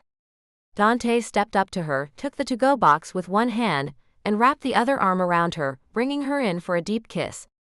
His lips were warm and soft, melting away her uncertainty. Clarifying her thoughts that this man couldn't be anything but one of the good guys. "You all right?" she asked tentatively, touching above his eye. "Lucky shot. Just don't tell Morgan that loser ever landed a punch on me." "Who?" "My cousin." Dante stroked her hair, it was damp. "Raining?" "Just a bit. It must have started during dinner." "Oh, I put the boys in the rental. I left them watching a movie." Dante led her out to the porch, sat on a bench, and began eating. Between bites, he explained how Tim jumped him at the table. Fortunately, an older couple had seen the entire incident, and followed them to the ranger station to provide witness for him. Tim had struck first in an unprovoked attack. Talking to your girlfriend's friend is not adequate provocation in the opinion of the rangers. Since my eye was cut and bleeding, the rangers accepted that as proof that he attacked first. They didn't arrest anyone, and I told them I would not file assault charges if Tim left the park. So Hannah decided to leave with him. Geena couldn't help but notice that Dante had called her his girlfriend. He's lucky he didn't get arrested, Geena commented. Why is Hannah leaving? Dante nodded. It doesn't sound like he's giving her much of a choice. Pressing charges isn't worth it. It wouldn't teach a guy like that any lessons. He's lucky this is federal land, and that cafeteria was full of people. Next time, private property, no witnesses, I won't be so reserved. He wagged his eyebrows at her. He put the last few French fries in his mouth and chewed. Hannah seems like a nice girl. What is she doing with a whiny bastard like him? Dante placed the empty wrappers in the garbage. He wrapped a protective arm around Geena, and they walked to the nearest shuttle stop. The rain had eased back to a fine mist, but it was too wet and dark to walk back to Trailer Village. I don't get what she sees in him either, Geena began. They first started dating in college. Having an in to frat parties was a good thing, and as the BFF to the date, I was always allowed to tag along. Otherwise, I would have had no way into those parties. Not that they were really as great as everyone made them out to be. Geena was relieved to finally be able to tell someone how she really felt about Tim. They broke up for a little while after graduation, but got back together about 3 years ago. I don't understand what she sees in him. He's a vain, entitled, self-righteous jerk. I don't understand how Hannah puts up with his jealousy and control issues. I mean, geez, he couldn't even let her have this trip without interfering. She knocked on the RV door. When no one answered, Geena used her key to unlock the door. Stepping inside, she and Dante found the 3 boys gently snoring in the main bed. The movie flickered blue light against the walls. They look like a puppy pile, she commented on their overlapping limbs. I hate to wake them. You said Brooke is off at the North Rim for the night, right? So why don't we leave them here, Dante suggested. I can stay with these guys and you can have the Airstream for the night. Geena nodded in consent. Besides, I haven't given you a tour of that thing. Geena collected the clothes and toiletries she would need for sleeping elsewhere for the night. Did I tell you my cousin Morgan completely restored and renovated this? Dante asked as he unlocked the Airstream door. Once inside the dark camper, Dante reached around Geena for the light switch. He paused, stepping in close. We could always leave the lights off. His voice was low and husky as he nuzzled the side of her neck. Geena's heart skipped a beat before it began racing in anticipation. Dante. She rested her hand against his chest. It felt solid under her fingers. She wasn't sure if she should say yes or slow down. This was moving too fast in calendar time. In emotional speed, she felt she had known him for weeks, months, forever. Not just hours. You're right. He flipped on the lights. It's better with the lights on. A double row of inset lighting ran the entire length of the camper, along the ceiling. He stole a quick kiss as he took the tote bag with her things and placed it on the table. His shopping bags from earlier in the morning still sat there, half unpacked. They stood just inside the door, in the kitchen area. All the appliances were new and stainless steel. The counter was light blonde-colored wood and the walls were white. Behind Dante was a diner-style booth. The table was the same type of wood, and the seats were upholstered in a silvery gray fabric. Overall, the effect was classic modern, with minimalist lines that were somehow contemporary and retro all at the same time. Just beyond the kitchen, the living room took up the entire width of the trailer. A large sepia-colored leather couch dominated the space. It was accompanied by a matching side chair, a low cabinet across the opposite wall, and a large flat-screen television. This is my favorite part. Dante indicated the end wall where a bank of cabinetry started floor to ceiling, then stepped down, extending about half of the width of the camper. An accordion folding door completed the back wall. Dante grinned widely as he folded back the door, revealing the bathroom. Geena hadn't realized that a luxury bathroom could fit into a trailer. Standard functional bathroom features tucked in behind the cabinets. A jacuzzi bathtub large enough for 2 people dominated the rest of the bathroom. Large enough for both her and Dante. "Come sit here." Dante guided her to the tub and positioned her on the edge. He then stepped over to the television. Gently, he pulled the TV away from the wall. It was mounted on a swing arm. Once the mount was perpendicular to the wall, he began to pivot the TV. After he completed moving the device, he joined Geena at the tub. "You're right. I can see why this is your favorite part." With the bathroom wall fully open and tucked into an alcove in the cabinets, and with the television repositioned as it was possible to watch TV from the bathtub. Leaning forward, Dante opened a cabinet door. "Bath salts are in here." He leaned back and twisted the water on. "Now you can relax and watch a movie before you go to bed." He kissed her gently on the temple. Geena trailed her fingers under the rushing water. It was hot. A bath was going to feel grand. "I didn't think dogs liked baths." The quip was out of her mouth before she had time to think. Dante turned sharply to face her. The prickly sharp chill of fear washed over Geena in an instant. Had she uttered a deal breaker? Dante began laughing. He roared from deep in his belly.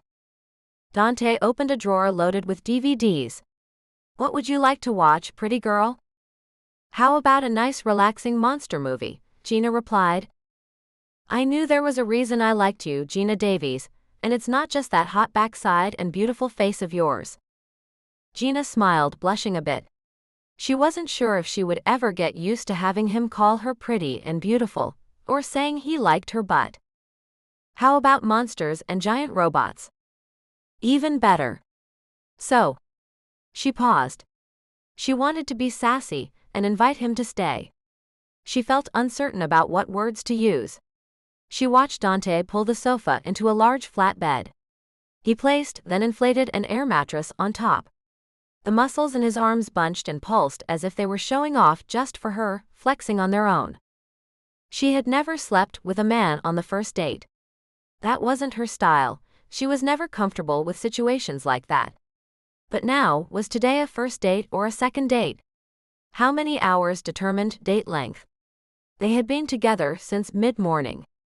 Geena quickly calculated that to be at least 8 hours and 3 meals if the donuts counted as breakfast. Certainly, that should qualify for more than one date. She didn't care. Any previous dating rules she may have had for herself no longer applied. She felt wanton. Dante had just admitted to liking her. They had spent most of their time together touching and stealing kisses, if not actually making out. So why was she being stymied now for words to express her own desire for the man? There's room for 2 in this tub." "Yes, there is." Dante grinned wolfishly at her. He had been gathering clothes and held a fat book in his hands. "I won't be joining you tonight." Geena was crestfallen. Her luck at hitting on men had always been bad. Dante must have seen the change in her expression. Putting his things down, he crossed to her and cupped her face in his hands. "Make no mistake, I want to stay and scrub your back, but..." "But?" She searched his face. "But you have had a long and stress-filled day, and I am exhausted. Besides, we both know you aren't the type of girl to jump into bed with someone you just met." "You don't want me?" It was getting difficult to not physically curl up into a ball and hide.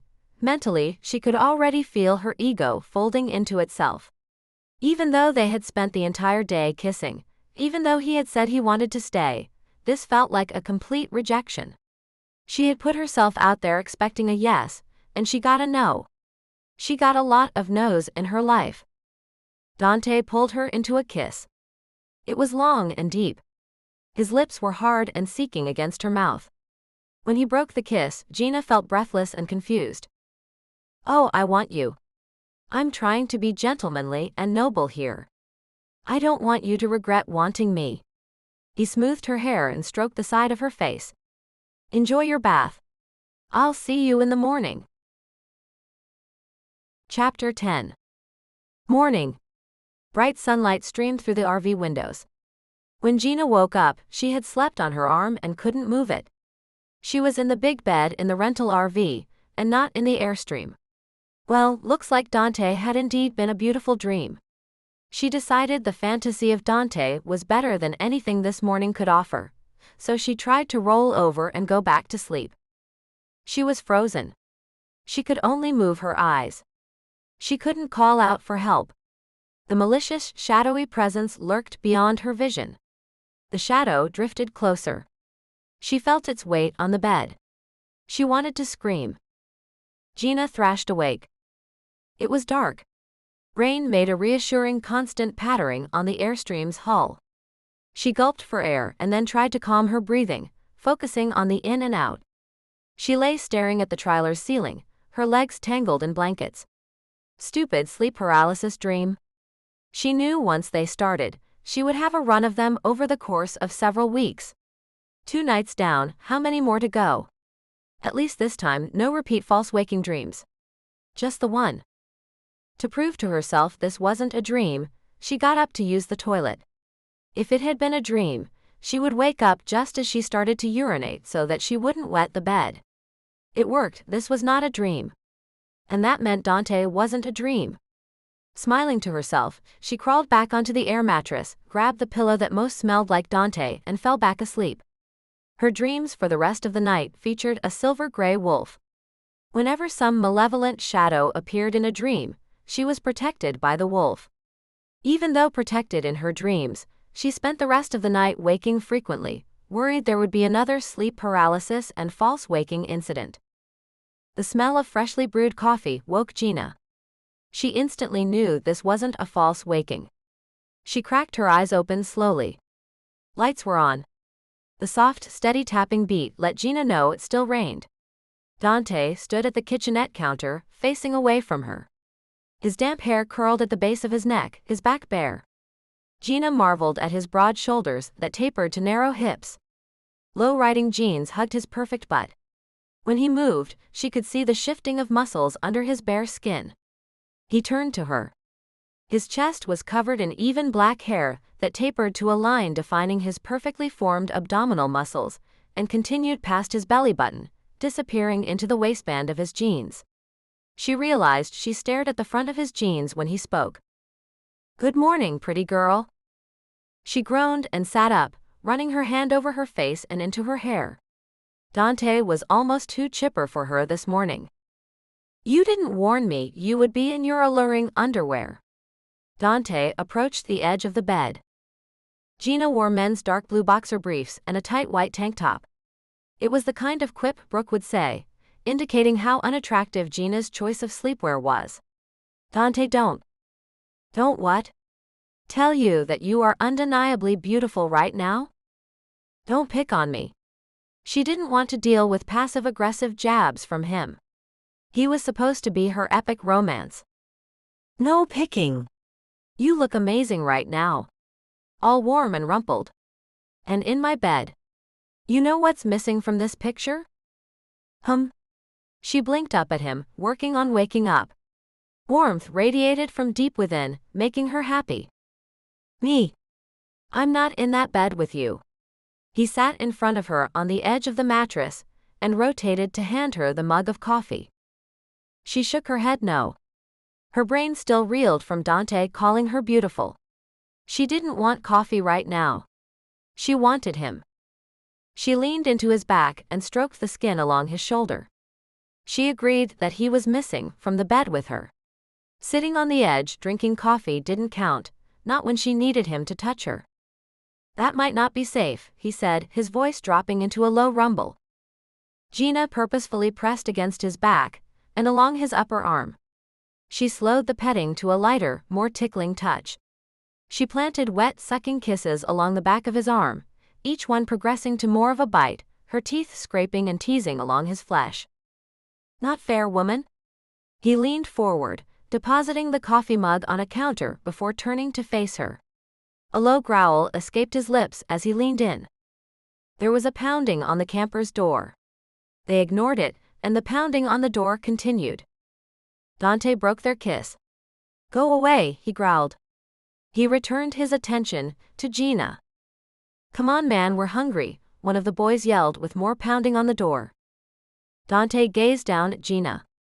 She panted with excitement, her lips full and red from kissing, her cheeks flush. He turned his head toward the door to yell at the boys. "Hold on." To Geena, he said, "Don't go anywhere." He left Geena in the bed and padded over to the door. He adjusted himself before opening the door. "We're hungry. There wasn't anything to eat in the other RV, and we don't have any money." Reaching behind him, he grabbed his wallet that had been left on the table. "Here, go get some breakfast," Dante said as he opened his wallet.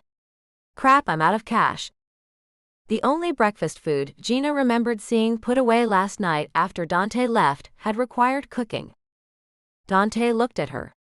She saw disappointment in his eyes. "Wait here," he said, and closed the door. He stepped back to Geena and leaned onto the bed. "Breakfast?" "All right." She sighed, running her hand down his chest. He captured her hand and kissed her fingers. "Get dressed, temptress." Once Geena was safely sequestered in the bathroom, she heard Dante let the boys in. They made loud ooh and ah sounds over the large-screen TV and gaming system, the reconstruction and sophisticated remodeling not even noticed. "This will last one meal with this lot," Dante said, nodding toward the large mass of scrambled eggs and bacon he'd cooked. "So what should we do with them today?" "We can't go hiking, it's too wet," Geena said. "Sure we could, but then we would get all wet, and everyone would need a clean, dry change of clothes, and that is something they don't have. I guess our first stop is back at the store and get them some more clothes." "What had you planned on doing?" Hannah and Brooke had talked about maybe doing that mule ride down into the canyon. But that's out, especially today. Sitting on top of a wet, smelly mule is just not appealing. "We thought about driving up to the North Rim."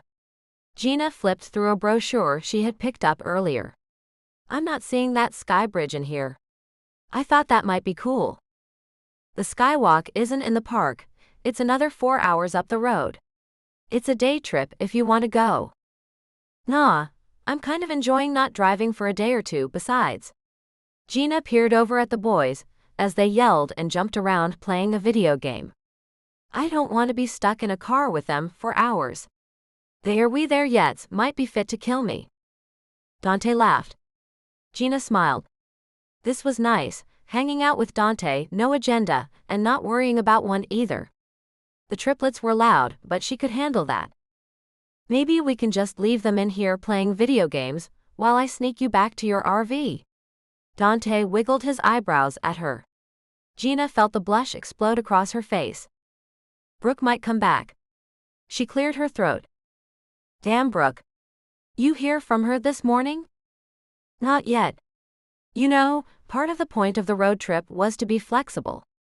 Not stuck to a travel schedule.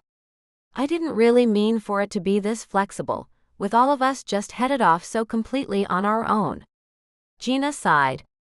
"I guess I will know if we are on schedule to go back if Brooke lets me know where she is." "How soon do you need to head home?" Dante asked. "We have reservations for 5 nights, 2 down, 3 to go." It was too soon. Geena didn't want to think about having to leave Dante in only 4 more days. And then 2 or 3 to get back home. Chapter 11. Geena hated eating alone in public. She always felt people were judging her. Mostly because too often they were. In college, mealtimes hadn't always coincided with the times her friends had been available, and she would frequently find herself in one of the commissaries alone. They say children can be cruel. Well, if those children don't learn any manners, they grow up into cruel young adults. Geena always tried to ignore the barbs and the comments. She found if she could lose herself in a book or wear headphones, she could just phase the rude comments out. She'd grown a thicker skin as she grew up, but the fear that someone would feel the need to comment harshly on her for eating in public alone lingered. There were plenty of things she liked to do on her own. Being a single woman pushing 30, without a lot of dating opportunities when her friends were either queens of dating or in committed relationships, she found herself on her own more than she cared to admit. She could take herself out to a concert or a movie or even a convention trade show without any pangs of self-consciousness, but not eating. If she ate out on her own, she more often than not would order takeout or drive-through and just eat in her car. Waiting for Dante at the food court in the lodge was as bothersome as if she were any place else. She knew he was trying to be nice and not make her wait any longer for lunch when he suggested they meet up there, and that she should just go ahead and eat since she had told him she was getting hungry. She agreed. It made sense. It made sense until she sat down at the table, alone. She didn't have a book to hide behind, and she didn't have any headphones. It was just her and the loud voices in her head. She imagined she could hear everyone who looked at her. The voices ranged from pitying her for being on her own, "Oh, poor dear is here all alone, bless her heart," to judgments on her food choices. Her biggest problem was that she was hungry and had gotten herself a substantial lunch. Now she had a hard time eating it. She considered her options. If she waited for Dante, her food would get cold. "Damned if I do, damned if I don't," she muttered and began to eat.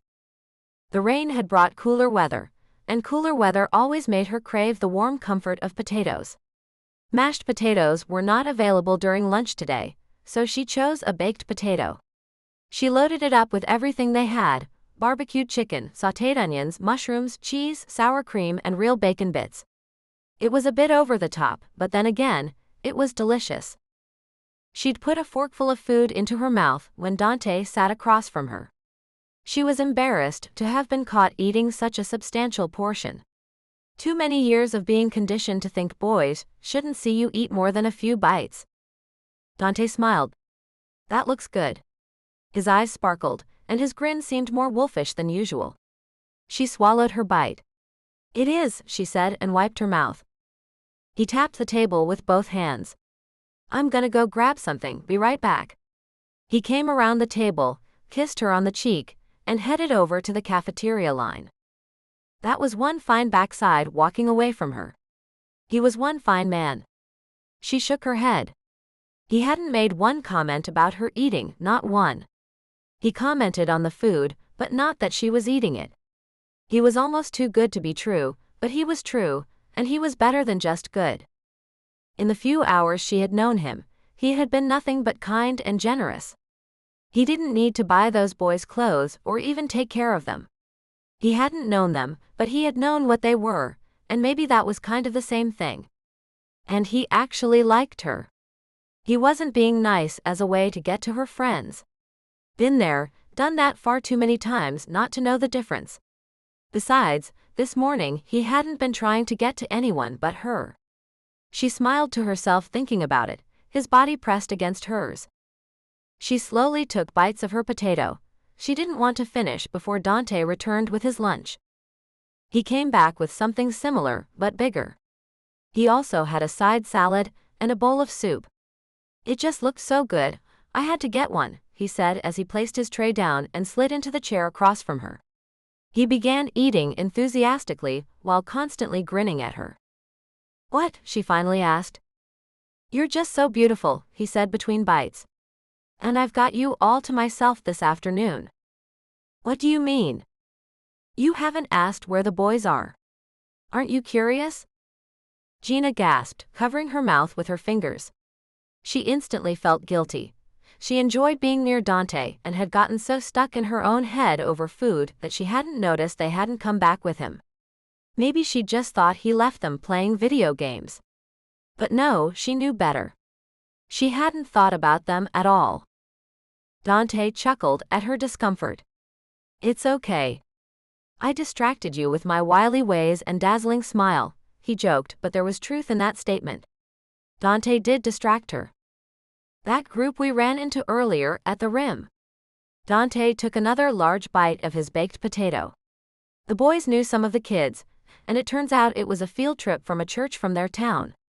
One of the chaperones knows their mother, so some artful pleading on their behalf, a little bribery from me, and the boys have joined their little camping trip for the night. "Wait, what? You bribed some church group to take the boys? How?" Geena wasn't sure if she should be laughing or mad at Dante for paying someone to take the boys he was supposed to be minding. Yeah, I agreed to cover the costs of the s'mores and some other stuff for tonight's cookout. That's what took so long. They needed to buy some supplies and I was paying. He looked at her, slightly chagrined. Besides, it wasn't just a completely random church group. It's a group of kids they know, and that one woman knows their mother. We get them back in the morning, when the group heads home. Look, they know who they are with, and... His smile widened. And it's just you and me, no distractions this time. He winked. Geena couldn't help it. She blushed and hid her eyes behind her hand.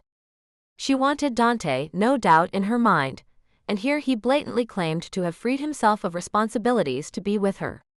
So they could be together, physically. I'm being presumptuous. She felt his fingers caress her skin as he reached for her other hand. I didn't mean to embarrass you. I just thought. His eyebrows knit together in concern. Geena lowered her hand to cover the lower half of her face. She was still bright red with blushing. She peered up at him through her lashes. I didn't say no. She gave a breathy giggle. I just she lowered her hand. I'm still kind of shocked that you like me. You keep saying things like that, Geena. Why shouldn't I like you? You are. He rolled his eyes up, making a production of his thinking. Sweet and kind, generous and so very beautiful. And I really shouldn't tell you what your kisses do to me. We are in public. Dante. Her blush refreshed its bright pink glow. On the walk back to Trailer Village, butterflies rioted in Geena's lower abdomen. She wrapped her arms around Dante's arm, and she leaned into him as they walked. She felt so brazen, with plans to sleep together in the middle of the afternoon, like everyone they passed knew what they were going to do. As if she had a neon sign on her forehead that flashed, going to bed with this man. How could Dante be so calm about it, so confident? He didn't have a flashing sign on his head. No, he kept his head up and his focus on the path ahead of them. Once inside the Airstream, Geena didn't know what to do. Her nerves got the best of her. She began fussing in the kitchen area, cleaning dishes left over from breakfast, suddenly overtaken with shyness. Dante grabbed her hands. Come here. He led her to the couch. You don't have to do anything if you don't want to. I would like to hold you. He sat in the corner of the couch and brought her down, sitting in front of him. He wrapped his arms around her. She twisted so she could lie back, leaning into his chest. He was warm against her back. His arms surrounded her and she felt protected, as if she was something precious. He reached past her to grab the TV remote. He hit play on the movie in the DVD player. Now you can just relax, watch the movie, and I can hold you. The movie had been an excuse, but Dante was right. It would give her time to relax. She wanted to be here with him, but her nerves had wound her up past the point of excitement and anticipation. Dante pressed his lips to her hair and nuzzled against her ear. Geena sighed. This felt so comfortable, so natural. This felt so right, just as sitting with Dante at the rim had. This wasn't loud and bright, this was soothing. This was new for her. Dante just wanted to hold her. He wasn't in a hurry to get anything over. Her last boyfriend had always made being intimate feel like a chore that he had to hurry up and be done with. He had never been willing to sit and hold her like this. He actually had never been responsive to her wants or needs. Of course, that was also why they hadn't been together for terribly long. This feeling of just being together with Dante was enough to make her heart explode. She was falling for Dante, and she knew it. He was everything right, everything she could have ever wanted in a man. He was kind and took on responsibilities. He didn't comment on her weight. He thought she was pretty, without any only ifs attached. He was tall. He was so painfully handsome. And this was the clincher, he liked her. Not one of her friends, but her. Dante. Dante. There was loud pounding on the camper door. Dante groaned in frustration. I'm going to kill them. There was more pounding. Come on, man, I need your help. The universe doesn't want me to get your shirt all the way off, I swear, Dante growled. Geena giggled nervously as she scooted back out of the way so Dante could get up. She quickly began buttoning up her shirt. One of the triplets stood at the door when Dante flung it open in aggravation. What? Which one are you? AJ. Look, some kids got lost, we need your help, AJ explained as he climbed into the airstream. Who's lost? Where are your brothers?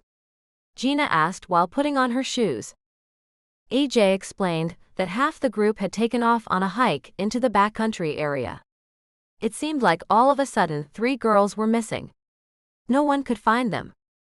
How long have they been missing? Over an hour now, but it's going to start getting dark soon. And they are afraid it's going to start raining again. Hasn't anyone tried to call them? Not everyone has a cell phone, man. We have to go look for them, AJ insisted. Dante pulled on his shirt. He and Geena followed AJ back to the group's camping site. Along the way, AJ continued to explain that Percy and Jason had taken off after the girls, thinking they could track them. But they had been gone for a long time, so he came to get Dante to help. At the campsite, the remaining teenagers sat around in small groups, murmuring about the missing kids. Dante approached one adult in particular. Geena figured this must be the one that knew the boys, the one Dante had essentially bribed for some alone time with her. Geena listened carefully. About 45 minutes out, we noticed a few girls had gone missing. We looked for them as a group, but then decided for 2 of us to stay behind and look for the girls while everyone else came back to camp and notify park rangers. The woman nervously looked around at the remaining group of teens. On the way back, one of the triplets had become rather agitated and ran off on his own to go look for the girls. The other 2 boys argued, and one of them took off after their brother. This one, she indicated AJ, said that his friend could help, so he came back with us. He said you were some sort of expert tracker, that you could help find them? The look on her face was full of concern. We've already alerted the rangers, and they have sent people out there. But I've got 5 missing kids and 2 chaperones out there. I don't know if sending more people into the backwoods is really going to be of any help. Besides, it's going to get dark soon. Dante nodded. I can help, this isn't a problem at all. Like you said, it's going to start getting dark. Let's get everyone back to camp before that becomes a problem. He turned to Geena. I want you to stay here and wait with the group. Not happening. I'm going with you. Dante's expression became stern. Geena, it might not be safe. They walked away from the group and Dante lowered his voice. I'm going to have to change for this, and we'll be running. I don't want you to get lost too. If it's a bunch of girls, you don't need to go scaring them any more than they probably already are. I can be helpful. I'm following you. Geena looked at him. His brow creased and he looked like he wanted to bark no at her. He blinked long and slow and took a deep breath. Okay. AJ, I need you to come with me, Dante directed. Like you could stop me, man?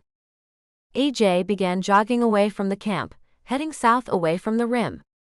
Dante was right behind him. Following at a much slower pace was Geena. Once they were well away from other campsites, Geena saw Dante change. It was like watching a superhero reveal his super costume. As Dante continued to run, he removed his shirt, unbuttoned his jeans, then leapt forward.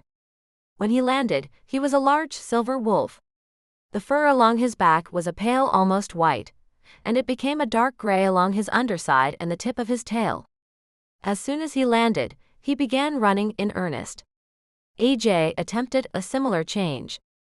Unfortunately, he wasn't as practiced or as strong of a wolf, and Geena was left with a vision of his naked, skinny butt running away from her burned into her brain.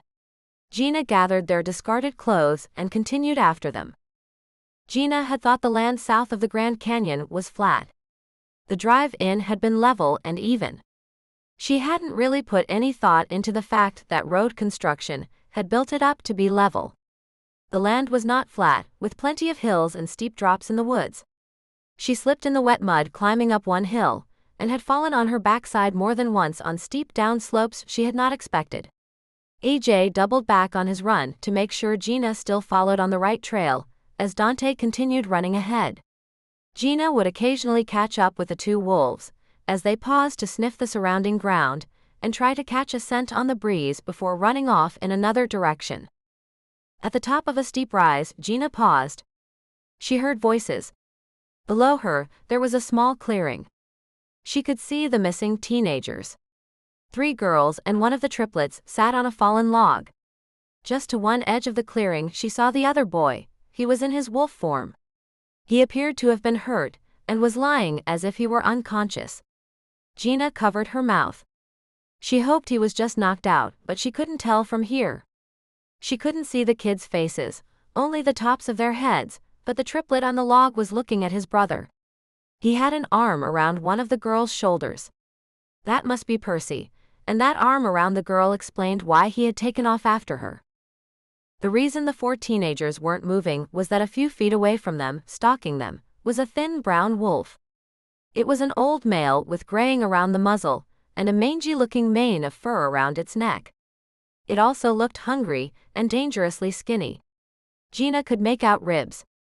Every time one of the kids moved, the wolf would growl and feign a lunge. The wolf paced stiffly between the kids and the trees. All of a sudden, he made twitchy motions. First it looked over his shoulder, then it growled more fiercely, louder. Geena could hear the girls gasp and huddle closer together. The old wolf swung around, glaring into the forest. Geena began scanning the surrounding area to see if she could see who or what he had heard. She caught a glimpse of a silvery movement in the trees, followed by a smaller blur. Dante and AJ. Geena placed the clothes she had diligently carried on the ground, carefully so as not to make a sound. She scanned her surroundings. She was about 20 feet above the site on a bluff. To her left, the ground sloped down in a steep embankment, but not so steep the teenagers wouldn't be able to climb up. She watched. The old wolf spent more time focusing away from the group of kids, trying to find what was in the woods behind him. She crept slowly down the embankment, about halfway, and inched closer to the clearing. The old wolf started barking and howling. The sound was eerie. Geena froze.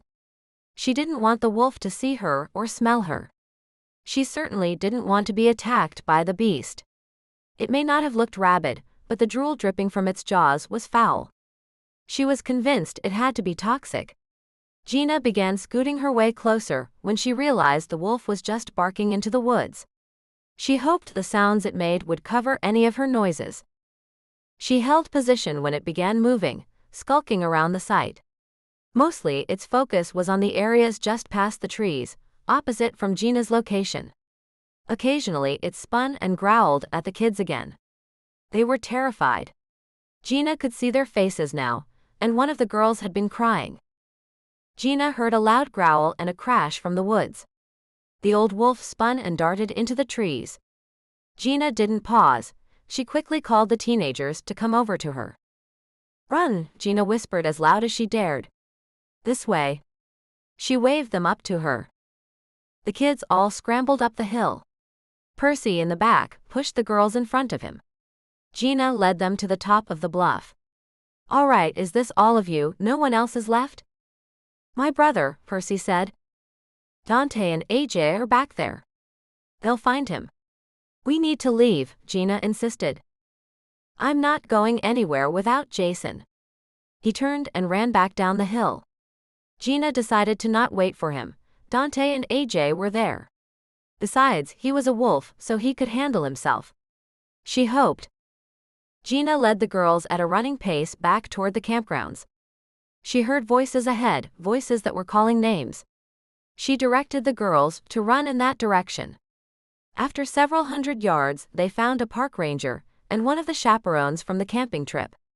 The ranger had water, and they were able to give the girls drinks.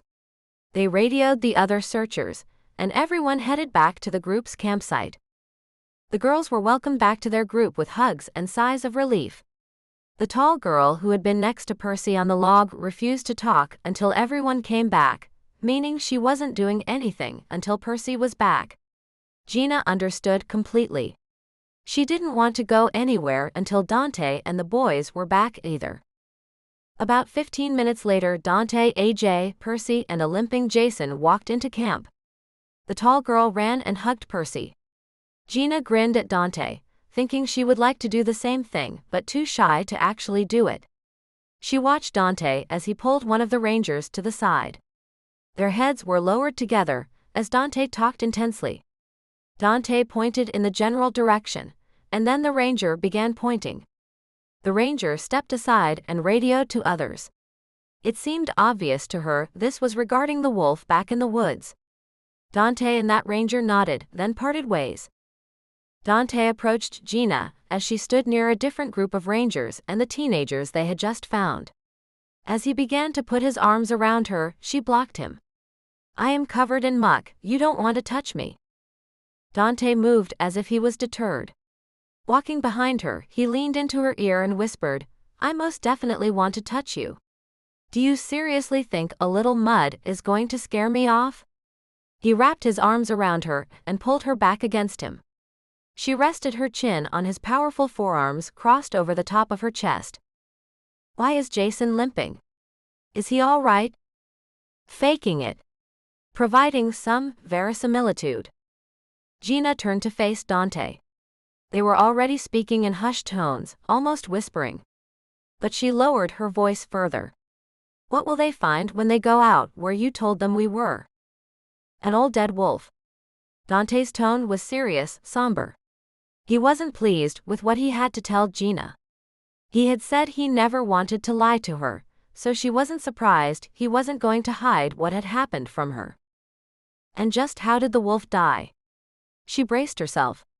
Dante was confessing just how dangerous he was to her.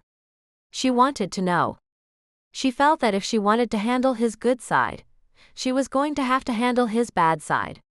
Right now his bad felt pretty scary. "Hopefully, they will find it died of natural causes." "All right, would another wolf be considered natural causes?" She swallowed. A lump was forming in her throat. She hadn't realized just how nervous this discussion was making her. She could fall hard for Dante. He was everything she could have dreamed of in a lover: skill, looks, personality. Could she accept the darker side of his life? He's a wolf, and not just figuratively but literally.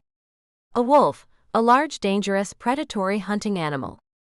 In this case, no, there's nothing to suggest anything attacked it. More like a traumatic fall. Geena looked into his eyes. She couldn't hide the concern on her face. Concern but not fear.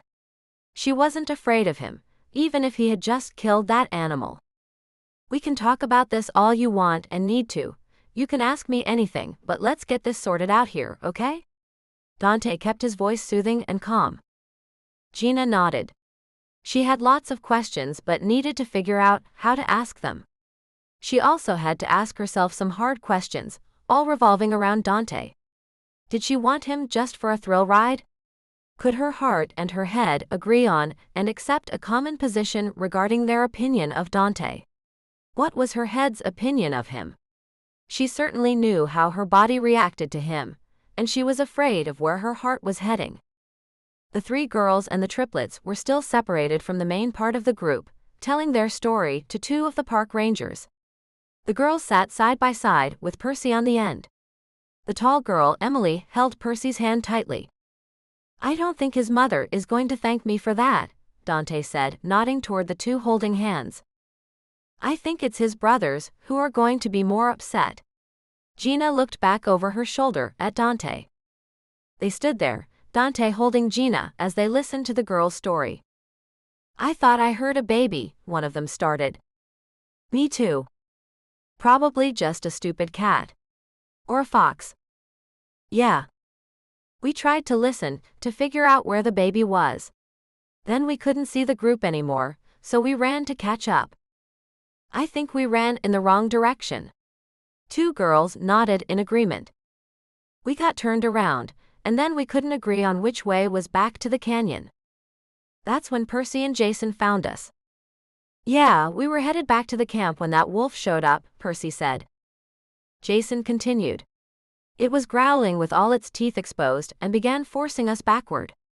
We thought about running, but figured that might make it attack, Percy said. We just kept inching back away from it, hoping it would back down. Next thing we knew, we're in that old campsite, Emily added. Then Jason was just gone. I tried to sneak off to find a big branch or something to hit it with. It was just a scruffy old dog that was more growl than bite. Frail too. I thought I could knock it out so we could all escape. That's when I tripped on a stupid root and fell down this stupid hill, twisting my stupid ankle. I tried not to make any noise so the dog wouldn't attack me. It felt like we were being trapped by that wolf. Totally did. But it didn't do anything, just growled at us and bared his teeth. But it would lunge at us if anyone tried to stand up. The girl who had been crying earlier started to cry again. Emily rubbed her friend on the shoulder. It was just terrorizing us, and we don't know why. Another wolf came in out of nowhere. It just ran in from the woods and slammed into the side of that demon dog. I thought it was a coyote. It was smaller and skinnier. The mean dog grabbed the smaller animal by the neck, shook it, and threw it across that clearing. It just lay there, one of the girls said. We thought it might be dead. Percy wanted to go pick it up, but the wolf really lunged at him then. Emily wouldn't let him try anymore. We were there forever, then the wolf went mental. It just started to growl and bark at something in the trees behind it. That's when she showed up and we all ran. The girl pointed at Geena. Geena joined the conversation at this point. She corroborated everyone's story that she tried to get Percy to leave with them, but he insisted on going back and finding Jason. And then everyone was back at the group's campsite. Geena described how AJ had come to find Dante, because he knew Dante found people. What does she mean that you find people? One of the rangers turned to ask Dante. I'm an investigator for my family's company. I typically find people through different means. The boys are my cousins. Their mother put them in my care, so yeah, they go missing. I'm going to go find them, Dante explained. I understand you found the boys shortly after these young ladies fled. Dante nodded. I had AJ with me, and we had gone to the far side of the clearing. We threw rocks and branches to make noise, wanting to distract that wolf. Yeah, and it worked, AJ added. Dante glanced at him. Not a glare, but Geena noticed it was enough to quiet him. The wolf ran off in one direction, and we saw Geena and the girls go off the other way. We started to head after them when Percy came back.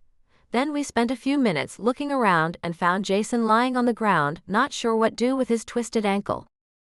You just said their mother put them in your care. Weren't they part of this group? Not originally. The boys ran into some of their friends earlier, and we found out this group was here, and Dante singled out the woman he had spoken to earlier.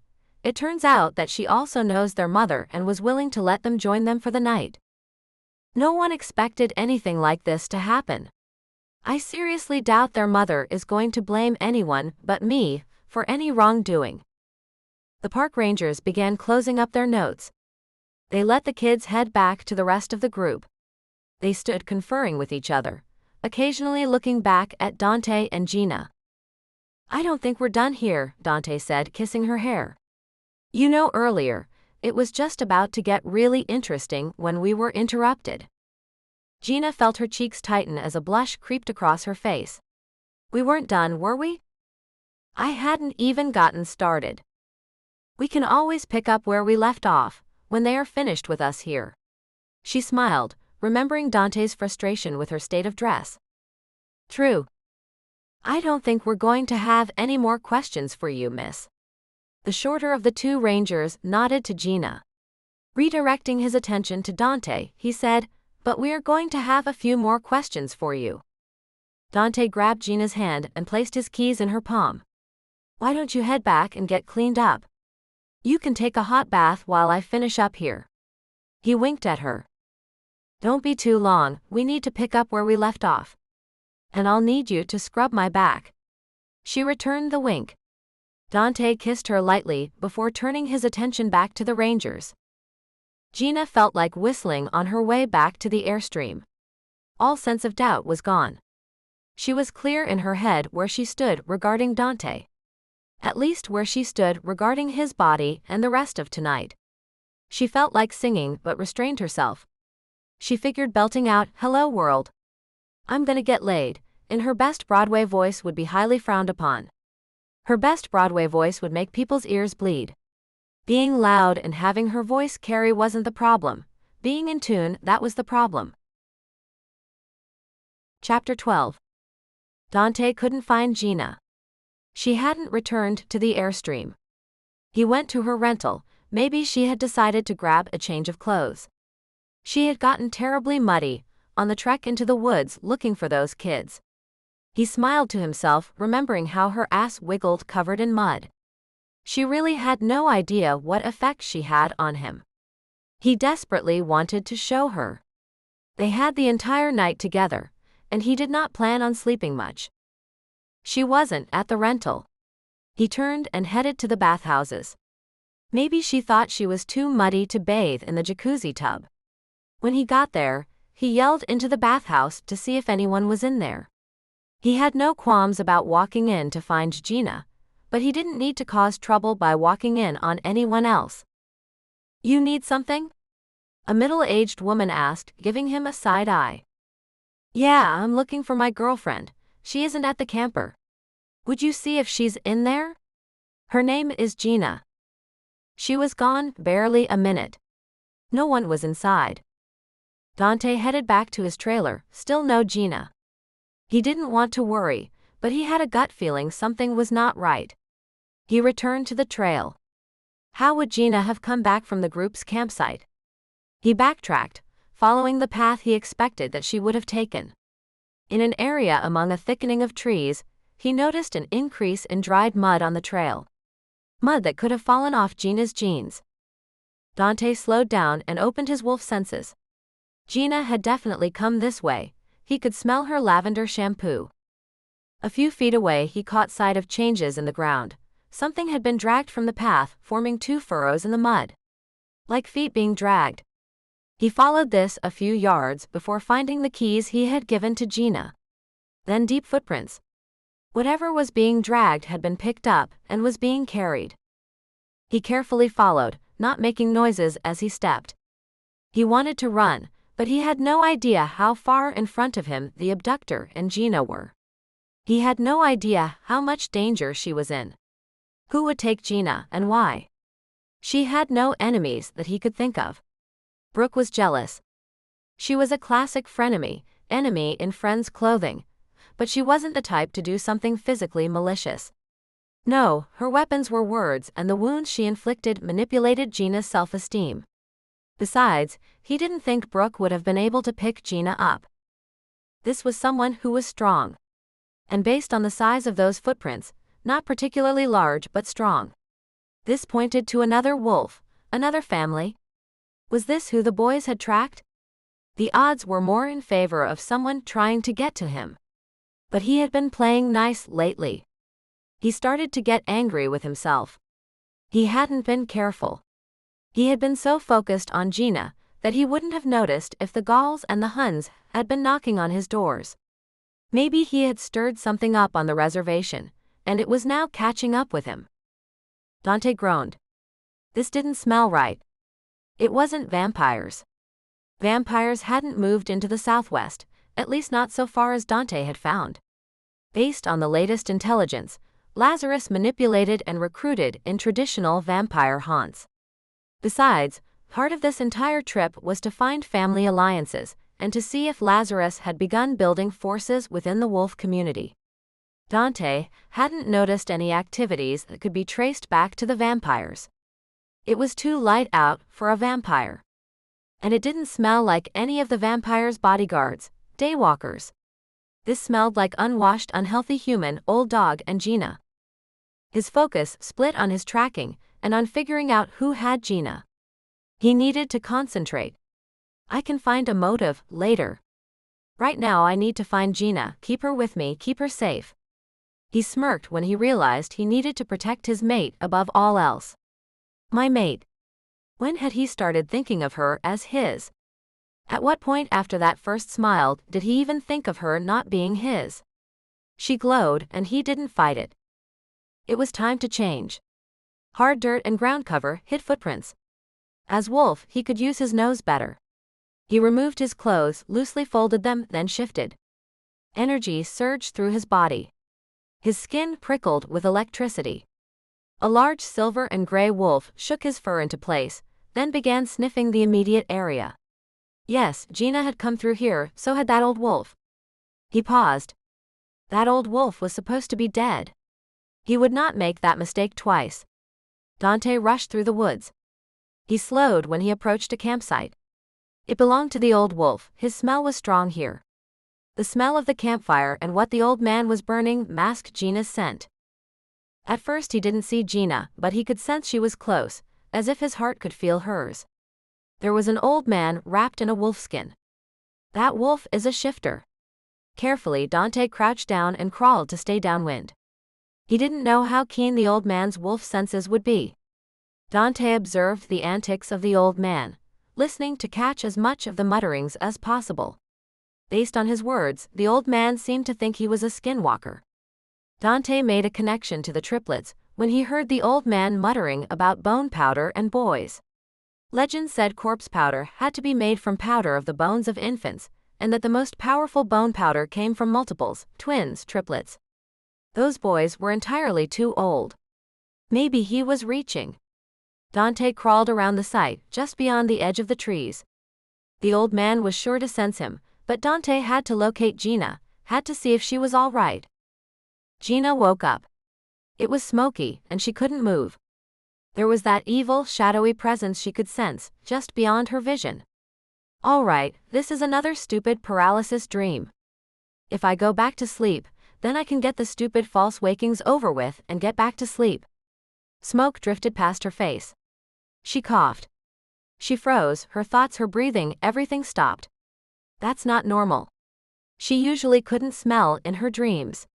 She typically didn't cough in her sleep paralysis dreams either. Where was she?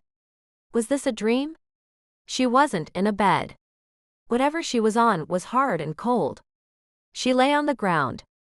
She realized she could just barely move her fingers as she scraped up fingernails full of mud. She tried to roll over, but she couldn't lift her arms.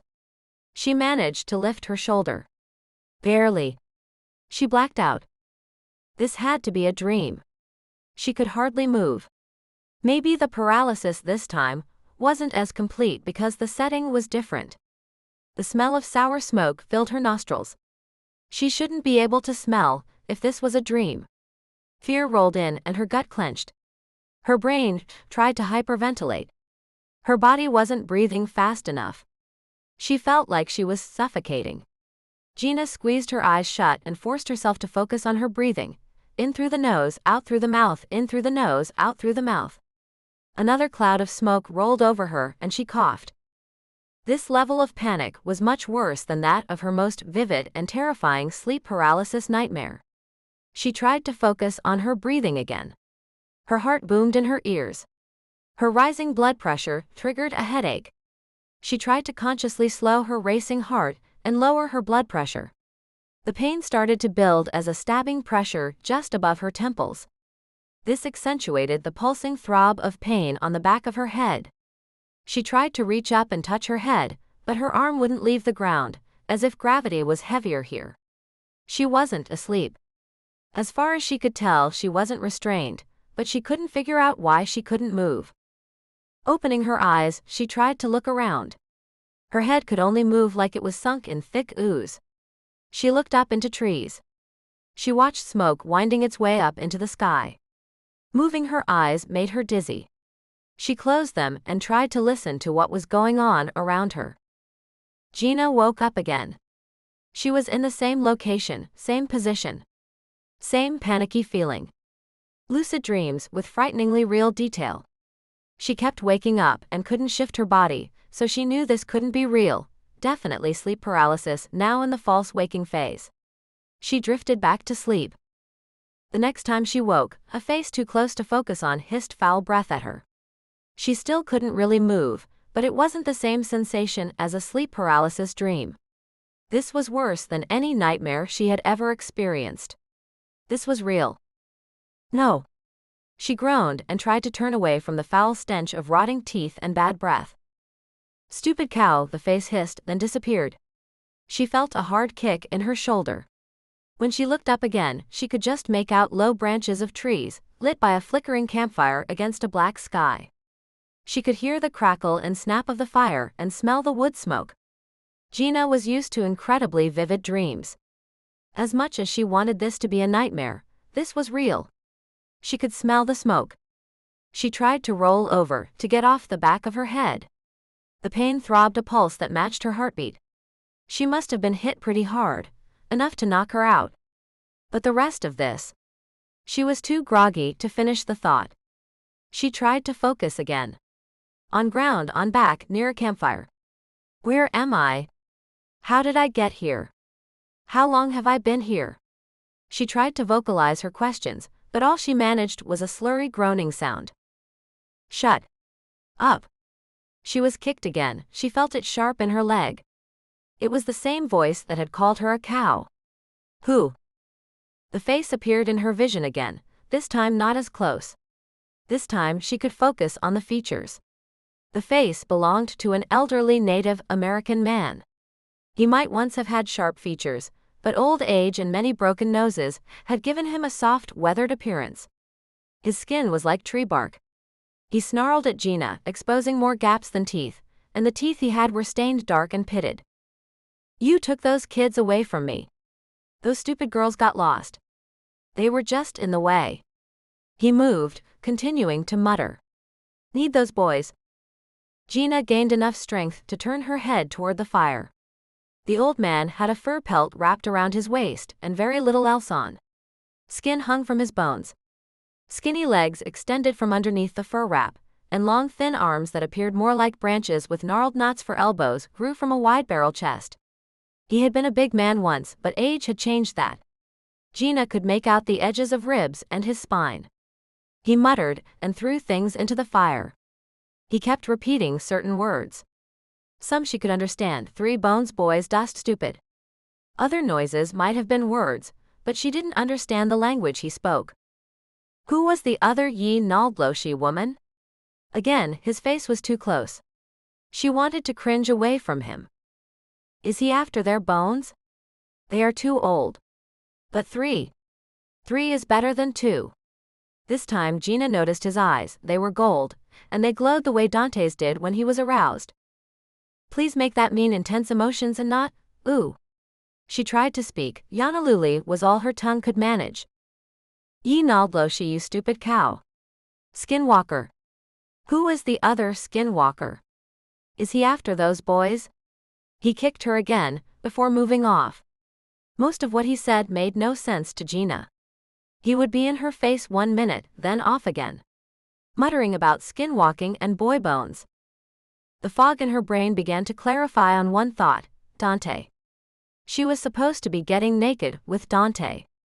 Not lying here, wherever here was, in the mud with some scary smelly old man. She began to wonder if Dante would have noticed if she was gone by now. How long had it been? In dreams, she understood time dilated and moved differently than reality, but in this groggy reality, how long had she been knocked out? And each time she had passed out, how long had she stayed out? Was Dante even done talking to the park rangers? She began to drift off again. Geena's attention snapped into sharp clarity. Was this guy the other wolf? Skinwalker, she wondered if he was Navajo or another tribe. She knew enough to recognize the general myth, but not the specifics. Were skinwalkers and werewolves different animals? Or were they the same thing with different names? Too many questions were picking up speed in Geena's head, and she didn't have any answers. Another thought slowly came into focus. Hadn't Dante said they would find a dead wolf? So if this guy was that wolf, he wasn't dead. Just then, the old man's mutterings turned more into snarls and growls. He started moving more rapidly around his campsite, the speed emphasizing a limp and stiff movements. Geena couldn't track him. Her head still hurt, and her body still didn't respond to her attempts at moving. His legs shuffled past her vision, back and forth. Something was causing him great agitation. Between snarls, he began to cackle. He sounded maniacal, crazed. Dante spotted Geena when the old man crouched over her and hissed in her face. She appeared to be non-responsive. He wanted to strike immediately, but his analytical brain was still in control. He needed more information. He focused on Geena. The old man kept muttering the same thing repeatedly. Dante wasn't going to learn anything new from him. He focused on her chest, watching for the slightest lift indicating that she was alive, breathing. Her chest lifted, and Dante let out the breath he was holding. The more he watched, the more movement he saw. Slight as it was, she seemed to be fighting to move her arms. When she did move, it was practically imperceptible, and she seemed to give up and relax, as if she put great effort into her attempts. Maybe corpse powder really worked, or more likely the old man was using a modern drug to the same effect. Geena probably had been given Rohypnol. The thought of the old man giving Geena a roofie caused Dante to lose control. A snarl escaped his lips. The old man heard him and went to Geena. Dante had to get him away from her. He stalked into the clearing of the campsite. The old man shifted into the wolf Dante had fought. The wolf was slow and old, but he had been powerful once. Only dominant wolves could command a change with that much ease and speed. He was cunning, having convinced Dante that he was dead earlier. Dante had made a concerted effort to make it look like the old wolf had fallen from a ridge, leaving no teeth marks or traces of there being another wolf in the park. Now no such considerations were made. The old wolf threatened and hurt his mate. He was out for blood. Dante leapt into the campsite, well away from Geena, trying to draw the other wolf away from her. He stood his ground. If the old wolf wanted a fight, he would have to come to Dante. The old wolf slowly inched its way forward, passing just above Geena's head. His claws were dangerously close to her face as he stepped over her chest. The hind paws didn't bother to step over her. One landed just below her breasts. She had to have felt the weight of it, but she didn't react, didn't curl up under the pressure. Dante's vision turned red as he watched the other wolf step on her belly. The desire to bury his fangs into that neck raged through Dante. Yet he still did not approach. He needed the old shifter to move away from Geena, since it was clear she was unable to move away from the wolf. With a fierce snarl and growl, the old man finally lunged. Their fight was all claws and teeth. Dante kept trying to roll and move them farther away from the prostrate woman. He slammed the other wolf against a tree, then turned to see blood spread across Geena's abdomen. This unlocked a new level of fury within him that he hadn't known he possessed. The wolves collided and scrabbled together again. As much as he tried, Dante could not completely direct the fight away from his defenseless mate. Bodies thudded together. Dirt spray hit her on the side of the face. Dante kept himself between Geena and the old man. Finally, she must have produced enough adrenaline to allow her to roll onto her side away from the fight. Dante's leg pressed into her shoulder. After another impact of his leg against her back, the wolves scrabbled away from her. The other animal kept rolling and pressing back into the same area. The smaller animal slammed into her and then rolled over her legs. Dante's growls became fiercer if that was possible. The wolves locked together, teeth and fur. All the colors of fur ran together, browns into grays. They became one snarling monster of claws and teeth, unable to distinguish one wolf from the other. The wolves rolled away from Geena again. Then they both slammed into her midsection. Geena cried out as the air left her body in a rush. Distracted by her noise of distress, Dante turned his attention to his mate. She was covered in dirt spray and small scratches. The old wolf slammed into Dante. They rolled together down Geena's legs. They separated, and the smaller animal crouched low and panted heavily. Other noises coming from the old wolf were more pitiful whines of pain. He fought like he had spent his entire life fighting, but this fight was taking its toll on him. Rushing back to stand guard over Geena, Dante changed his approach to the fight from forced offensive to protective defensive. The soft movement of her breathing ruffled the fur on his chest. He analyzed his next move.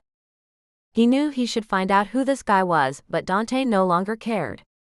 He wanted to end this fight and remove the threat. His burning need was to protect Geena, hold her, feel her breathing in his arms. The other animal dared to skulk closer. Dante lunged one last time. More claws, more teeth. Blood and fur torn and flying. His jaws found purchase behind the other animal's head. 1, 2, 3 shakes with all his fury, and he snapped the neck in his grasp. Dante tossed the limp body aside and pounced to Geena. A moan escaped her lips. He whined and began licking her face, his tongue covering her eyes and cheeks. Dante shifted and sat back, pulling her into his lap. Safe and in his arms at last, Geena opened her eyes and looked up at him. It was apparent she was having a hard time focusing. Alternatively, he applied pressure to the cut on her stomach and stroked her face. Geena made a slurred noise in an attempt to speak.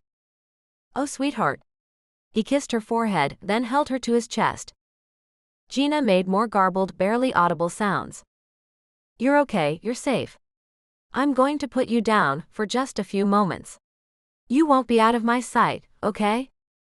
Geena managed a nod, a practically imperceptible movement of her head. He needed to get her back to the trailer, so he could tend to her. She needed to sleep this drug out of her system. He could carry her, but he didn't have any clothes on. Not that it mattered to him, but if they encountered any hikers, it would look bad. An unconscious, bleeding woman and a naked man. Placing Geena down carefully, he explained he would be right back. He wasn't sure how much she actually understood. She was doped up pretty well. Quickly shifting, Dante ran at high speed back to where he had left his clothes. He wished he could teleport or magically conjure clothes. He amused himself. Wishing for superhero powers when he had shape-shifting abilities was pretty pitiful. Once dressed, he ran as fast as possible in human form back to Geena. She was asleep, probably hadn't even noticed he had been gone. Once again, his strong arms were around her, lifting her from the ground. Geena looked up. Dante gave her a worried smile. Holding her close, with her head resting against his shoulder, Dante's heart pounded heavily in his chest. She was so precious and delicate. Dante carried her back to his trailer, cradled and safe. He didn't want to let go, but laid her down on the couch so he could tend her wounds. The front of her shirt was torn and soaked in blood. Expecting the worst, he lifted the ripped fabric from her abdomen. The bleeding had stopped. That was a good sign. He removed the shirt and then helped her off with her pants, still caked in mud from her earlier slide down a hill. He stepped into the bathroom and rifled through the cabinets, finding what he needed. Occasionally, he swore. "Sweetheart, this is going to sting." Geena gasped as he poured cold hydrogen peroxide on her stomach. Dante cursed again as she moaned in pain. He gingerly cleaned the scrape. It wasn't deep. It hadn't gone past the layers of skin. It easily could have been so much worse. So much worse. After he bandaged her midsection, he passed a damp cloth over her face. A breath he hadn't realized he had been holding left his body as relief flooded in. There weren't any other injuries he could see. The small scrapes seemed to wipe away with the dirt. She seemed to be losing the fight with what consciousness she had. Her mumbles became quieter, more incoherent. Dante pulled a clean t-shirt over her head. He smiled as she let out a contented-sounding sigh and sank into the chair to fall asleep. Dante quickly made the fold-out bed and gently transferred Geena from the chair. He wanted to curl around her and hold her safe in his arms. But he knew now that he had her cleaned up and settled, he needed to take care of that wolf. Couldn't leave evidence of that nature here in a park that didn't have a registered wolf population. Walking back to the old shifter's campsite, he made his plan on how to dispose of the dead animal. This part of his job he never looked forward to. Not that he was a professional hitman, or even a professional cleanup guy. It was just that sometimes he needed to attend to matters that the family didn't need made public. Fortunately, wolves tended to stay wolves once they were dead. The real problems were when wolves transformed before they died. If remote police stations ever compared notes on who found random dead bodies, Dante's name would show up far too often. Walking through the forest with a shovel would have looked too suspicious, not that he had one anyway. He had a spade for tending campfires, and that's what he used. After spending some time searching as a wolf, he located desiccated coyote remains. He returned with the dead wolf and buried it under the dead coyote. Other animals would mix the bones and confuse the remains if it ever became an issue. Back at the old man's campsite, Dante found a few dead squirrels, randomly collected herbs and wild plants. Okay, the old man might have been a shaman. He had seemed to think he was a skinwalker. This may have been the person Dante had been looking for, in regards to the increased whispers he had found regarding a skinwalker wolf shapeshifter. Before burying the animal, he cut a sample of fur and skin. Once back in California, he would have it analyzed for DNA. Of course, a spit sample would have been an easier test, but harder to collect from an unwilling participant. What was he thinking? As if he had test tubes with him. Here, crazy old man, spit and I'll see if you're a long-lost cousin. That reminded him. He should get the triplets tested. He made a mental note to order kits in the next day or two, and have them sent to the boys' home. Geena was sound asleep when he returned to the trailer. He didn't want to chance being away from her any longer. Sliding the accordion door closed, he took a quick shower, hoping not to disturb her. He smiled when he stepped from the bathroom and heard her soft sleeping breathing sounds. Not exactly snoring, Geena made cute gentle noises. He needed to hold her, to feel her against his skin, but he didn't want to scare her, especially if something had happened that would make her not want to be touched. He wouldn't know how traumatized she was until the morning, and that was if she would tell him. The side chair pivoted, so he lay back and rested his feet on the bed. He slept lightly, wanting to be available if she needed him for anything. Chapter 13. Geena woke up. She gasped in a frightened breath. She pushed herself up in a panic. Everything was dark. She didn't know where she was. Warm arms surrounded her. It's okay. It's okay. I'm right here. You're safe. Dante's voice crooned in her ear. He stroked her hair and gently rocked her back and forth. Geena tried to catch her breath. Panic washed over her as she remembered past events. She pushed against Dante. I'm gonna throw up. She scrambled off the bed and rushed to the bathroom. Dante held her hair back as she retched into the toilet. She sat on the edge of the tub, panting.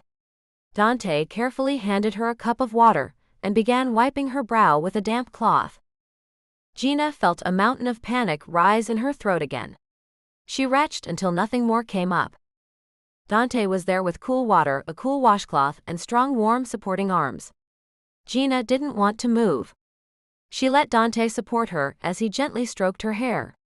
Her head throbbed, but his touch was gentle and soothing. Geena relaxed against his warmth. All the concerns she'd had earlier in the day, all her questions about this man were answered. Would she be able to mentally deal with his wolf, and all the power and violence that it brought with it? Unequivocally, yes. She knew in her heart that he would do whatever was necessary to keep her safe. And that his wolf, while large and frightening, would only fight to protect. That even meant that here, on the edge of the tub next to the toilet with Dante, was safe, especially if she was going to throw up again. When she felt as if she could fall asleep where she sat, she motioned to Dante to help her up. He guided her back to the bed and tucked her in after she placed her head on the pillow. He sat on the edge of the bed and soothingly petted her back until she fell asleep. When Geena woke up again, it was light out. The scent of Dante lingered on her pillow. Awake and safe. She remembered everything that had happened. Everything. Groaning, she slowly sat up. Oh God. I threw up in front of Dante. Of everything she'd endured, vomiting in his presence seemed to be the worst thing possible. She rubbed her face and looked around the trailer. There was a tinted note with her name next to a tall glass of water on the dinette table. Next to the water were 2 blue gel tablets. There was also a single large white daisy lying on the table. She downed the water and took one of the gel tablets. Beautiful Geena. Sleep as long as you need to. Go back to bed if you want. Drink plenty of water. Eat if you are hungry. I will come back to check on you. I've gone to collect the boys. I wonder if I'll be able to extract Percy's hand from that little girl's. I think I've had more than enough hiking, so how does sitting at the rim all day sound? Be back soon. Dante. She smiled and held the note to her chest. Not a love note, but her first note from Dante. Dante wanting to spend time with her, even after she had thrown up in front of him. Her mouth tasted gross. She needed her toothbrush. She found her pants. They were covered in mud. She didn't see her shirt anywhere, but she remembered that it had been ripped and bloody. She needed clean clothes and to brush her teeth. She found another piece of paper and a pen. She scribbled a quick note and left it next to the flower. Bathhouse back soon. G. She looked for Dante and the boys on her short walk over to her RV. Inside she grabbed bathing supplies and fresh clothes. She noted that Brooke had not returned yet. Geena checked her phone. Had she missed a call or text from her while things were happening yesterday? Nothing. She was surprised to see the time. It was early afternoon. She had slept in longer than she realized. Geena quickly texted. Hey Brooke, please check in. Expecting an instantaneous reply, when nothing came, Geena figured that Brooke was running low on battery. She hoped Brooke would let her know what was going on, not that Geena counted on it. Taking off with people she had just met while on vacation, apparently was a bad habit of Brooke's. Total hypocrite. Geena no longer cared that Brooke had taken off. However, they were obliged to leave the campgrounds in a few days and return the RV. Geena needed to know if Brooke was driving back with her, or if Brooke had decided to return home on her own. Something Geena didn't expect her to do, not without her laptop. After all, she needed that for work. But Geena would not put it past Brooke to leave her to drive cross-country on her own. Geena quickly checked the under-seat storage to confirm the presence of the computer. Yep, it was still there. Geena made her way to the bathhouses. Both her RV and the Airstream had showers, but the bathhouse offered privacy. Something she would not have in either camper, if anyone returned while she bathed. She stood for a long time under the hot shower. The water felt good on her sore body. She knew better than to touch the wall, but she needed to lean against it for support. She was mentally exhausted and physically beat. The terror of the evening before had not completely left her body. The cool tile of the shower wall felt good against her forehead. She focused her breathing. No throwing up became her mantra for about 5 minutes. Fortunately, she did not have to empty her stomach again. She found her center and stood to finish her shower. She carefully cleaned her scrapes and rebandaged them. They weren't deep, but they needed to be carefully cleaned since muddy claws had made them. There was no sign of Dante yet when she stopped by the Airstream on her way back to the rental. She strolled back to the RV, contemplating if she should look for him. He had said he would come back for her. When had he written the note? How long would it take to collect the boys from their overnight with the church group? Geena admired a vintage trailer camp setup. They had definitely understood the concept of glamping. She squeaked. They had a table with a vase full of large white daisies. Distracted by the flowers, Geena hadn't noticed the person sitting on her rental's step. Where the hell have you been? Brooke barked. Startled, Geena dropped her bundle of dirty clothes and towels. Oh, you scared me. Geena let out a nervous giggle. Well, where have you been? I looked for you at the lodge and the stores. Nothing. I don't have a key. Did you text me? Did I miss it? Geena fumbled for her phone to see if she'd missed a text from Brooke. Brooke knit her eyebrows together in annoyance. No, I didn't text you. My phone's dead. I just expected you to be here. She dramatically flourished her hand out for the key. Geena handed it over. Look, I'm tired, I've got a headache, and I've been in these same clothes for 3 days now. Hiking is disgusting. Brooke waved her hands around. She turned and opened the door to the RV. She stepped up, turning in the door to look down on Geena.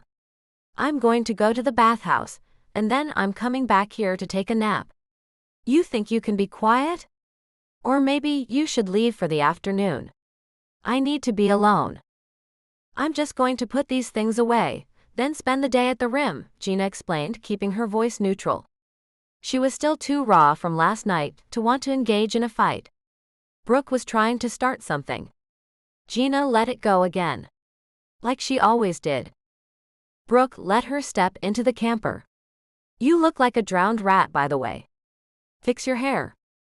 Geena glared at Brooke's back before quickly tossing her dirty clothes into the bag she had for them. She dragged a brush through her damp hair, grabbed 2 hairbands, and placed her toiletries caddy away. Text me when you wake up. Maybe we can have dinner together? Geena wasn't exactly sure why she was being nice, other than that's just how she always was. Maybe Brooke needed someone to be nice to her, and her attitude would change. Then again, maybe not. Brooke harumphed. Geena stepped out of the RV. Maybe she should feel bad for Brooke. After all, Brooke had had a bad time. Geena didn't even want to sympathize with her. Brooke's attitude made it hard to be cordial. Parts of this trip could not be over soon enough. Shaking her head to clear it of Brooke's negativity, Geena headed back to the Airstream.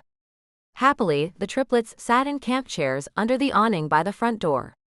The door opened and Dante looked out. In one long step, he was out of the trailer and wrapping his arms around Geena. Carefully, he brushed a stray hair from her brow and stroked his fingers down her face.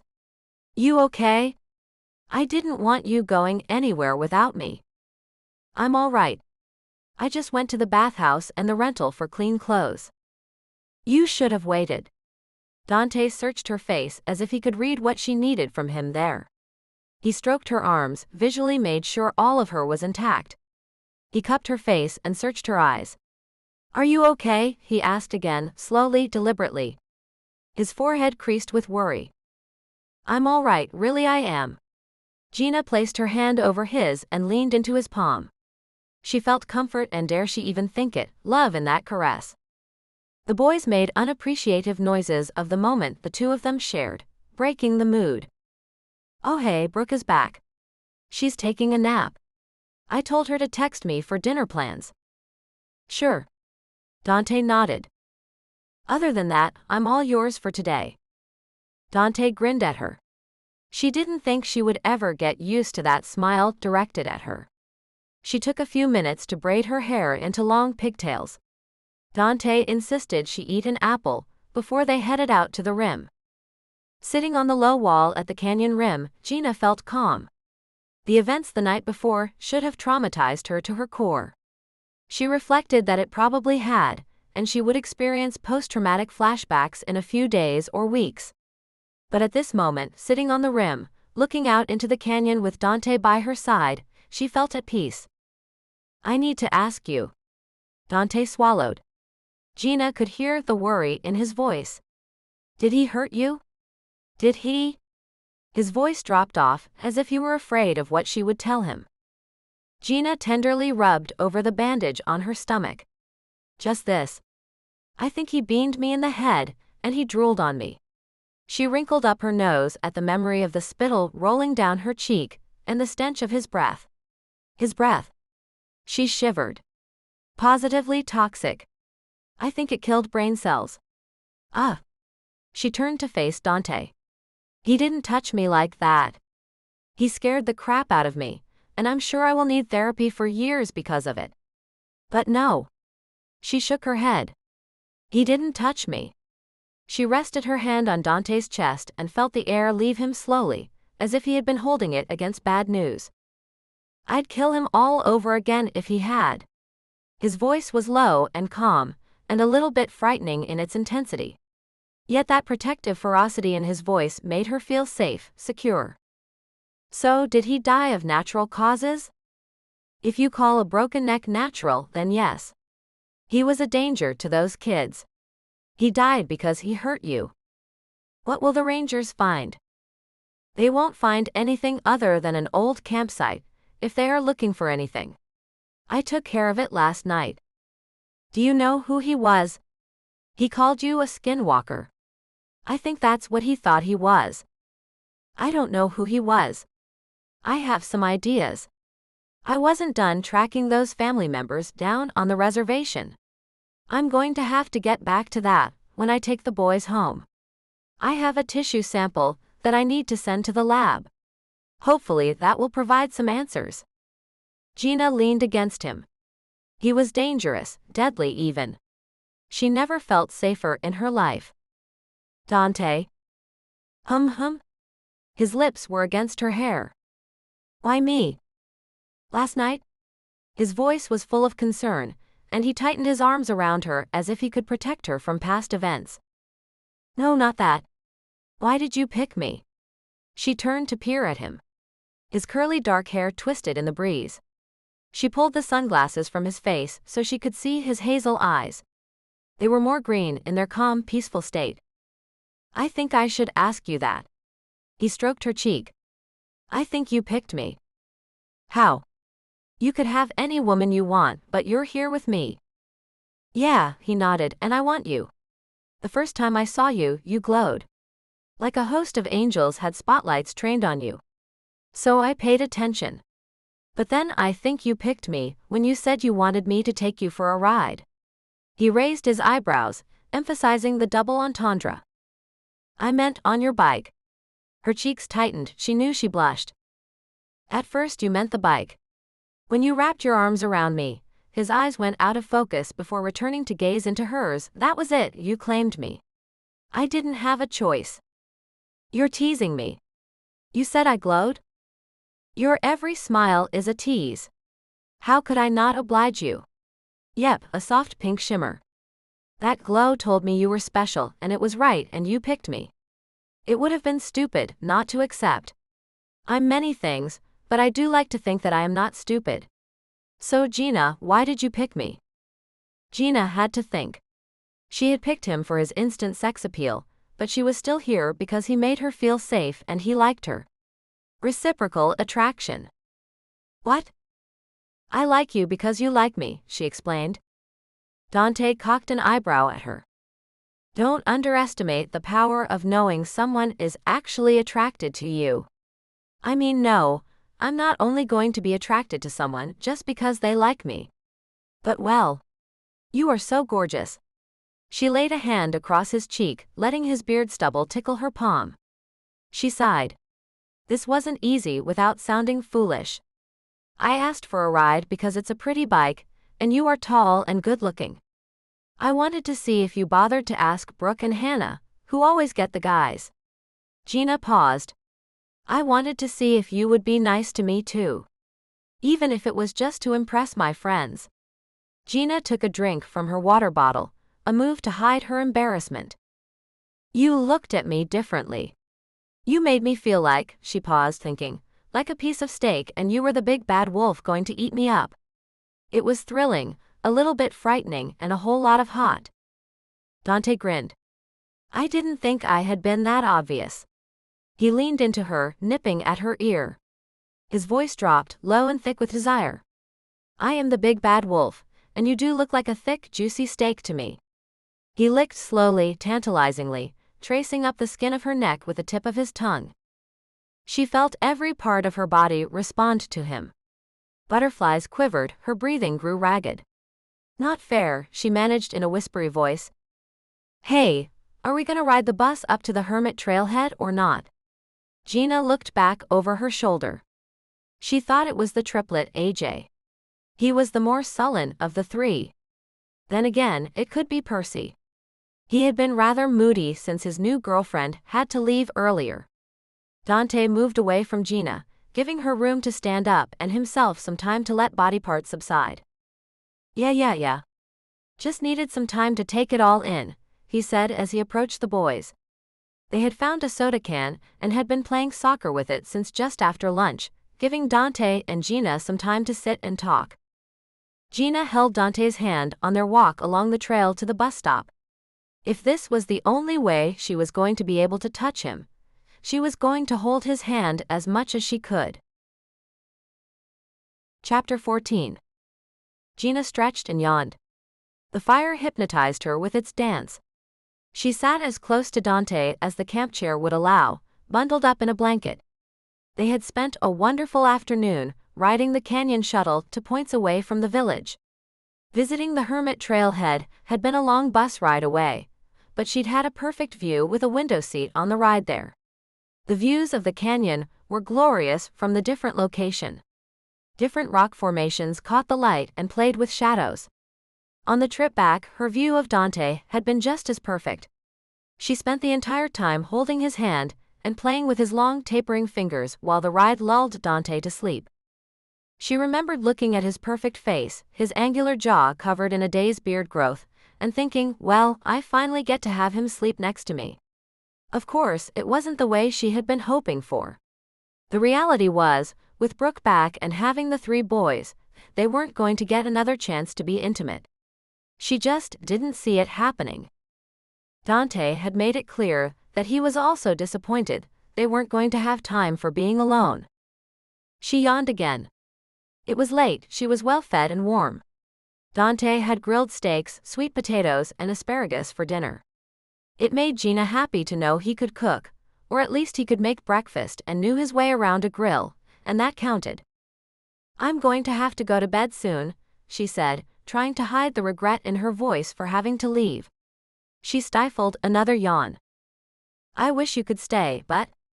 Dante looked over his shoulder at the trailer. I have guests.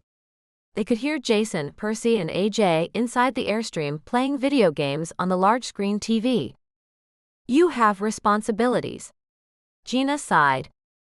Speaking of responsibilities, I'm going to have to take them home soon and get back to work. And I have to take the rental back to Atlanta. Geena, He paused. Nope, stop right there. She held up her hands. It's late and we are both tired. You aren't allowed to dump me tonight. We can talk about it tomorrow. She stood up. I'm not going to dump you. He smiled up at her as she leaned over him for a kiss. Oh good, 'cause I think I like you. You think you like me? He emphasized the think, cocking an eyebrow at her. Sometimes. She smiled and gave him a quick kiss on the lips. Good. Dante stood and wrapped his arms around her. 'Cause I know I like you. They kissed again, and this time Dante's lips lingered on hers. Geena tried to pull him closer. She did not want to let go. She didn't want to think about parting ways, even if it was for the night. She wanted to feel as much of Dante as she could. When the kiss ended, Dante rested his forehead against hers. Yeah, I like you. He sighed. Dante draped his jacket across Geena's shoulders. The night had gotten chilly, and her jacket wasn't thick enough. She shivered more from nervous energy and emotion than from the chill. Come on, pretty girl, let me walk you home. Dante placed his large, warm hand in hers and led her back to the rental. Dante stood with his hands in his pockets as she stepped inside and closed the door behind her. Brooke was not in. Geena had expected her to be asleep.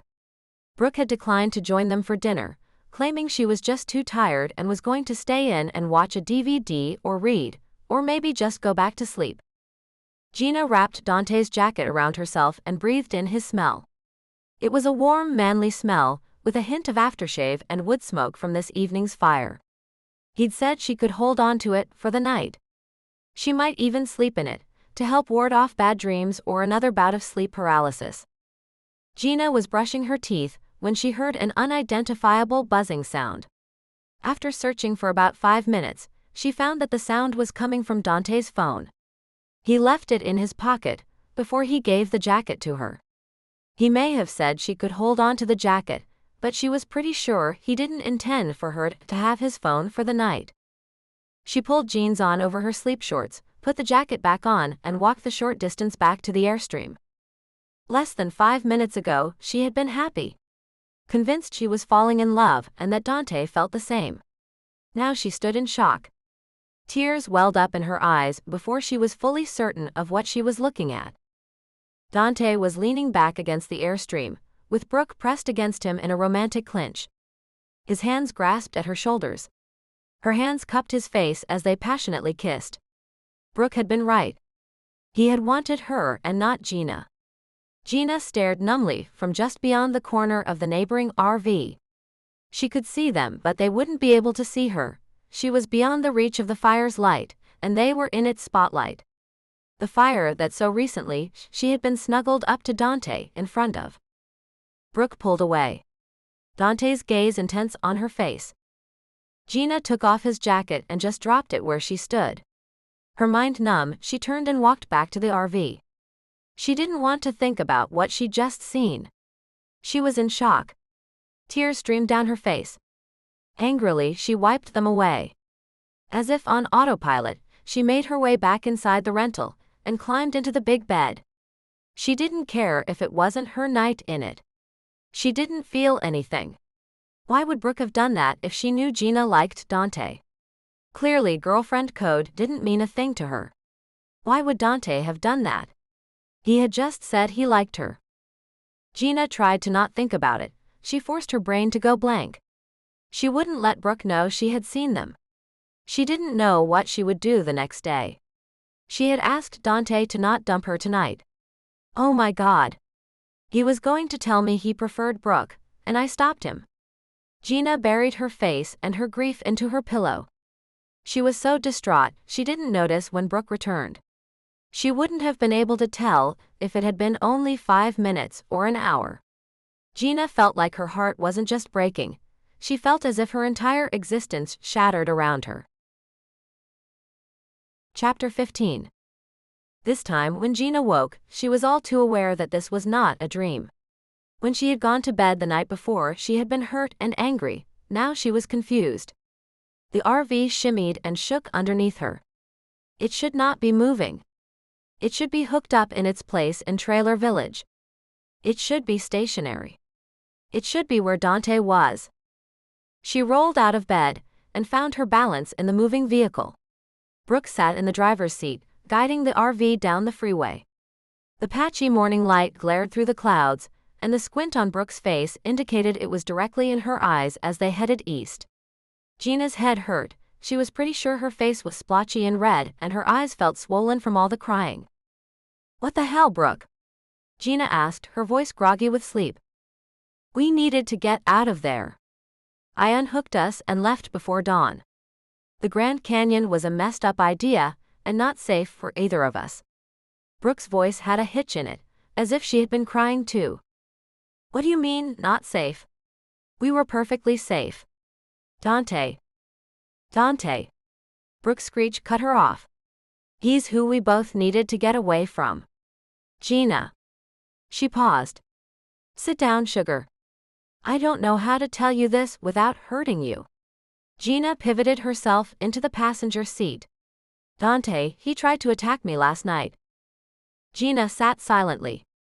She had decided as she finally fell asleep last night that she was going to find out exactly what it was she had witnessed. She should listen to Brooke's side of the story. But she also wanted to get Dante's side of things. She wanted to be a fair judge. Now she couldn't. Brooke described how she went to join them around the fire pit. Instead of finding Geena, she found Dante. Alone. He said mean, hateful things about you. What did you do with him? Please don't tell me you slept with him. The things he said were just cruel and crude. He told me he was just biding his time with you until I came back. I'm sorry, Geena. He asked me how to get rid of you for the night so I could stay with him. She described how when she tried to leave, he'd grabbed her and pushed her against the trailer. She described how he'd tried to kiss and fondle her. I wouldn't go with him because you liked him so much. He was scary, Geena. When I said no, he tried to hurt me and force me into the trailer. Her eyes stayed focused on the road ahead. Geena closed her own. I'm so sorry, sugar. I know you liked him. But he was just using you. He was not a good man to have a crush on. Please tell me he didn't hit you or anything.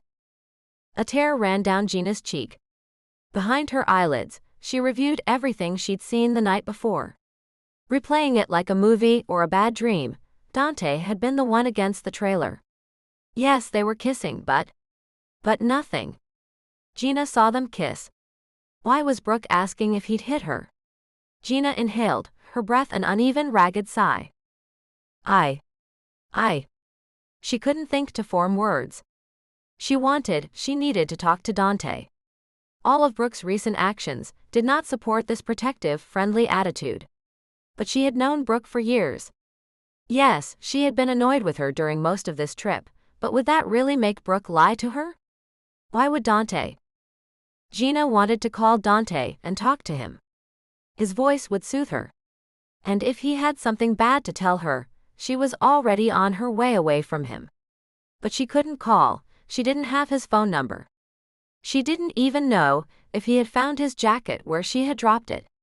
Once they met at the Grand Canyon, they hadn't been apart for more than a few minutes at any time. Since she was always in his company, she had forgotten to ask for his phone information. So nothing. She could probably look him up or trace him through the company he said his cousin ran. But she didn't have the full name of his cousin, only Morgan. Not helpful. How many Morgans were out there working construction? I hate men. Brooke slammed the steering wheel.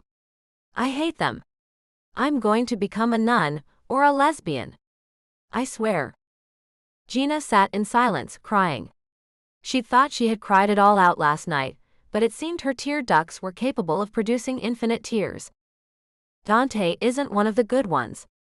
I wish you had more experience with men. He just took advantage of you, sugar. You need to learn to not be taken so much with a pretty face and a nice set of abs. I should have stuck with my original feeling the first time we met him, that he was dangerous. I don't think I can hear this right now. I need to process. Geena pivoted out of the passenger seat into the back of the RV. The cabin swayed too much for her to be able to get dressed, so she just sat on the bed. A particularly large bump in the road jostled the RV, causing her to lose balance. She allowed gravity to take her, and fell onto the mattress. Burrowing her face into the nearest pillow, Geena sobbed. She cried because she was convinced she would never see Dante again. She cried because she saw Dante kissing Brooke.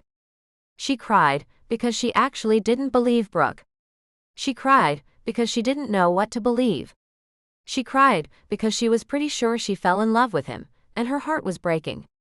She cried until she had no more tears, and her breathing became so hard she gave herself the dry heaves. The reaction in her system produced nothing but a coughing fit. Once that subsided, Geena lay on her side staring into nothing. Occasionally a dust mote would win her focus, but those couldn't keep her attention for long. She didn't think. She didn't cry. She was numb. Looking back, her best estimate was that she was semi-comatose like that for about 2 or 3 hours. Brooke pulled the RV off the freeway and parked it. Geena was aware only because the movement stopped. Geena, you should probably get dressed. I'm going in. I'll grab you a sausage biscuit. While Brooke was in the restaurant, Geena put on a pair of sweatpants and a t-shirt. The first shirt she grabbed was of the Grand Canyon. Maybe Brooke had been right, maybe this had been one big bad idea. She grabbed her Santa Fe shirt instead. Brooke set the paper bag of fast food down on the table when she returned. In the other hand, she carried 2 large Cokes in a gray cardboard drink carrier. Geena rifled through the bag and found the biscuit breakfast sandwiches. She handed one to Brooke and began picking at the crust of the one she had opened for herself. Dante was dangerous, she had witnessed that firsthand, but he had also been so kind and gentle with her. She had a hard time balancing Brooke's account with the man she'd come to know. Again, she reminded herself she had barely known him. I'm sorry about Dante, Brooke began. I don't want to talk about Dante, Geena snapped. She put her hand up with the fingers spread, indicating stop. I'm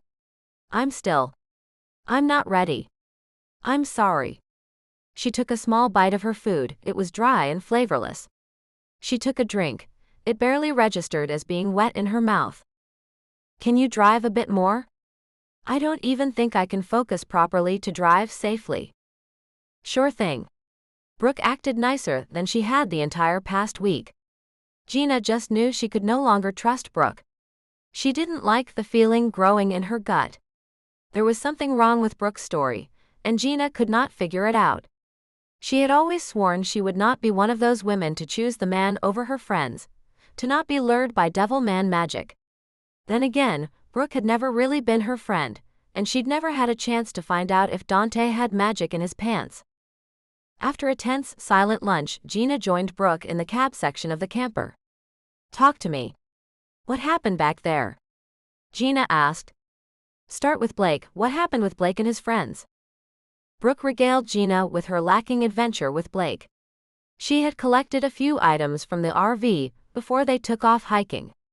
They saw the vans that ran the North Canyon shuttle, and after talking to one of the drivers, they were able to make reservations for the next scheduled trip north. It was all so exciting, nothing planned, just winging it. We had enough supplies to do it. Of course, it wasn't nearly as much fun when they got there. The North Rim Lodge and everything was still closed for the season. And being at a higher elevation, it was so cold. I hadn't anticipated actually camping outside. I thought there was a hotel up there. So I decided this was the best time to make my move on Blake and get him to share his sleeping bag. He was very receptive, as most men are. Even if he was a bit slow on the uptake. Brooke slurped her drink before continuing. It was all romantic. We had a great cookout and we watched the rain over the South Rim. Blake was getting cozy. And then nothing happened. I was ready to come back, but apparently they had planned for 2 nights at the North Rim. More hiking, taking pictures, looking at rocks. Rocks are rocks. And the canyon is just a freaking hole in the ground. More rocks. I don't get what those guys were all excited about. One day was plenty. But Blake was more friendly. It was all going so well until some stupid tourist campers from Germany showed up. Then Blake got all weird and cold and crap. There was this one tall girl. I even think her name was Heidi. Are all girls from Germany named Heidi? Just the models, I think, Geena managed. So Brooke got turned down again. Well, Heidi and her friends, all women, joined us. Fortunately, they had tents. Or unfortunately. I don't know. Blake and Heidi went off in her little tent and made noises like breeding gophers most of the night. Geena scoffed. Gophers? Well, then I guess that's a little piece of Blake you probably didn't want, she said, wiggling her pinky. Brooke started laughing. She wiggled her pinky also. Trouser worm, more like it. The laugh did Brooke good, and her mood, which had darkened as she described her failed hookup with Blake, lightened considerably. I ended up sharing a tent with a girl named Amalia. She was nice enough. The next morning we got up, and instead of hiking off with everyone else, I sat and waited for the shuttle back to the South Rim. I think I slept better on the ride back than I did the previous 2 nights. I was overtired and cross by the time I got back to the RV, and the stupid thing was locked, and I didn't have a key. You could have called or texted me, Geena offered. My phone was dead. I just wanted to lie down in a bed. I wanted to get warm. And Hannah wasn't around, and you had taken off on your own. Brooke waved her hands around. It was only later when we ran into each other that I found out you were holing up in Dante's camper, having a fine old time. You know, you could have left me a note or something. I'm sorry. I should have realized you didn't have a key when Hannah gave me one. About that, Geena. The 2 women looked at each other. Brooke turned her attention back to the road after the eye contact. What did you see in him anyway? There is something wrong with him. Geena frowned at Brooke. I mean, he attacked Tim and then got them thrown out of the park. What was that all about?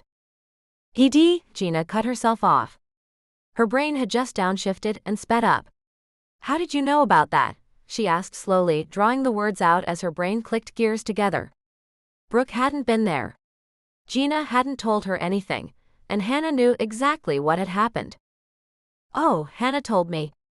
When I got back to the RV and it was locked, I called looking for y'all and reached Hannah. Geena, she told me he jumped poor Tim for no reason. Then when Tim fought back in self-defense because Dante is all appearances and no real action, Tim managed to clip him. And so since he fought back and can actually fight, Tim is the one who got into trouble with the park rangers. Dante threatened to sue the park, so they had to ask Tim to leave. Geena listened to Brooke and bit her tongue. Hadn't she already said her phone was dead? Brooke's story was full of holes. Tim's point of view holes. Of course Tim would think he had been the victim in that exchange. Yeah, I didn't see it happen. And Hannah really didn't talk to me afterward, so I don't really know what happened, Geena lied. She knew exactly what had happened. But she needed to process all the lies coming from Brooke. Did Brooke think Geena would so easily believe her because Dante wasn't around?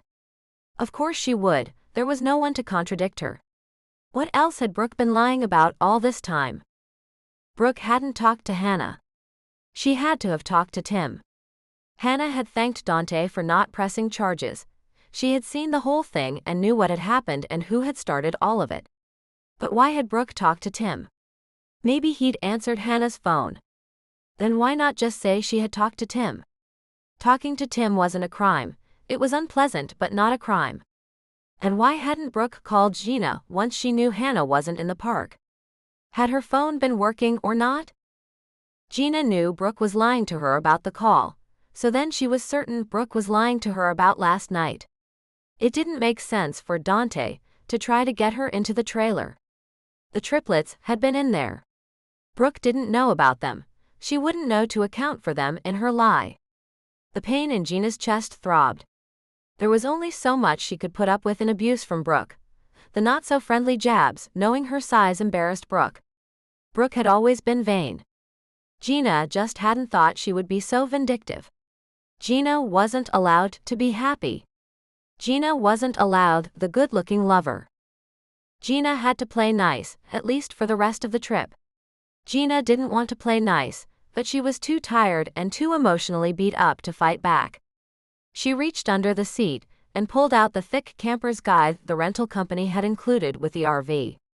She began flipping through it, looking for a place for the night. We are making really good time. How about we park at that place in Amarillo again, she suggested. It's gonna be a long drive today, but I'm with you. We need to get home and get this behind us. And I need to get away from you and your toxic lies.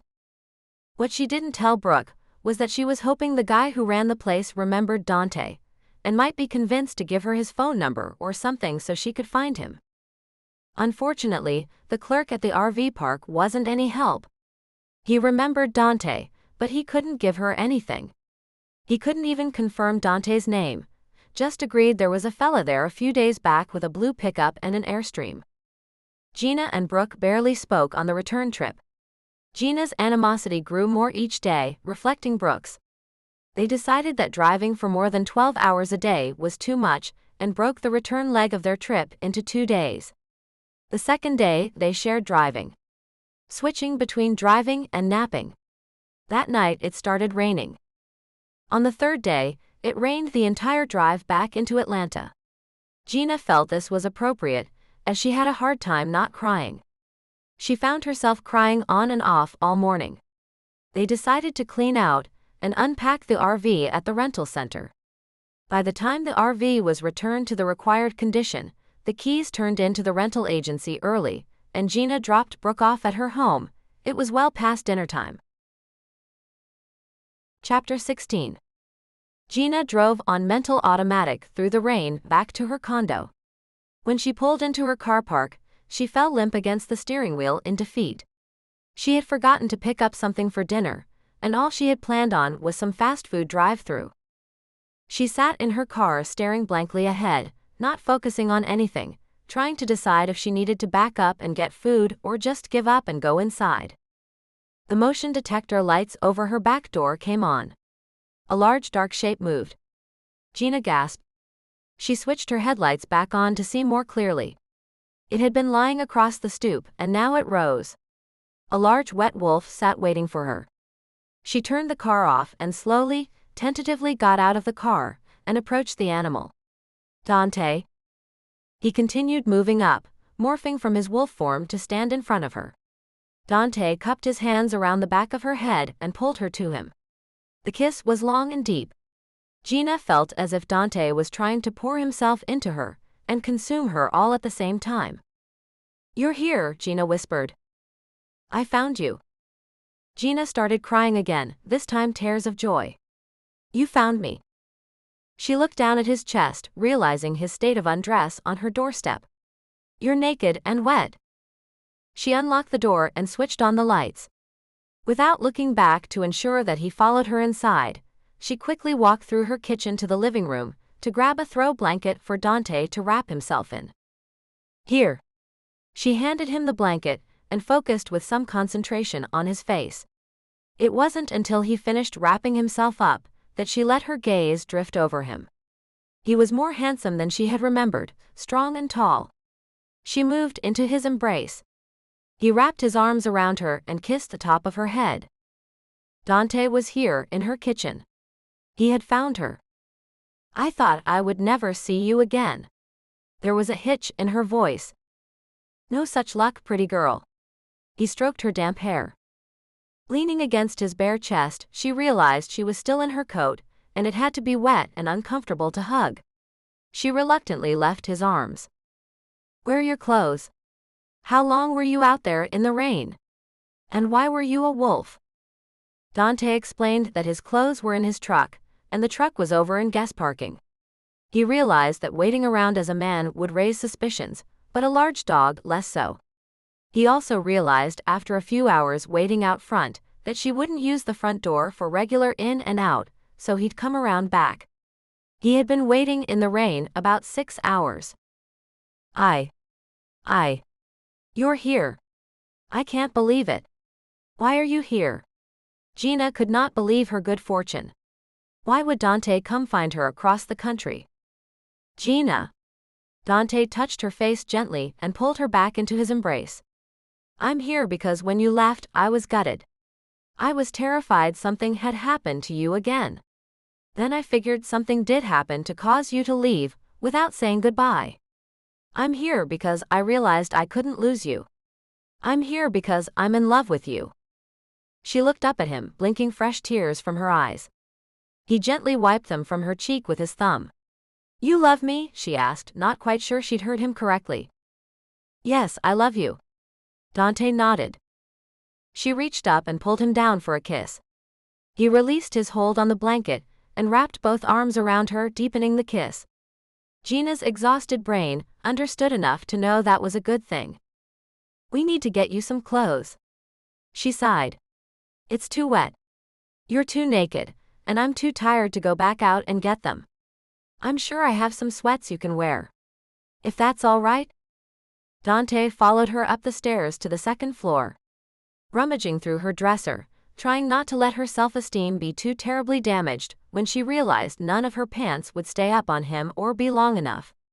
Geena located a pair of gray drawstring sweats and a pink shirt that wouldn't fit him like some crop top tent. She purposefully averted her eyes from his perfect body. Why would someone so perfect be here with her? She sat on the edge of her bed, waiting for Dante to change. She was so tired, she felt like she was deflating. Dante stepped from the bathroom. He was even gorgeous in her clown clothes. The pants were wide and reached his leg mid-calf. The shirt was wide and looked like a mini dress. "You look exhausted." "I'm tired and cold and hungry," and Geena sniffed. She didn't want to cry again, but after the frustration and the emotional beating of the past few days, she felt like she would collapse. "And you found me." She could manage being a human-shaped lump, and that was about it. Had Dante said he was in love with her? She already couldn't remember properly. Dante sat next to her, stroked her hair and her back. "We're together now. It will all work out. Why don't you take a hot shower, and I will find something to make for dinner, okay?" He looked ridiculous in her clothes. But she didn't care. All that mattered was she saw concern on his face and he was here. "All right." Clean and in dry, comfortable clothes, Geena padded downstairs to find Dante and dinner. "How?" Geena asked as she lifted a forkful of food from her bowl. "Those boys said they were good trackers." "And they are." "I thought they meant using their noses and looking for footprints." They sat together on the couch in the living room. The TV was on, but neither of them paid it any attention. Geena's feet rested on Dante's lap.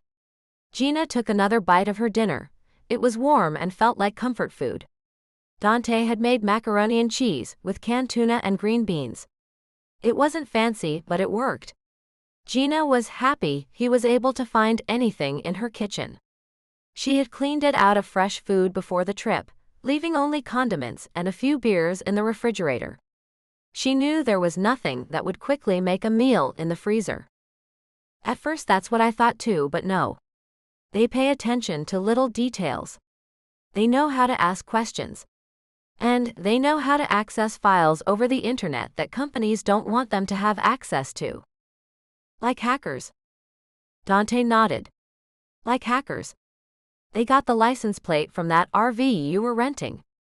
They probably rifled through the rental agreement when you left them in there to watch movies, he said, taking her empty bowl and placing it in the sink. They found your address for me. I dropped them off at their mother's and then drove straight through to get here, he said, gathering her into his arms as he sat back down on the couch. He pulled her close to his chest with his arms around her shoulders.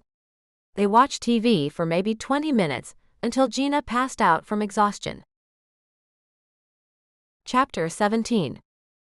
Dante's plan to never leave the bed would have happened if they hadn't realized they were hungry, and there was practically no food in the condo. Where's your truck? Geena asked while she got dressed. Dante explained through the shower where he had parked, and that the truck was unlocked and the clothes would be in the cab. Once both were dressed, Geena drove to a nearby strip mall with an IHOP, a grocery, and a big box store. Geena smiled as the waitress delivered their food. I love you, but what I saw really hurt, Dante. I know Brooke lied to me, 'cause what I saw and what she said just don't add up. What did you see? Dante asked as he took a bite. Geena shook her head. I'll tell you what I saw, after you tell me what happened. I need to know you aren't changing things to fit my story. Fair enough. Dante carefully placed his fork down with a sigh. I was about to tell you I developed some serious feelings for you, when you shut me down. I thought you were gonna break up with me, Geena confessed. I know, you told me. Instead, I walked you home. Brooke was sitting next to the fire when I got back. I told her you had gone back to your RV. She said she wanted to talk to me alone. I figured she was going to read me the riot act for hooking up with you. She started unbuttoning her shirt and telling me that I no longer had to settle for you. She used some unsavory descriptive terms. Let's just say she did not like it when I told her I preferred your shapely backside, and she needed to leave. She's screechy and very unladylike when she gets mad. I had to physically restrain her from going into the Airstream. That's when she got me pinned to the side of the camper, and... Dante paused. I didn't kiss her back, I swear it. I was trying not to hurt her, but she landed pretty hard when I pushed her off me. She kept saying I would change my mind if I would kiss her. Dante took a sip of coffee. Geena watched his face. He looked pained. She stormed off in a huff. I stayed outside watching the fire and trying to figure out how I should tell you what had happened. I found my jacket on the ground when I headed over to see you the next morning, but you were already gone. Dante blinked, clearing his eyes as he looked at Geena. I was terrified something had happened to you again. Then I realized Brooke had probably told you something, and the two of you left. Those boys stepped up with all kinds of help when they realized I needed to find you. Now will you tell me what you saw? Geena nodded. I saw you and Brooke kissing. I thought you really were trying to break up with me, 'cause she was back. God no, Geena. Geena shook her head and held up her hand to stop Dante. By the next morning, I realized I needed to talk to you, and not jump to conclusions. But Brooke had us unhooked and on the road. She told me you tried to attack her and get her into your trailer. I think that's when I started to realize something was wrong, and she was lying. It took me a while to figure it out. There was no reason for you to get her into the trailer. She still doesn't know about the boys. Geena, I've never lied to you. You know my secrets. Why would I do what she said? I don't know. I was confused and hurt. And then we were gone. I never got the chance to find out from you what had happened. Geena sighed. But you're here. I'm here and I love you. Dante shifted from his side of the booth so that he could sit next to Geena. You said Brooke has been lying about all kinds of little things lately. Yeah, I'm pretty sure she always lies. But recently they've been easy to catch, stupid lies too. Things that just don't add up. Geena chuckled to herself. She was probably outraged that you like me, and couldn't accept it. Well, it's something she's just going to have to get used to. You know I never would have gotten between you and your friend on purpose. Yeah, I do. And Brooke's not my friend. I'll be cordial enough to her through this wedding of Hannah's, but then I am officially done. Geena rested her head against his shoulder. You love me? I think I have from your first smile, pretty girl. He kissed her on the forehead. They picked up a change of clothes for Dante at the big box store. He didn't buy too much, as he expressed a preference to take Geena shopping later for properly fitting clothes, as he described them. He did purchase enough necessities and sundries to get him through the next few days. Dante told her he planned to go back to bed and not need clothes for at least 2 more days.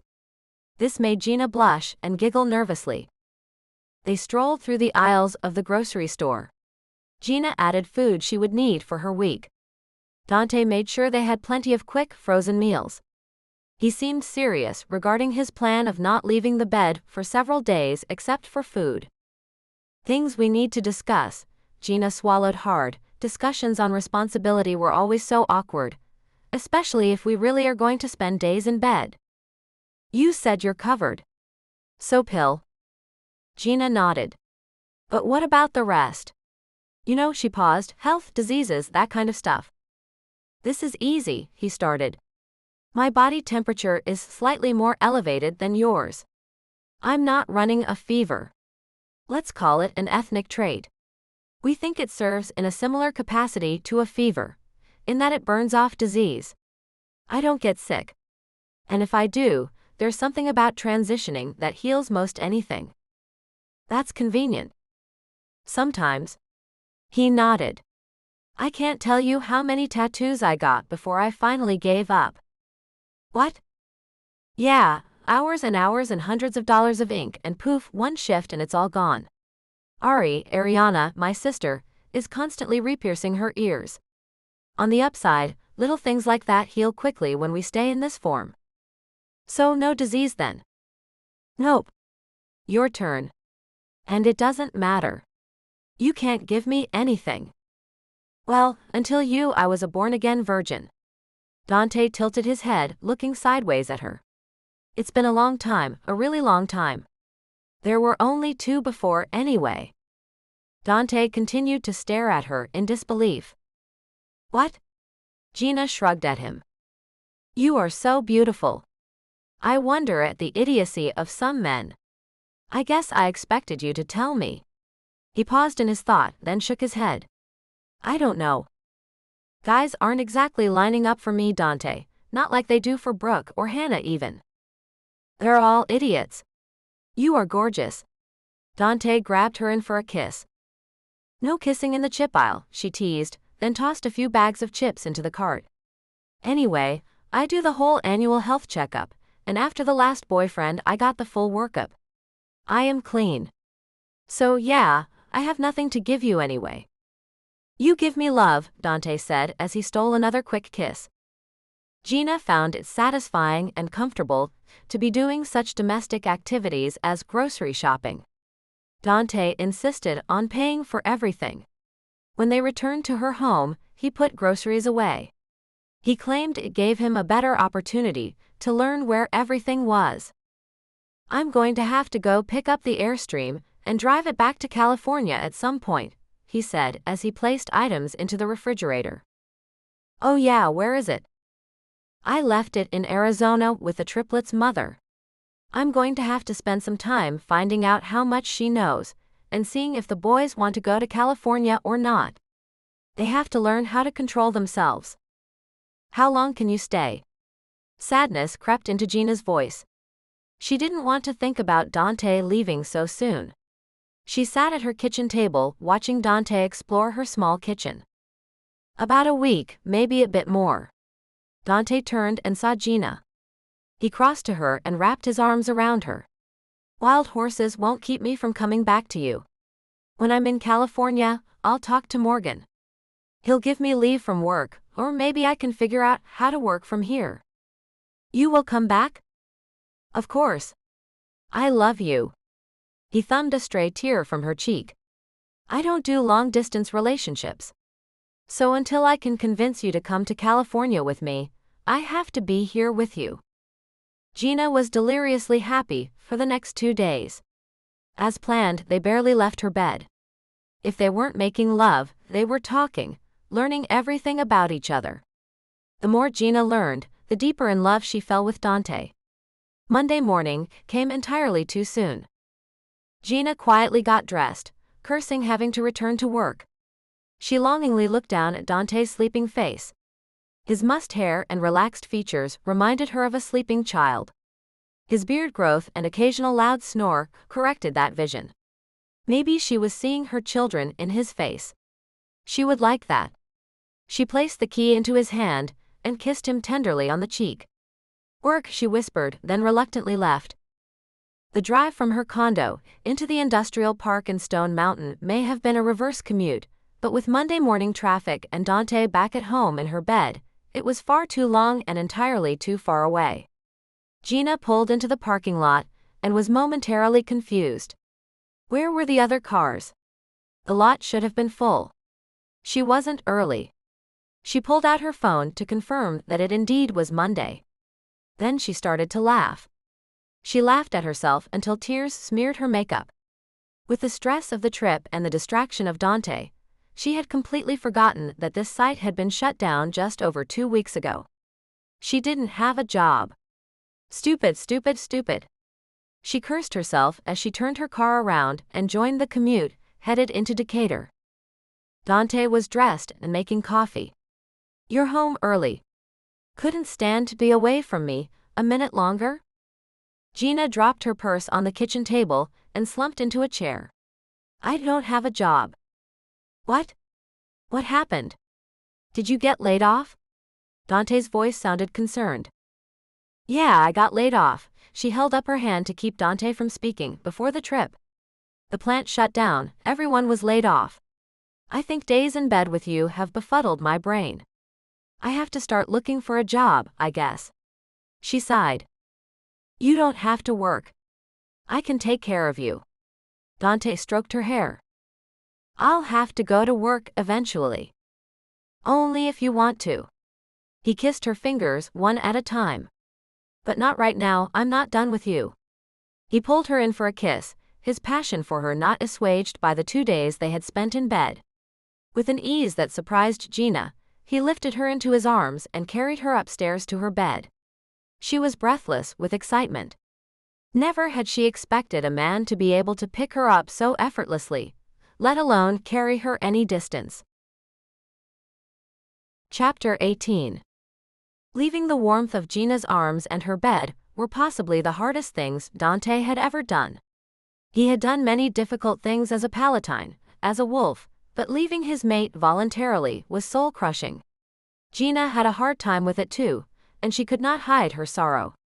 He tried to leave at least 3 different times. The first time, he took one look at the sadness in her eyes, then carried her upstairs and made love to her for the rest of the day and into the night. He had to leave the next day. He could not afford to put it off any longer. The second time he thought he was leaving, he made it as far as the truck before he had to return to Geena. That time, they didn't even make it all the way upstairs before he claimed her body one more time. The third time, it was late morning, and Geena followed him out to the truck. He didn't want to stop kissing her ever.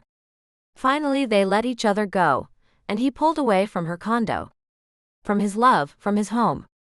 Geena was brave, but tears still streamed down her cheeks. Dante didn't let her see how it affected him. Geena's tears made him want to damage whatever it was that caused her pain. His brain turned into a rage monster. He wanted to punch and bite and scratch. The problem was, he was the cause of her pain. Internalizing his rage, he beat himself up mentally. He had hurt her once unintentionally, now he was causing it directly. It made him angry, and unfortunately it came across as being aggravated with Geena, which made her sadder. The only way he knew to fix this was by kissing her more. But now, alone in the truck, all he could do was call her on the phone. Dante had been gone for less than 15 minutes the first time he called her. He could tell she had been crying. He desperately wanted to turn the truck around and bring her along. She was stronger than he was. The sound of her tears was all it took for him to want to give up and return to her. She had insisted that she stay at home. She needed to look for a job. She had wedding obligations. Their first conversation over the phone was limited in its scope. Dante promised to return to her sooner than later, and professed his love for her repeatedly. Geena tried to stifle her crying, and told Dante she would be fine. Dante decided to drive straight through, stopping only for naps in his truck. The faster he could get this done, check in on the triplets, and deliver the Airstream to his cousin, the sooner he would be back home in Geena's embrace. She made him feel like he was a superhero, invincible. She gave him a purpose, a reason to be protective. He saw his future in her face, and knew within minutes of leaving Atlanta what he would be buying on this trip.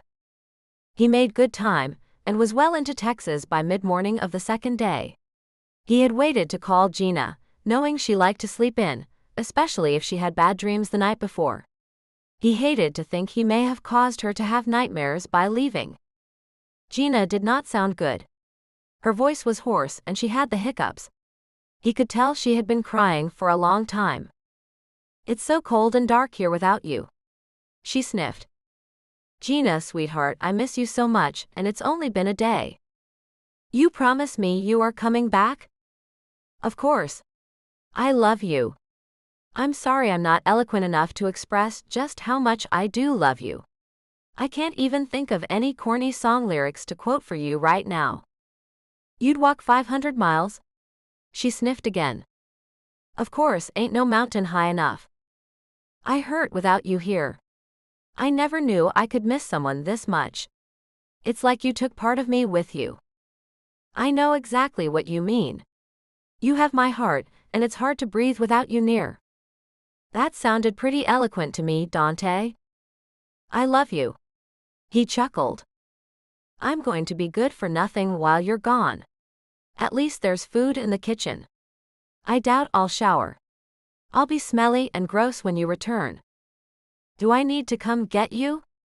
"I will, you know." "How far away are you?"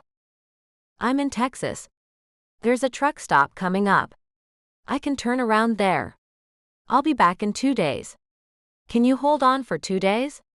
All Dante needed was for her to say come, and he would turn around. He would bring her along, or he would call Shane to pick up the trailer.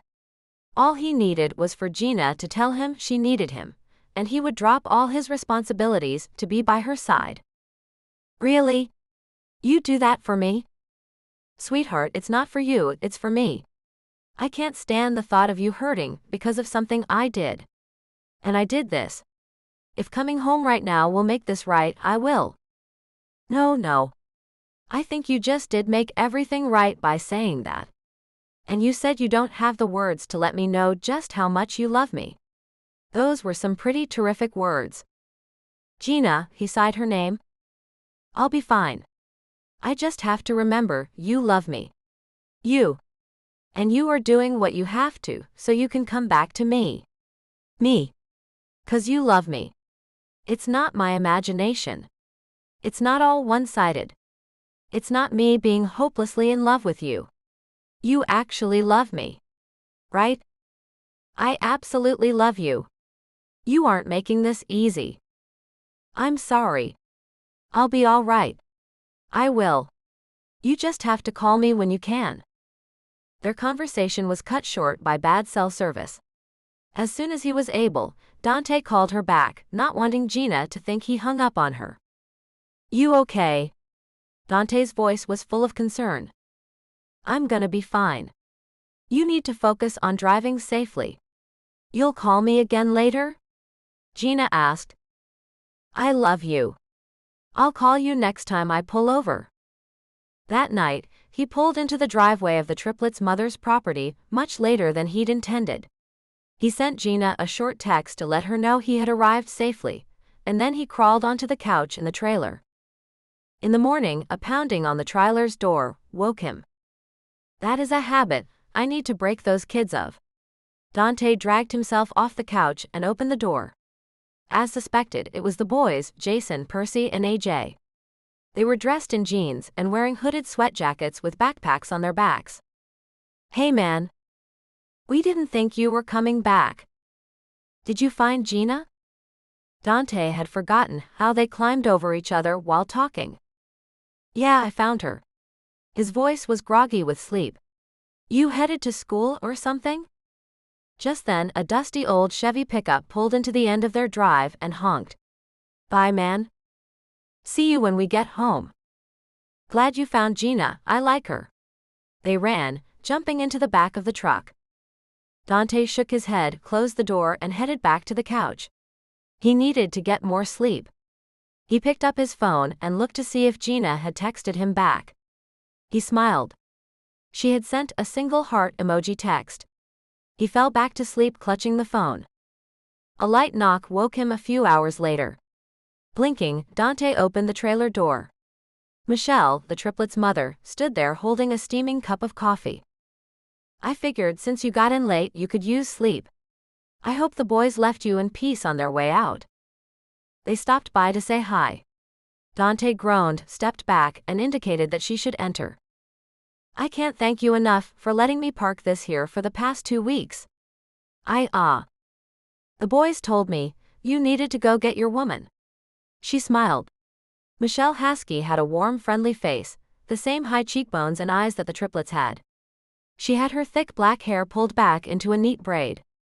She was maybe 5 to 10 years older than Dante, though she looked to be 5 to 10 years younger. Yeah, my woman. He sighed. More like the mother of my future children. I really do owe your boys a debt of gratitude in helping me find her. She say yes? I haven't asked her yet. I have to find a ring. He grinned to himself. How was he ever going to find the perfect ring for her? Dante pressed his fingers into his eyebrows. He was going to have to call his mother and get her to help. Just ask. You won't need a ring if she really is the mother of your future children. Michelle took a sip of her coffee. Well, let's not keep you here longer than you need to be. Michelle continued to fill Dante in on all the information the triplets had shared with her. They had told her about the old wolf, and how he had cornered the girls. They also told her about how Dante knew exactly what they were, and how he, Dante, was the strongest wolf they had ever met. So you know other wolves? No, not really. That's pretty non-committal there, Michelle. Can you give me any more information than that? When you left here, you told me you were looking up family lineage. Trying to see if you had any relatives around here. I liked how you called it a genetic anomaly. So I called my mother. My dad was a man named David Key. He raised me. He's my sister's biological father, but he's not mine. I've always known that. I was never really interested in my biological father's family. There was a crazy old drunk who would show up every now and again. He called himself a skinwalker. I thought he was just nuts. Mom was always nice to him, said he was my Uncle George, and we had to be nice to him since he was family. But he wasn't my dad's brother, and he wasn't Mom's brother. I was never quite sure where or how he fit in. I called again after you dropped the boys off. Mom was very helpful this time, now that I knew what questions to ask. George is. I haven't seen him for years. I don't know if he's alive, dead, or where he would be. Anyway, George is the brother of my biological father, my mother's first husband who died in Vietnam. She scoffed. He was 19. She said he died before she even realized she was pregnant. That's so messed up. She shook her head and stared into her coffee. Anyway, George is my uncle. Mom didn't know about any weird illnesses or skin conditions. She chuckled. She still doesn't know about the boy's gift. So you don't have it? Dante queried. I do not. But it was one hell of a shocker when those boys started shifting into puppies. I thought someone had slipped me some hallucinogenics. She rubbed her face, recalling the stress it had caused her temporarily aged her appearance. I really don't know how I haven't lost my sanity over it. She shook her head and gave Dante a smile. She returned to looking younger than him. And their father? He doesn't know. How have you managed that one? He travels for work and it's been less than a year. So. She shrugged and sighed. It was a deep sigh, letting stress go. Dante pulled a box off the counter and placed it on the table. He began unpacking it. I think your biological father and Uncle George are the unknowns I've been looking for. These, he said, placing several plastic boxes in front of Michelle, are DNA kits. They are all paid for, ready to go. Dante opened one of the boxes, showing Michelle the directions and talking her through the process. I need you and the boys. I'll go over this with them this afternoon to each complete one of these. I also want your husband to complete one next time he's home. I suspect you are the genetic link, but let's get him tested just in case. It's easy. You just spit in this tube. He held up a test tube. Then you follow these instructions for sending them in. They will go to a lab we use for this all the time. The lab will send you the results. They will also send me a copy of the results. He started to package the tests back into the box. We already know the boys have the gene and it's active. They are going to need support and training. Training? Yeah, they are going to be stronger, bigger, faster than their contemporaries without the lupine gene. They need to learn to control their physical and emotional reactions. For now, that can be as easy as karate classes, judo, any martial art that emphasizes discipline. Oh, Dante, that's gonna be expensive. Concern was in her voice. It's paid for. Anything you need for them, it's covered. And what if your little spit DNA test shows that we aren't related? Depending on if we know the family, I contact their people and let them know I found some pups, who and where you are. They will do the same, support your needs. If they aren't that kind of family, or we can't find a relation, the Palatines will continue to support you. You become family, related or not. Even if you are not a descendant of Margarita Palatine, as I suspect you are, you've got a huge family support system. You just need to ask. At some point, if you are Palatine, the boys will need to come spend some time at the house in Sonoma. You are welcome, of course, as their mother and keeper of their secret. My husband? Depends on how you think he'll be able to handle all of this. If he needs to stay in the dark, we can work around that. If he can deal, then it makes things easier. But he has to be able to keep the secret. Michelle nodded. I'll have to think about that. You need to know their education is covered. If they decide things are getting too hard at school, for any reason, I want you to call me. We have a private school, where they don't have to hide what they are. If they ever get in trouble with the law, I want you to call me. We have lawyers that won't necessarily get them out of trouble, but will keep them out of the local juvenile system. Get them to a place where we can work with them. Dante's phone buzzed. He picked it up. It was Geena. His face relaxed into a broad smile. Seeing the look on his face, Michelle must have realized it was love. It's your woman. I'll get going. We can discuss this more after the boys get home. She stood up and stepped out of the trailer. Dante nodded in acknowledgement as she left. Hi, pretty girl. You sound like you're smiling. I am, he crooned. Why are you smiling? Because you called me. And I am happy to hear your voice. You could see my face if I could get this stupid face-to-face feature to work. Still not working? Nope, it keeps saying failed attempt. Hey, I called for more than just to hear your voice, but I will say you are making my ears happy. You sound better today, sweetheart. I am. I'm still sad but better. I called because they just dropped off your car. Dante. Did you really order a Porsche? Yeah, I got a Panamera hybrid, figured that would be good for city driving. Dante could hear Geena pause and breathe in. You paid for that with a credit card over the phone?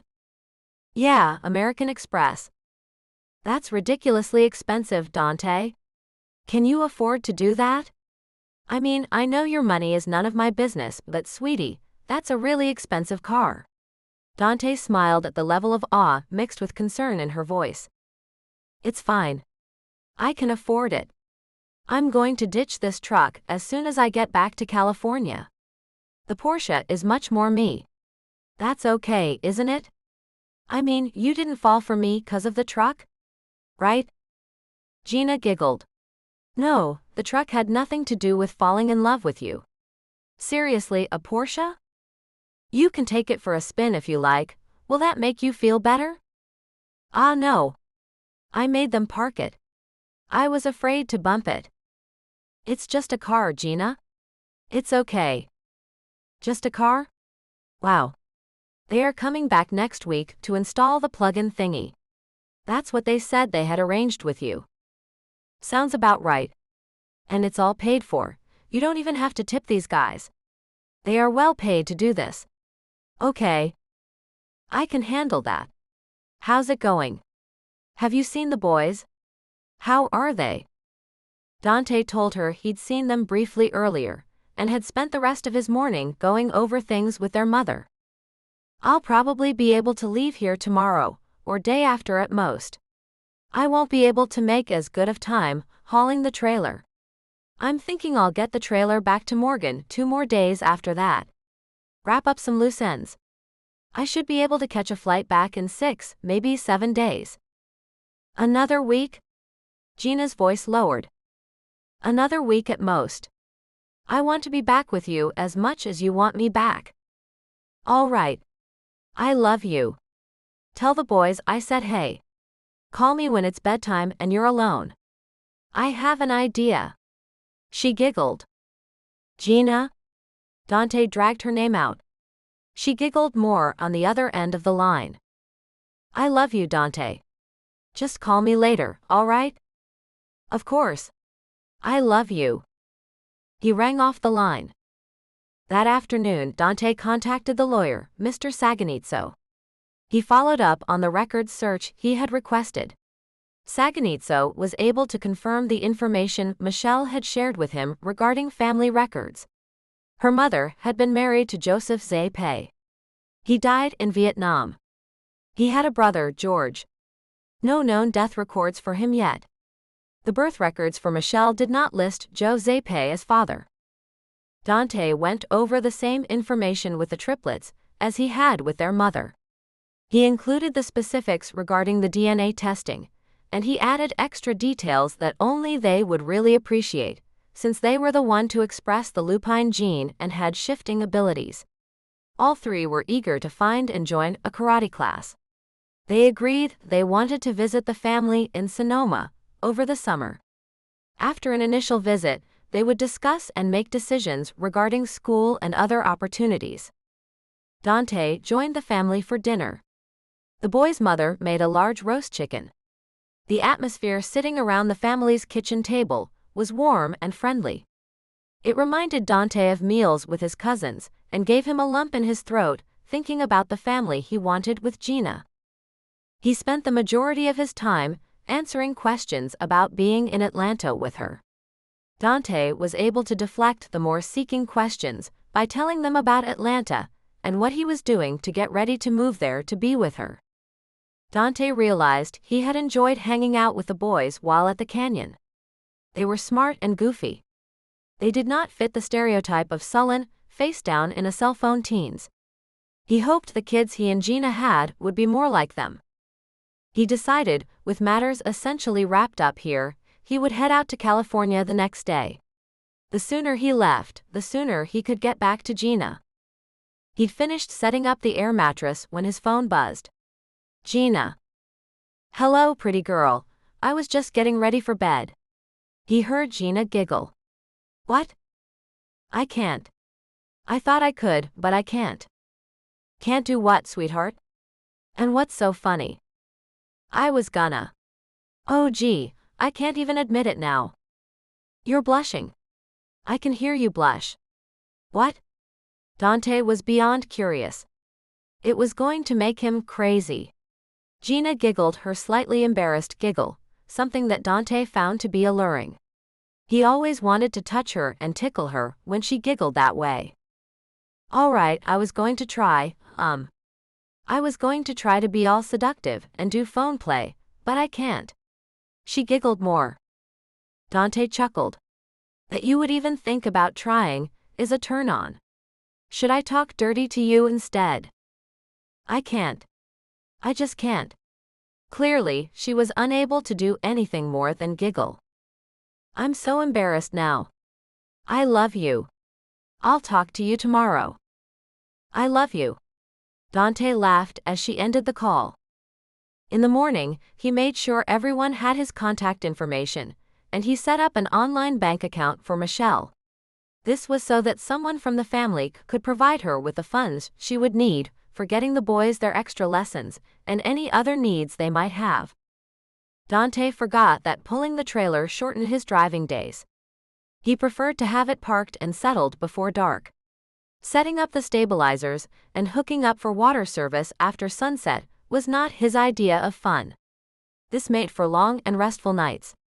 But now, without Geena, the nights were painfully long and tedious. Books didn't interest him. They weren't Geena. Movies could only distract him a little bit. He spent the first evening texting Geena silly emojis. She sent back photos of herself making silly faces. Chapter 19. Classic southern rock music and a hint of stale smoke wafted past Geena as she opened the door to the bar, the smell left over from years of smoking inside. Smoke that had become part of the woodwork and would never fully dissipate. Normally, this was when Geena would have to mentally gird her loins to walk the rest of the way into the bar. It wasn't like she hadn't been here before after all. She, Brooke and Hannah liked to start off or end their nights out here. The bar had cheap beer and the best onion rings outside the Varsity Drive-In. She was enough of a regular not to be nervous walking in, but not enough of a regular for anyone to know her name. Even so, Geena always felt the need to increase her mental fortitude to enter, but not tonight. Tonight Geena felt confident, pretty, and happy. Dante had been gone for almost a week. The first 2 days had been hell. Geena had been convinced he would change his mind and never come back. The morning of his second day away, he had asked if he needed to come back for her. She had told him not to, that she had things to do at home, but his willingness to turn around for her if she said the word had changed her mood considerably. They spoke daily on the phone, usually while he drove and had a signal, and they constantly texted when he wasn't driving. Dante reminded her every day how much he loved her and that he would return soon, even if she changed her mind about him. Dante's love provided her with the support that allowed her a new level of personal confidence she had never felt before. Tonight she dressed up for no real reason other than she felt good, so why not also look good? The new clothes Dante had purchased for her fit well, and she felt pretty in them. She'd ordered them from her favorite online plus-size boutique. They had just released a new line, a modern take on vintage 1950s dresses with full skirts, scooped necklines, and waist cincher belts. Dante had insisted she order what she wanted, and he'd paid for overnight delivery. She hadn't had a chance to really wear them anyplace. Every time she and Dante had considered going out, and she put on the new clothes, he would declare how beautiful she was, then proceed to remove all her clothes and make love to her. More than once, they hadn't even made it back to the bedroom. Tonight Geena's dress was a rich peacock blue with a full skirt, featured a sweetheart neckline with a black lace over a blouse and a wide black belt. Geena made her way to the tall wood booth in the back, where Hannah and Brooke were already seated. She scooted into her seat. A large basket of French fries sat in the middle of the table, and a tall beer waited for her. You dressed up. Going for that retro plus-size pinup look? I guess it suits your figure. Geena ignored Brooke. There was no mistaking the tone in her voice. That had been a barb, not a compliment. Geena did notice that tonight she was the one dressed well. Even if Geena dressed up, Hannah was impeccably dressed by default of the wardrobe she owned, and Brooke usually made an effort to look a certain way when they went out to bars. Tonight Brooke was actually dressed down. She typically didn't dress for an evening out in jeans. She played to her assets, long legs and cleavage. A night out would mean heels, miniskirts, exposed skin. Geena actually wondered if she felt well. Brooke looked tired, beautiful as always, but tired. Her hair hung loose and down, and she wore a gathered peasant blouse and jeans. This was Saturday flea market wear, not bar wear. "So, how have y'all been? I haven't seen you since that fiasco called a road trip to the Grand Canyon." Hannah even did the finger air quotes as she said road trip to the Grand Canyon. Geena pasted a false grin on her face. The only reason the trip had been a fiasco was due to Tim showing up and Hannah leaving with him, and because Brooke had scampered off with a bearded guy. They didn't know anything about Geena's time with Dante. And while Geena's trip had ranged from good to bad to terrifying, she didn't think Hannah had the right to call the road trip a fiasco. Her friend had no idea. Same old for me, just working." Brooke took a drink from her beer. "Haven't heard from you at all. You've not even been online." Hannah nodded at Geena. "Have you been okay? I was kind of worried, with everything." "Yeah, how's the job hunt going?" The trip hadn't done Brooke any favors, and it looked like she hadn't slept well since returning home. "It's not. I haven't even started looking," Geena answered merrily. She hadn't been about to spend a second of time job hunting when Dante was here, and she really hadn't felt like starting since he left. "I haven't really been worried about it. You really should start looking. Your severance package isn't going to last very long, and jobs take forever to get these days. Maybe I could ask Daddy if we have something?" "What have you been doing then? Not hiding up in the dark, moping after that jerk?" Brooke sneered the last sentence. "You mean Dante? Right?" Geena clarified. There had been plenty of jerks from the trip. She considered Brooke to be one of them. "Yes, Dante. I had almost successfully forgotten his name, still just trying to get all of that behind me." Brooke scoffed, as if that particular traumatic event hadn't been her doing. "Sorry you had a crappy time. I enjoyed the trip. And no, I'm not moping after Dante. As a matter of fact, I've been playing house with him." Geena smirked as Brooke choked on her beer. Brooke wiped up the beer she'd spilled. "You've been living with him? What did you do, find him online or something? I thought you didn't have his phone number." "Nope, he found me. Actually, he managed to find me and chase me home. He was waiting when I got back." "Geena, are you sure? I mean, what Brooke told me and all." Hannah's eyes went big with concern. "Brooke, I know you don't like him. I don't really know why. Hannah, he's not like how Brooke paints him. He's the way he was when you met him, nice. He really is one of the good ones. And so now he's living off you? What kind of freeloader is he?" "Geena, he's using you." "He's not a freeloader, Brooke. I'm not sure how you missed it, but he's actually loaded. I mean, he's rich in a way I don't think any of us would understand." "Even me?" asked Hannah. "Daddy is rich and Timmy comes from money. I think I would understand money. Didn't either of you notice his truck was new, and so was that motorcycle? And it was a custom job. So he blew all his money on a motorcycle. Didn't he say the trailer was his cousin's?" Both women were shaking their heads, concern for Geena obvious on their faces. It was clear they were questioning her mental well-being. "Look, Hannah, last time Tim bought a car." Geena pointed at Hannah, who nodded. "He went to the dealership, right?" Hannah continued to nod. "He makes payments, right?" Hannah continued to nod. "What's your point?" sniped Brooke. "That's how everyone buys cars." "No, it's not. Right before Dante left, he called the dealership and ordered a car to be delivered. Like a pizza but a car." "What?" "Yeah, The dealership delivered a Porsche Panamera hybrid the other day. Just, dropped off the car and handed me the keys. Oh my God, you didn't sign anything on that, did you? He's going to dump you with the payments. The only thing I signed was to say I received the keys. And no, he's not going to stick me with payments because he paid for it. Over the phone. He said I could drive it and everything. Geena squeaked in excitement. They are coming on Wednesday to install the recharging station. I've only sat in it so far, but wow, what an amazing car. I had no idea. And I thought my Civic was swank when I first got it. Why did they give you the keys? You just said he left.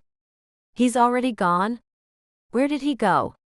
Brooke snapped out the questions like this was an interrogation. He headed back to Arizona.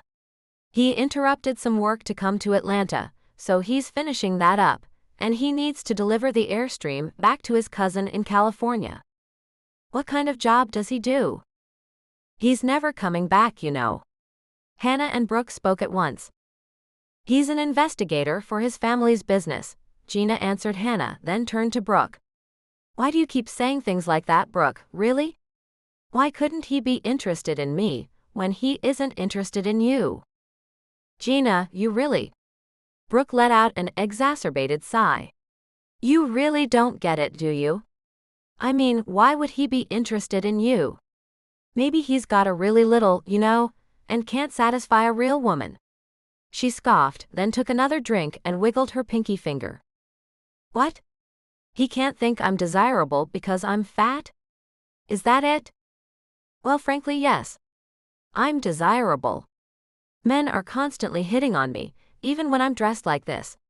She indicated her clothes, her expression making it clear she felt as if she was dressed like a schlep. How many men have you actually had? 2. 3? And how many of them did you get on your own? I'm pretty sure that all the dates you've had the past few years were with guys Hannah or I sent your way. So with a record like that, why would anyone believe you otherwise? What's wrong with you? Why can't you be happy for me? Why am I not allowed to be happy? Seriously. Geena arched a brow at Brooke. Geena, why are you with him anyway? He tried to attack me. He's dangerous. Brooke's voice was growing shrill. Geena sat back. She carefully looked at Hannah, as if to gain her bearings. Breathing deeply, she stared coldly at Brooke. Yes, he is dangerous, more than you know. Maybe it's the ultimate bad boy appeal. But it doesn't matter, 'cause you are lying about him. Geena. Hannah was shocked. Geena continued, leaning into the table, staring down Brooke. You never realized that I saw some of that. Did ya? And what you told me happened, what I saw and what Dante told me happened, does not add up for him being the aggressor. You're lying. What? You can't have him, so I can't either? He didn't attack you. He actually said no to you. You were kissing him and he pushed you away. He tried to get me into the trailer, Geena, Brooke interrupted. No, he didn't. What you don't know that I do is that his cousins were with him. They were in the trailer. That's why I wasn't staying with him. So you are lying about that. I think you also lied about talking to Hannah. Turning to Hannah, Geena asked, Did Brooke call you from the Grand Canyon just after you left? Hannah shook her head. No, we didn't talk until you guys got back to Atlanta. I said I called Hannah, but I talked to Tim. He picked up her phone. Brooke's tone was sharp and defensive. Geena shook her head. Then why not just say you talked to Tim? Why lie? Dante has never said or done anything to make me have reason not to believe anything he has ever told me. You, on the other hand, I'm not so sure right now. And you know what? She scooted out of the booth. He loves me. Me, with a fat butt and everything. She took a long drink of her beer and tossed a $10 bill on the table. And he's got a really big one, and he knows how to use it. Pointing to Hannah, she continued, I'll see you at the rehearsal dinner. Text me. Geena turned on her heel and left. It took Dante 3 long and tedious days of driving, after he left the triplets' house, to get the trailer back to the company's construction yard in Santa Rosa. Leaving the trailer and the pickup, he unloaded the motorcycle and rode home to Mission Run. Not home. The family estate. Home was with Geena. Home was where he needed to be heading, after he wrapped up a few details here. This place just had all his stuff. He spent half a day packing a few belongings he would need in Atlanta. The condo was small, so he didn't want to bring too much stuff, clothes and electronics for now. If they decided to stay in Atlanta, he would buy a house, one with a large garage. Of course, it was all conjecture. She hadn't even agreed to accept him yet. Dante spent another day typing up reports for Uncle Remy and Morgan regarding the triplets and the unknown identity of the old wolf at the Grand Canyon. His report included all the details of the family line, the family tree Saganitso had drawn, anticipated results from Saganitso's research, with action item recommendations based on the results, and a status report regarding DNA testing of the boys and their parents, and the skin sample he'd collected from the old wolf. Dante finalized his profiles on the boys, including all physical details, personality differences, wolf coloring, and having prints made of several photos he'd taken of them with his phone. Dante knocked on the doorframe to Morgan's home office. His cousin looked up. "Hey, come on in." Dante had to admit, Morgan did look more like an older brother than a cousin. Then again, their fathers had looked like twins too. He dropped a small collection of file folders onto the edge of Morgan's desk. "Here's all the info I have." He dug a USB drive from his pocket and placed it on the stack of files. Margarita Palatine's line all wrapped up. "I'm waiting on DNA results, then it's done." Morgan pulled the stack toward him. "Nice family tree," he commented as he riffled through the first file folder. "Have you talked to Julia? I think we're going to need you to." "No." Dante cut Morgan off. The other man's gaze locked with his. "I've met my mate. I'm moving to Atlanta." Morgan smiled. "She glows?" Dante nodded. His eyes went out of focus as he played Geena's image across his memory. "Pink, her aura is a shimmery pink, and I can't function without her." Morgan chuckled. "I know that one all too well. Honey still has that effect on me." "What's her name?" "Geena." Dante sighed. "Okay then." Morgan understood the lure of finding his mate. Dante needed his wits about him when he was back on the job, and not pining after the arms of his love. They made arrangements for Dante to start off with a 6-week leave. Hopefully, he would be able to find his focus again after that much time devoted to his mate. Dante left Morgan's office and searched for his mother. He found her on a shaded patio, nose deep in a book. "Mom, you want to go shopping? I need your help finding something." Chapter 20. Geena stared at the ring. It was beyond stunning. It had been on her finger for only 3 days. 3 days, and she was still amazed and living in a dreamlike state. 3 days ago, Dante had slipped it on her finger, and she vowed it would never come off. She decided she really should keep the manicure just so her nails and her hands would look nice for the ring. The polish on her short nails was a shiny old bronze color. It was the color Hannah had selected for her bridesmaids. To make sure everyone matched perfectly, Hannah had bought everyone their own bottle of the nail polish. Geena had brought her bottle of the polish to the salon. The polish complemented the soft tones of the dresses they would be wearing tomorrow. The color, called gold olive, wasn't the most flattering for Geena, Brooke, or Ashley. However, the 3 of them in that shiny khaki color surrounding Hannah made Hannah's complexion look perfect, and emphasized the ginger coloring in her auburn hair. It's why that color had been selected when they were dress shopping. Geena hadn't been included in the appointment this afternoon with Hannah, Brooke, and Ashley. Hannah had said there was a mishap with the scheduling, and the salon didn't have time for all 4 of them. Geena suspected that Brooke, accidentally on purpose, forgot to book an appointment that would have included Geena. She was on her own for the manicure. Dante had accompanied her to the one she was able to get at a different salon, and the two of them got the full mani-pedi treatment. Dante had his nails painted black. He said it would fit his image for the weekend festivities.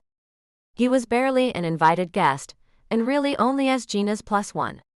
He figured that Tim would be far from pleased to see him at the wedding.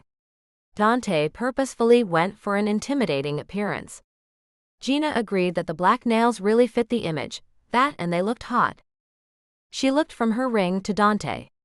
Sunglasses hid his eyes, his hair curled back from his brow and dark stubble covered his jaw.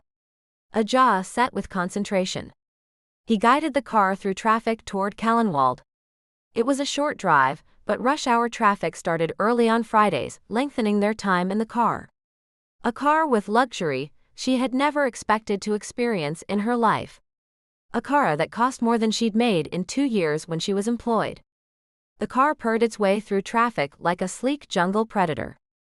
She felt like one of the beautiful people. She knew she was with one of them. Dante's broad shoulders were dressed in a sleek, slender-fitting 3-piece charcoal gray suit. He looked like a movie star on the red carpet for a premiere. He wore a deep purple shirt and matching tie. He had purchased the shirt and tie yesterday afternoon to coordinate with the dress she currently wore. He said he wanted everyone to know they belonged together, and he wouldn't be able to match her tomorrow, since he wasn't a member of the wedding party. At some point someone was going to call her out for being an imposter. They would point out that she didn't belong in the beautiful car with the beautiful man, dressed as if she too were beautiful. They would demand to know what she was doing in a corseted dress that emphasized her breasts and gave her an hourglass figure. They would demand she return the ring.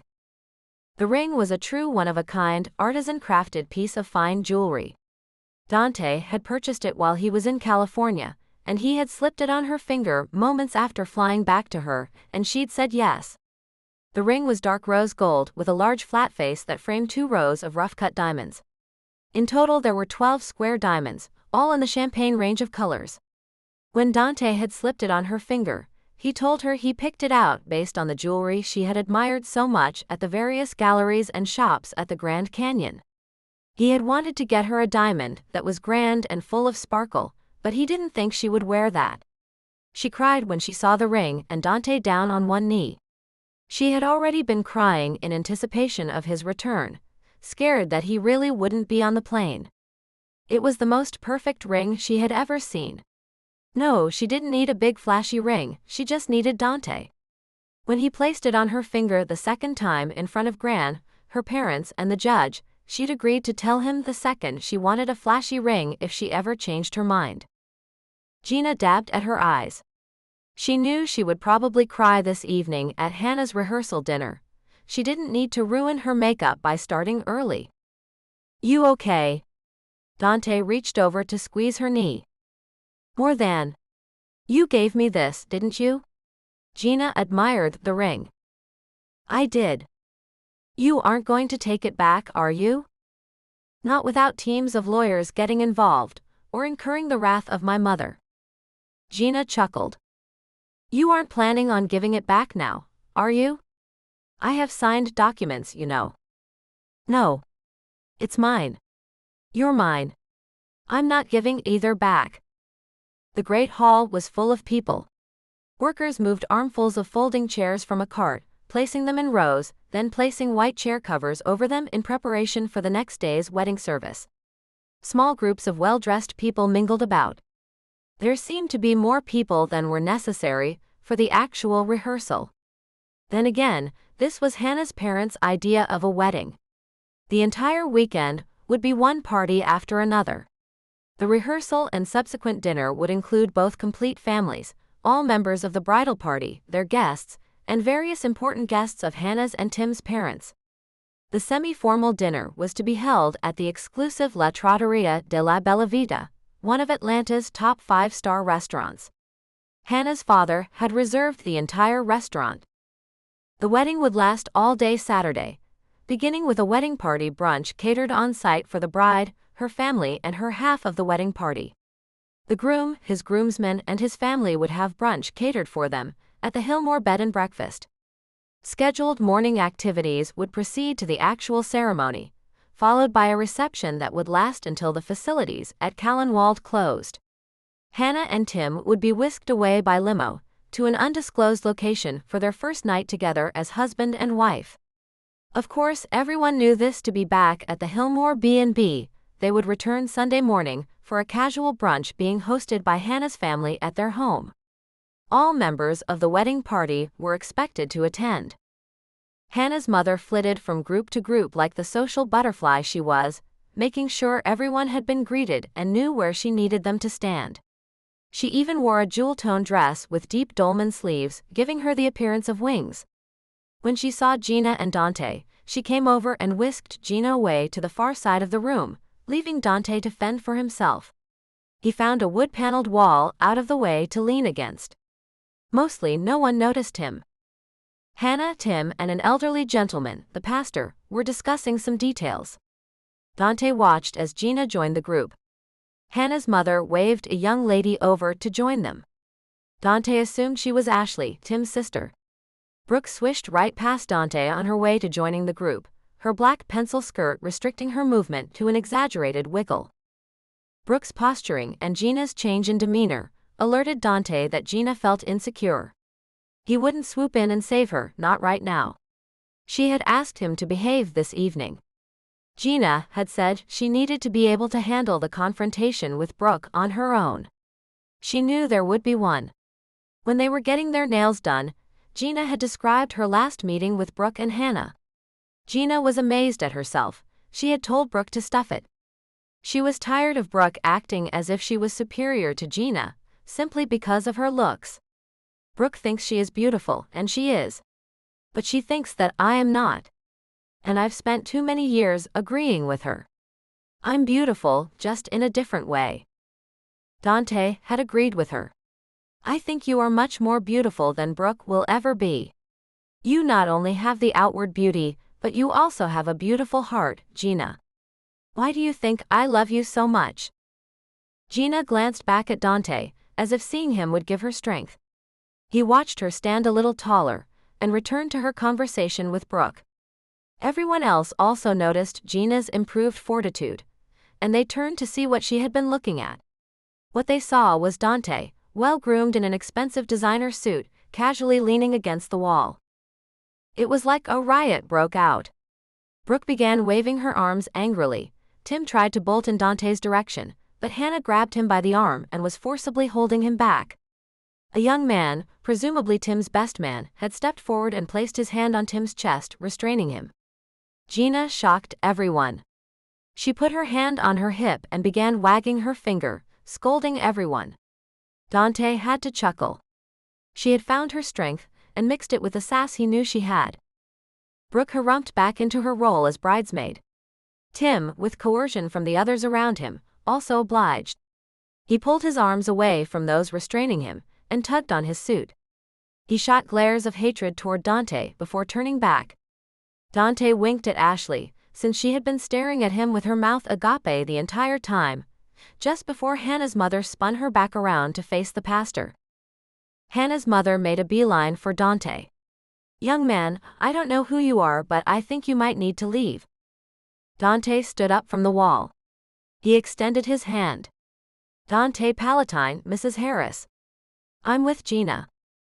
Hannah's mother was fine-boned like her daughter, and in her younger days must have had similar coloring. Now her hair was frosted with blonde highlights to hide the gray. As if she could smell money, her blustery demeanor settled in his presence. Geena? With you? Her tone was skeptical. She sounded like she subscribed to the Brooke school of thought, that Geena would never end up with a man like Dante. Yes, Geena. I'm not sure what the problem is exactly. The groom doesn't like me much. I'll just go wander around the grounds. Please let Geena know where she can find me. Dante turned and walked out the side door. Dante was in the gardens behind the mansion when Geena found him about 30 minutes later. Hello, pretty girl, he said as she approached him. He wrapped his arms around her waist. Together, they looked back at the mansion. I can see why they are having the wedding here. It's beautiful, isn't it? It is, but I think I prefer small weddings. Dante looked down at Geena. She filled his heart full of love and a bit of passion. Me too, tiny ones. Geena tipped her face up to kiss him. Your eyes are glowing. Always for you, Geena. She rested her head against his chest. You know I used to take dance lessons here after school? Oh yeah. Geena grabbed Dante's hand and began to lead him back to the mansion, with the intention of wandering around the gardens and building together. Yeah, they have all kinds of classes and concerts here. I can't imagine living in a place this big. You can't. Do you think you could get used to it if you had to? Get used to living in a mansion? Maybe. It would have to come with staff. I mean, I have a hard enough time keeping the condo clean. I can't imagine what it takes to keep a place this big clean. Dante laughed. It takes an army. Maids, cooks, groundskeepers. Of course, other family members also live there. Geena stopped. Are you serious? She knew Dante had money, but she hadn't asked details. She didn't know if he owned a house. He had a home in Northern California, but he had said wherever she was home now. She hadn't really thought about where he lived before.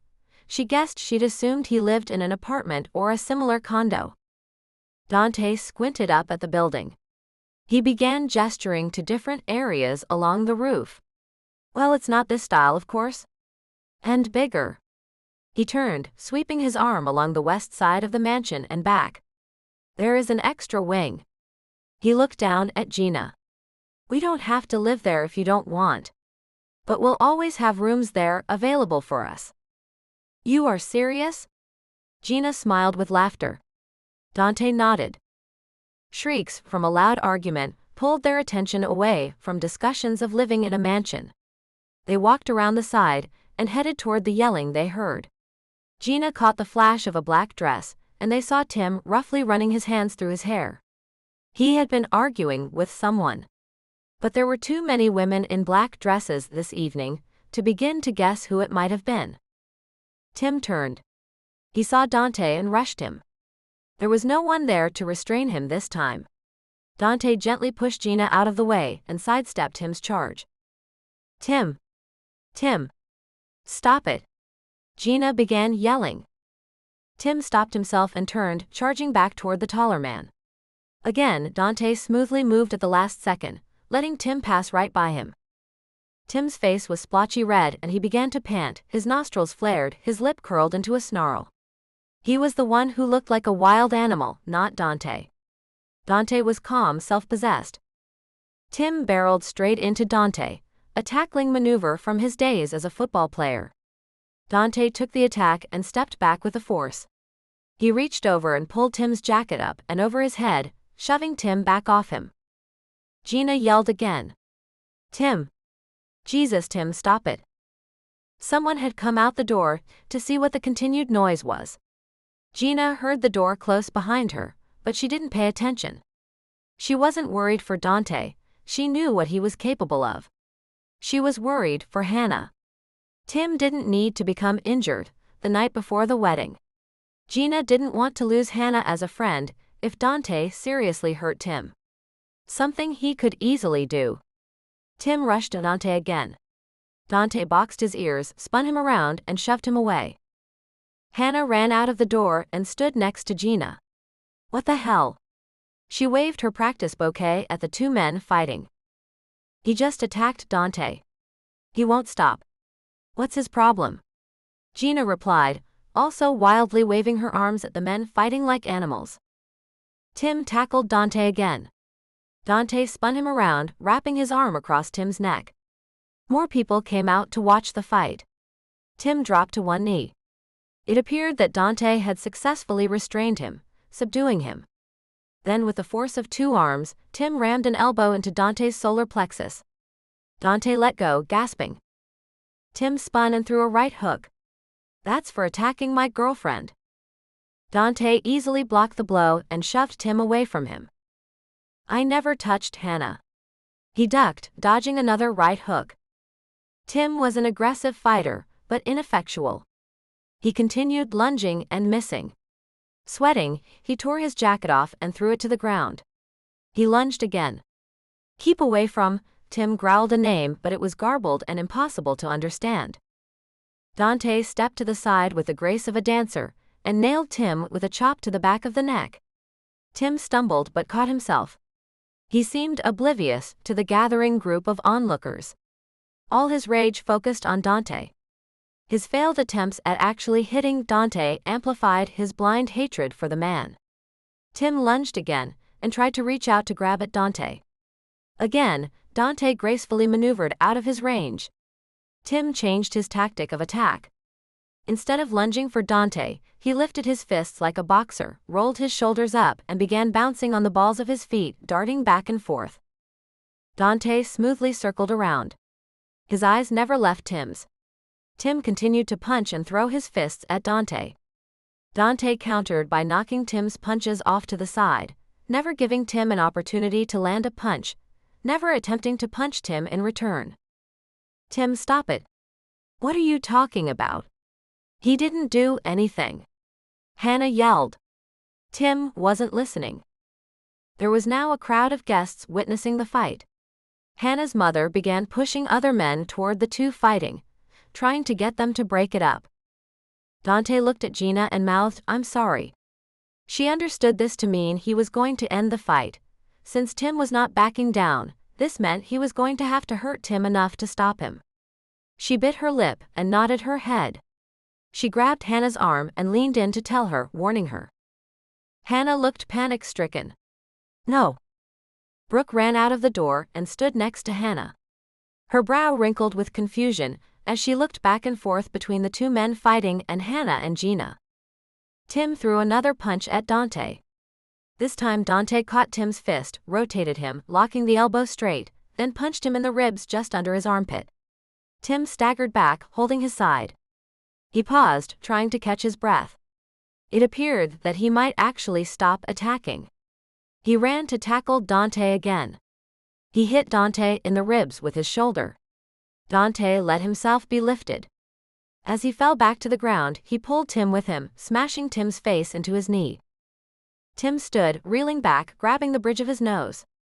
His nose was bleeding, and he looked a bit dazed. Tim reached for Dante. Instead, Dante grabbed Tim by the throat and easily lifted him. "Are we done?" he growled. Tim's nose dripped blood and snot, his hair was wet with sweat. At some point his shirt had ripped at the shoulder seam. There was dirt on his knees. Dante barely looked ruffled, his hair a bit wilder. His suit remained unrumpled. If he had to continue fighting, his demeanor would soon change from one of cool possession to aggravated exertion. Tim's feet barely touched the ground. He grabbed Dante's wrist and tried to gain purchase to support his weight. Dante dropped him. Tim landed undignified on his backside.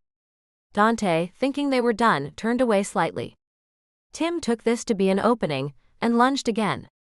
Dante grabbed him by the arm as he passed. He whipped Tim around, pulling his arm up hard in a half Nelson. He punched him in the shoulder. Tim let out a groan of pain and dropped to his knees. "I am done with you attacking me. I'm not here for your damned girlfriend." Dante shoved Tim away from him, causing Tim to catch himself on his hands. Hannah and Brooke ran to Tim's assistance.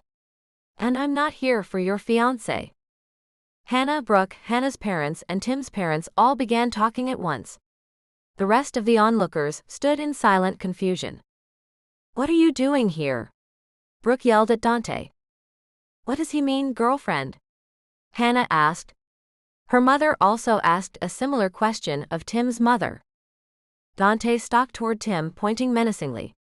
"Get your priorities straight. Stop messing around with your fiancé's cousin. Be a man and pick one. You don't deserve to marry Hannah and ruin her life." He turned to Hannah. "I'm sorry," he and Brooke. Dante made a fist as if he could crush the bad news he was delivering. "He's lying. He's just saying that because I wouldn't have him," Brooke accused. "I have never wanted you. You don't seem to get that." Dante's tone was full of annoyance. "Of course you do. No one here believes that you are really with Geena. She pointed at Geena. She tried to walk to Dante, reaching out with her hand to smooth the suit across his chest.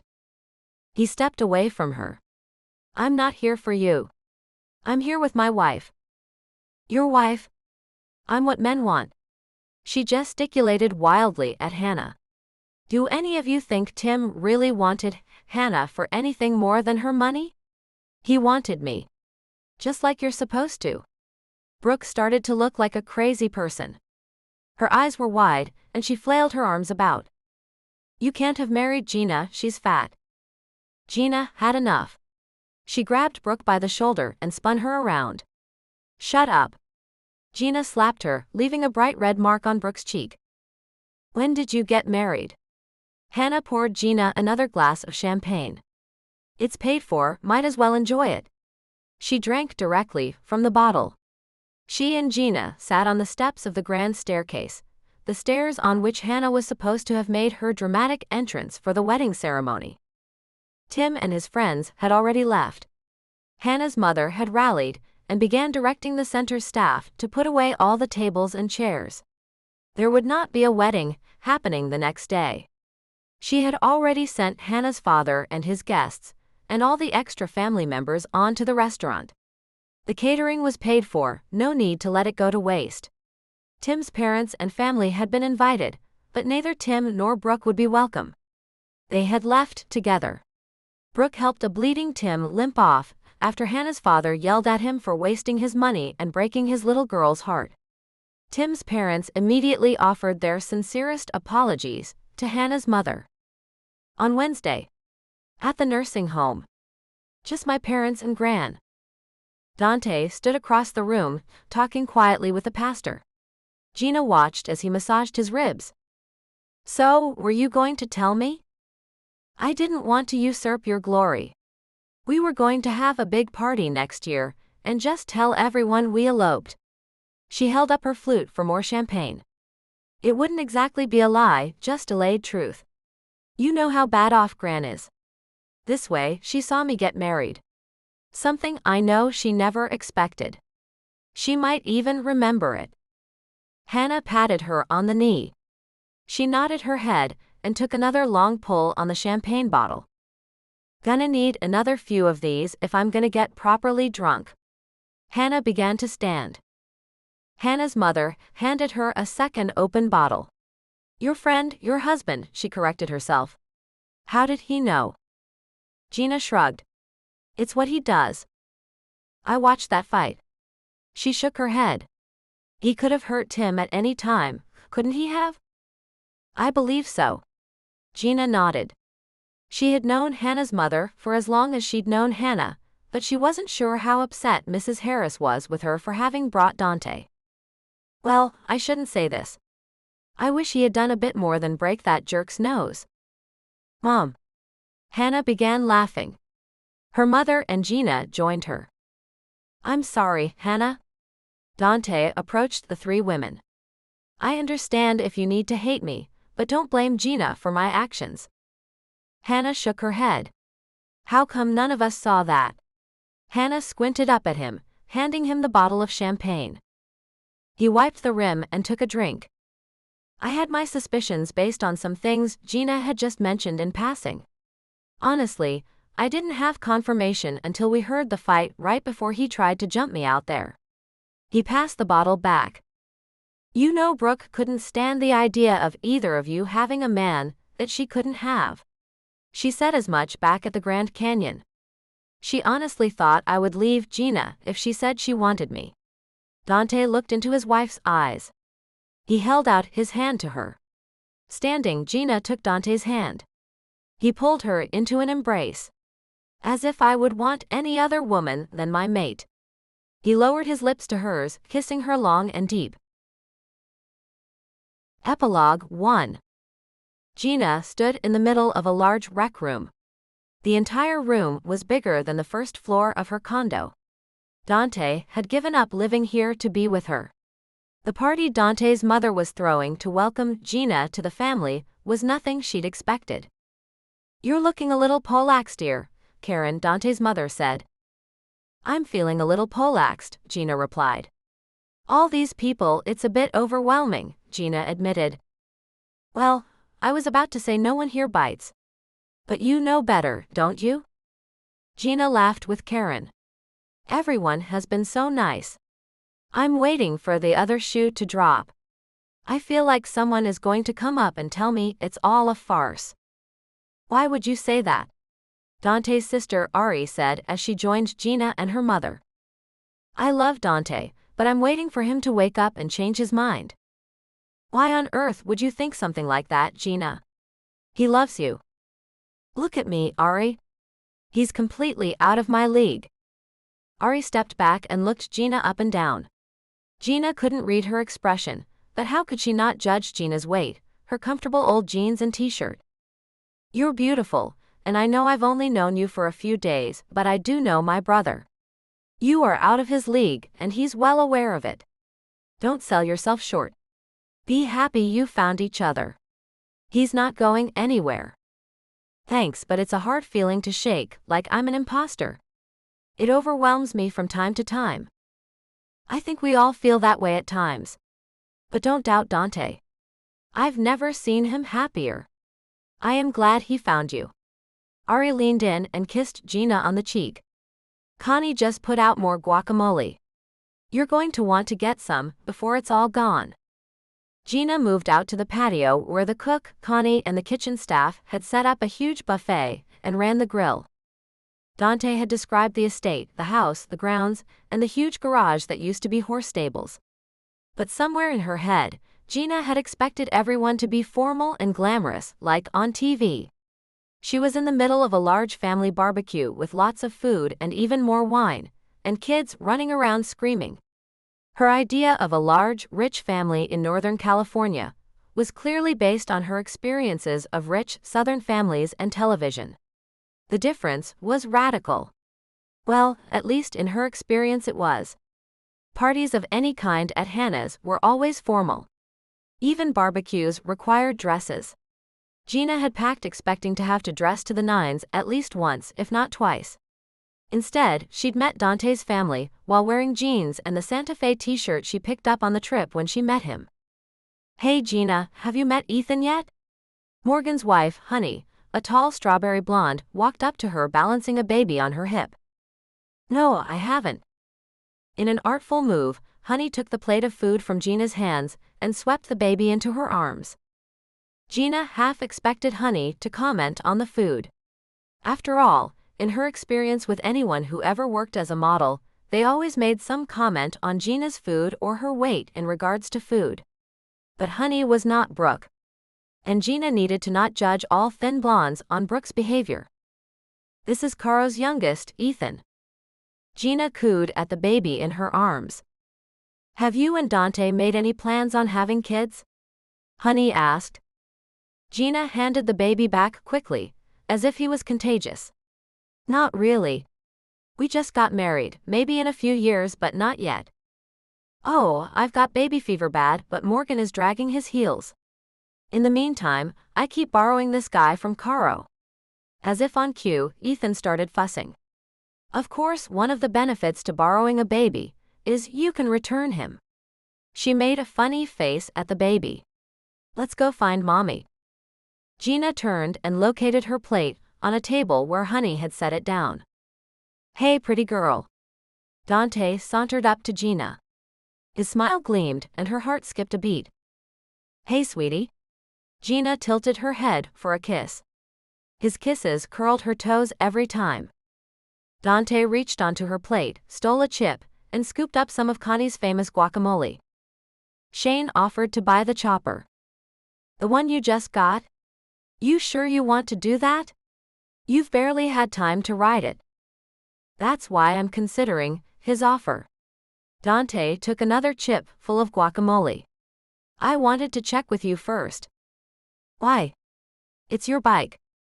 It's how we met. I thought you might feel, I don't know, sentimental about it. Geena laughed. I love you. Would you really keep that bike, even if you don't ride it, because you took me for a ride the first time we met? Yeah. Dante, it's a motorcycle, not a shrine. What are you gonna do next? put the Grand Canyon under a glass dome. For you? Anything. His expression was serious. Dark eyebrows slashed above intense hazel eyes. Geena rested her hand against the side of his face. I love you. Sell your bike if you want. She placed her hand on his chest above his heart. This is the only shrine to our love that I need. Geena heard applause and hollers as Dante kissed her. When they broke off the kiss and straightened, Geena found that everyone was watching and cheering them. To the bride and her groom, a deep voice boomed from somewhere in the crowd. The bride and groom, everyone repeated. As if on cue, Connie rolled out a tall multi-tiered cake, frosted to look like sunset over the Grand Canyon. Geena blushed deeply. This was better than any planned wedding reception she could have asked for. Did you do this? She whispered to Dante. No, you did when you married me, he answered before leaning down to kiss her again. Epilogue 2. Morgan strode into the car barn. His long legs quickly covered the distance. Absent-mindedly, he slapped the folded document in his hand against his other palm. He was looking for Shane. Everyone he'd asked had indicated that Morgan's best chance of finding him would be to look in the barn. The barn was a long, low-converted horse stable that now housed the many vehicles the Palatines collected and drove. Morgan passed his sleek Maybach and Honey's economic Mini. He passed the repair garage with a Hummer up on the rack. The family employed a full-time mechanic to maintain and fix the cars. The mechanic also did double duty whenever a driver was needed. Morgan knew he would find Shane in the far wing, where the motorcycles were kept and maintained. Shane was lovingly wiping a soft cloth over the bright orange and green gas tank of a custom chopper when Morgan found him. I thought that was Dante's baby, Morgan called out as he approached. Not anymore. Shane's voice was gruff and deep. Not as tall as either Morgan or Dante when he stood, Shane was built thicker than either of the Palatine cousins. With his bald head and his wide bodybuilder physique, Shane tended to remind people of a bull. I convinced him to sell it to me, and not just let it sit here and rust. He gave one last appreciative wipe to the chrome on the handlebars. What brings you down here, man? Dante's triplets, Morgan began. Whoa, is his mate pregnant already? Morgan cocked a single eyebrow at the other man. Oh right, the Navajo boys, what about them? They're ours. Morgan waved the document in his hands, indicating it was the DNA test results. You want to go introduce yourself to the family and see what else they need? He asked. Why can't Dante do that? They were his find. Shane began picking up the supplies he had used to polish the bike. He's still on his honeymoon, Morgan explained. Still? It's been months. It's been weeks. When you find your mate, even months won't be enough. I have. Shane's reply sounded like a growl. Right, sorry. Morgan tapped the paper.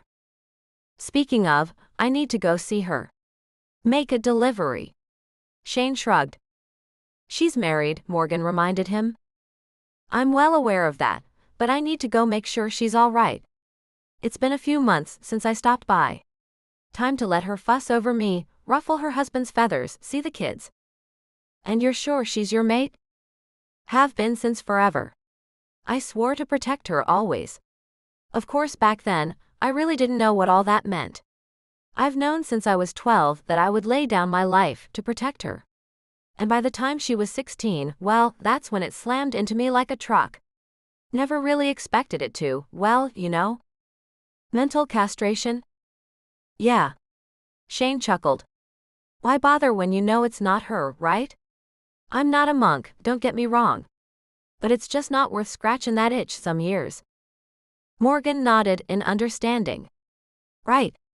You could swing by on your way out to see the boys in Arizona. I just need you to let them know the test results and make sure everything is okay. Yeah, I can do that. Shane grabbed the document out of Morgan's hands. Looks like I'm headed to Arizona. This has been Dangerous by Lulu M. Sylvian. Copyright Lulu M. Sylvian. Keep listening for a sneak preview of Longing. Longing Legatum Book 4. Shane has to come face to face with his prejudices and his past in order to be able to truly love Lucy. He has been in love with her for as long as he can remember. He knew he would always do what was necessary to protect her when he was 8, and by the time he was 16, he realized she was his ideal mate. The only problem was, Lucy only ever saw Shane as her adopted little brother. Will time, and a life full of experiences change Lucy's mind when Shane shows up on her doorstep, after the life she has made begins to fall apart, or will her family get in the way again? Excerpt from Longing. Joe Diablo pushed the door to his apartment open. It wasn't locked. Warily he stepped inside. He figured one of the kids had broken in on a dare and was hiding. The rapid bam bam bam of video game assault rifles let him know whomever it was, they weren't hiding, at least not from him. A few more steps into the apartment, and he could see a first-person shooter video game, dominating his TV screen. The reflection of the TV's blue light across the top of a bald head told him who it was. Shane. People were looking for him. So this is where you've holed up. The reply Joe received from the man laying back in the recliner was a grunt. Want a beer? Another grunt. Joe made his way to the small kitchen, that he rarely used since he typically ate up at the house.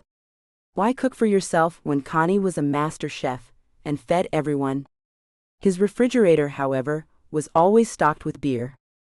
What are you doing here, Shane? The game figure on the TV screamed, and red splattered across the screen as if the viewer had been brutally shot. Shane tossed the game control on the table and grabbed the open beer Joe had set down for him.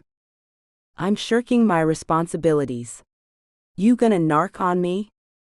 What? Joe chuckled. The mighty Shane is in hiding 'cause he don't wanna? Damn straight. Shane responded humorlessly. I'm not gonna narc on you. You are going to turn yourself in, or I have it on good authority that Connie will cut you off. Threatening me with food, that's low even for Morgan. Shane smirked. Joe nodded. Yep.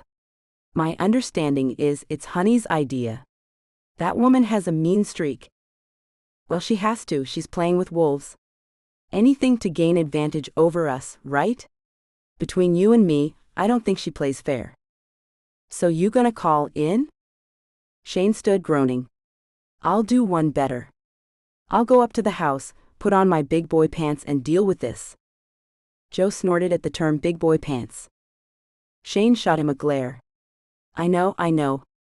Honey's terminology is rubbing off on all of us. But Morgan's never been happier. Can't really deny him that. No, but I swear it's getting a little scary around here. Morgan, then Julia. Mates, hell, even Dante got married. Dante. Nah, I wouldn't begrudge any of them their mates. That's something special there, man. You should be so lucky to ever find your mate. When you do, you'll do anything for them. Shane's mood turned sullen. He tipped his beer in thanks to Joe, then headed out the door. As if you have. Joe scoffed. And I would do anything for her. Shane let the door close behind him. Including not being with her. Shane had a choice, to continue to hide from his duties or to man up and face this. To everyone else, it looked like he had to suck up his personal prejudices. For Shane, it meant facing down his past. He trotted down the stairs from Joe's apartment over the car barn into the vast space that housed the Palatine's vehicles. Family vehicles in the middle, personal ones to the left, and on the opposite side of the garage, the bike collection. A beautiful orange and green custom build-out chopper sat gleaming, waiting to be ridden in the golden hills of Northern California. He could turn right at the bottom of the stairs, get on his bike and what? He wasn't a coward. The family considered him to be one of their top men, an alpha even. Some alpha he was turning out to be, afraid to have a single meeting with a woman. Not just any woman, but a woman who represented everything he hated about his past. He turned left. He knew what Morgan wanted of him. Time to man up and get it taken care of.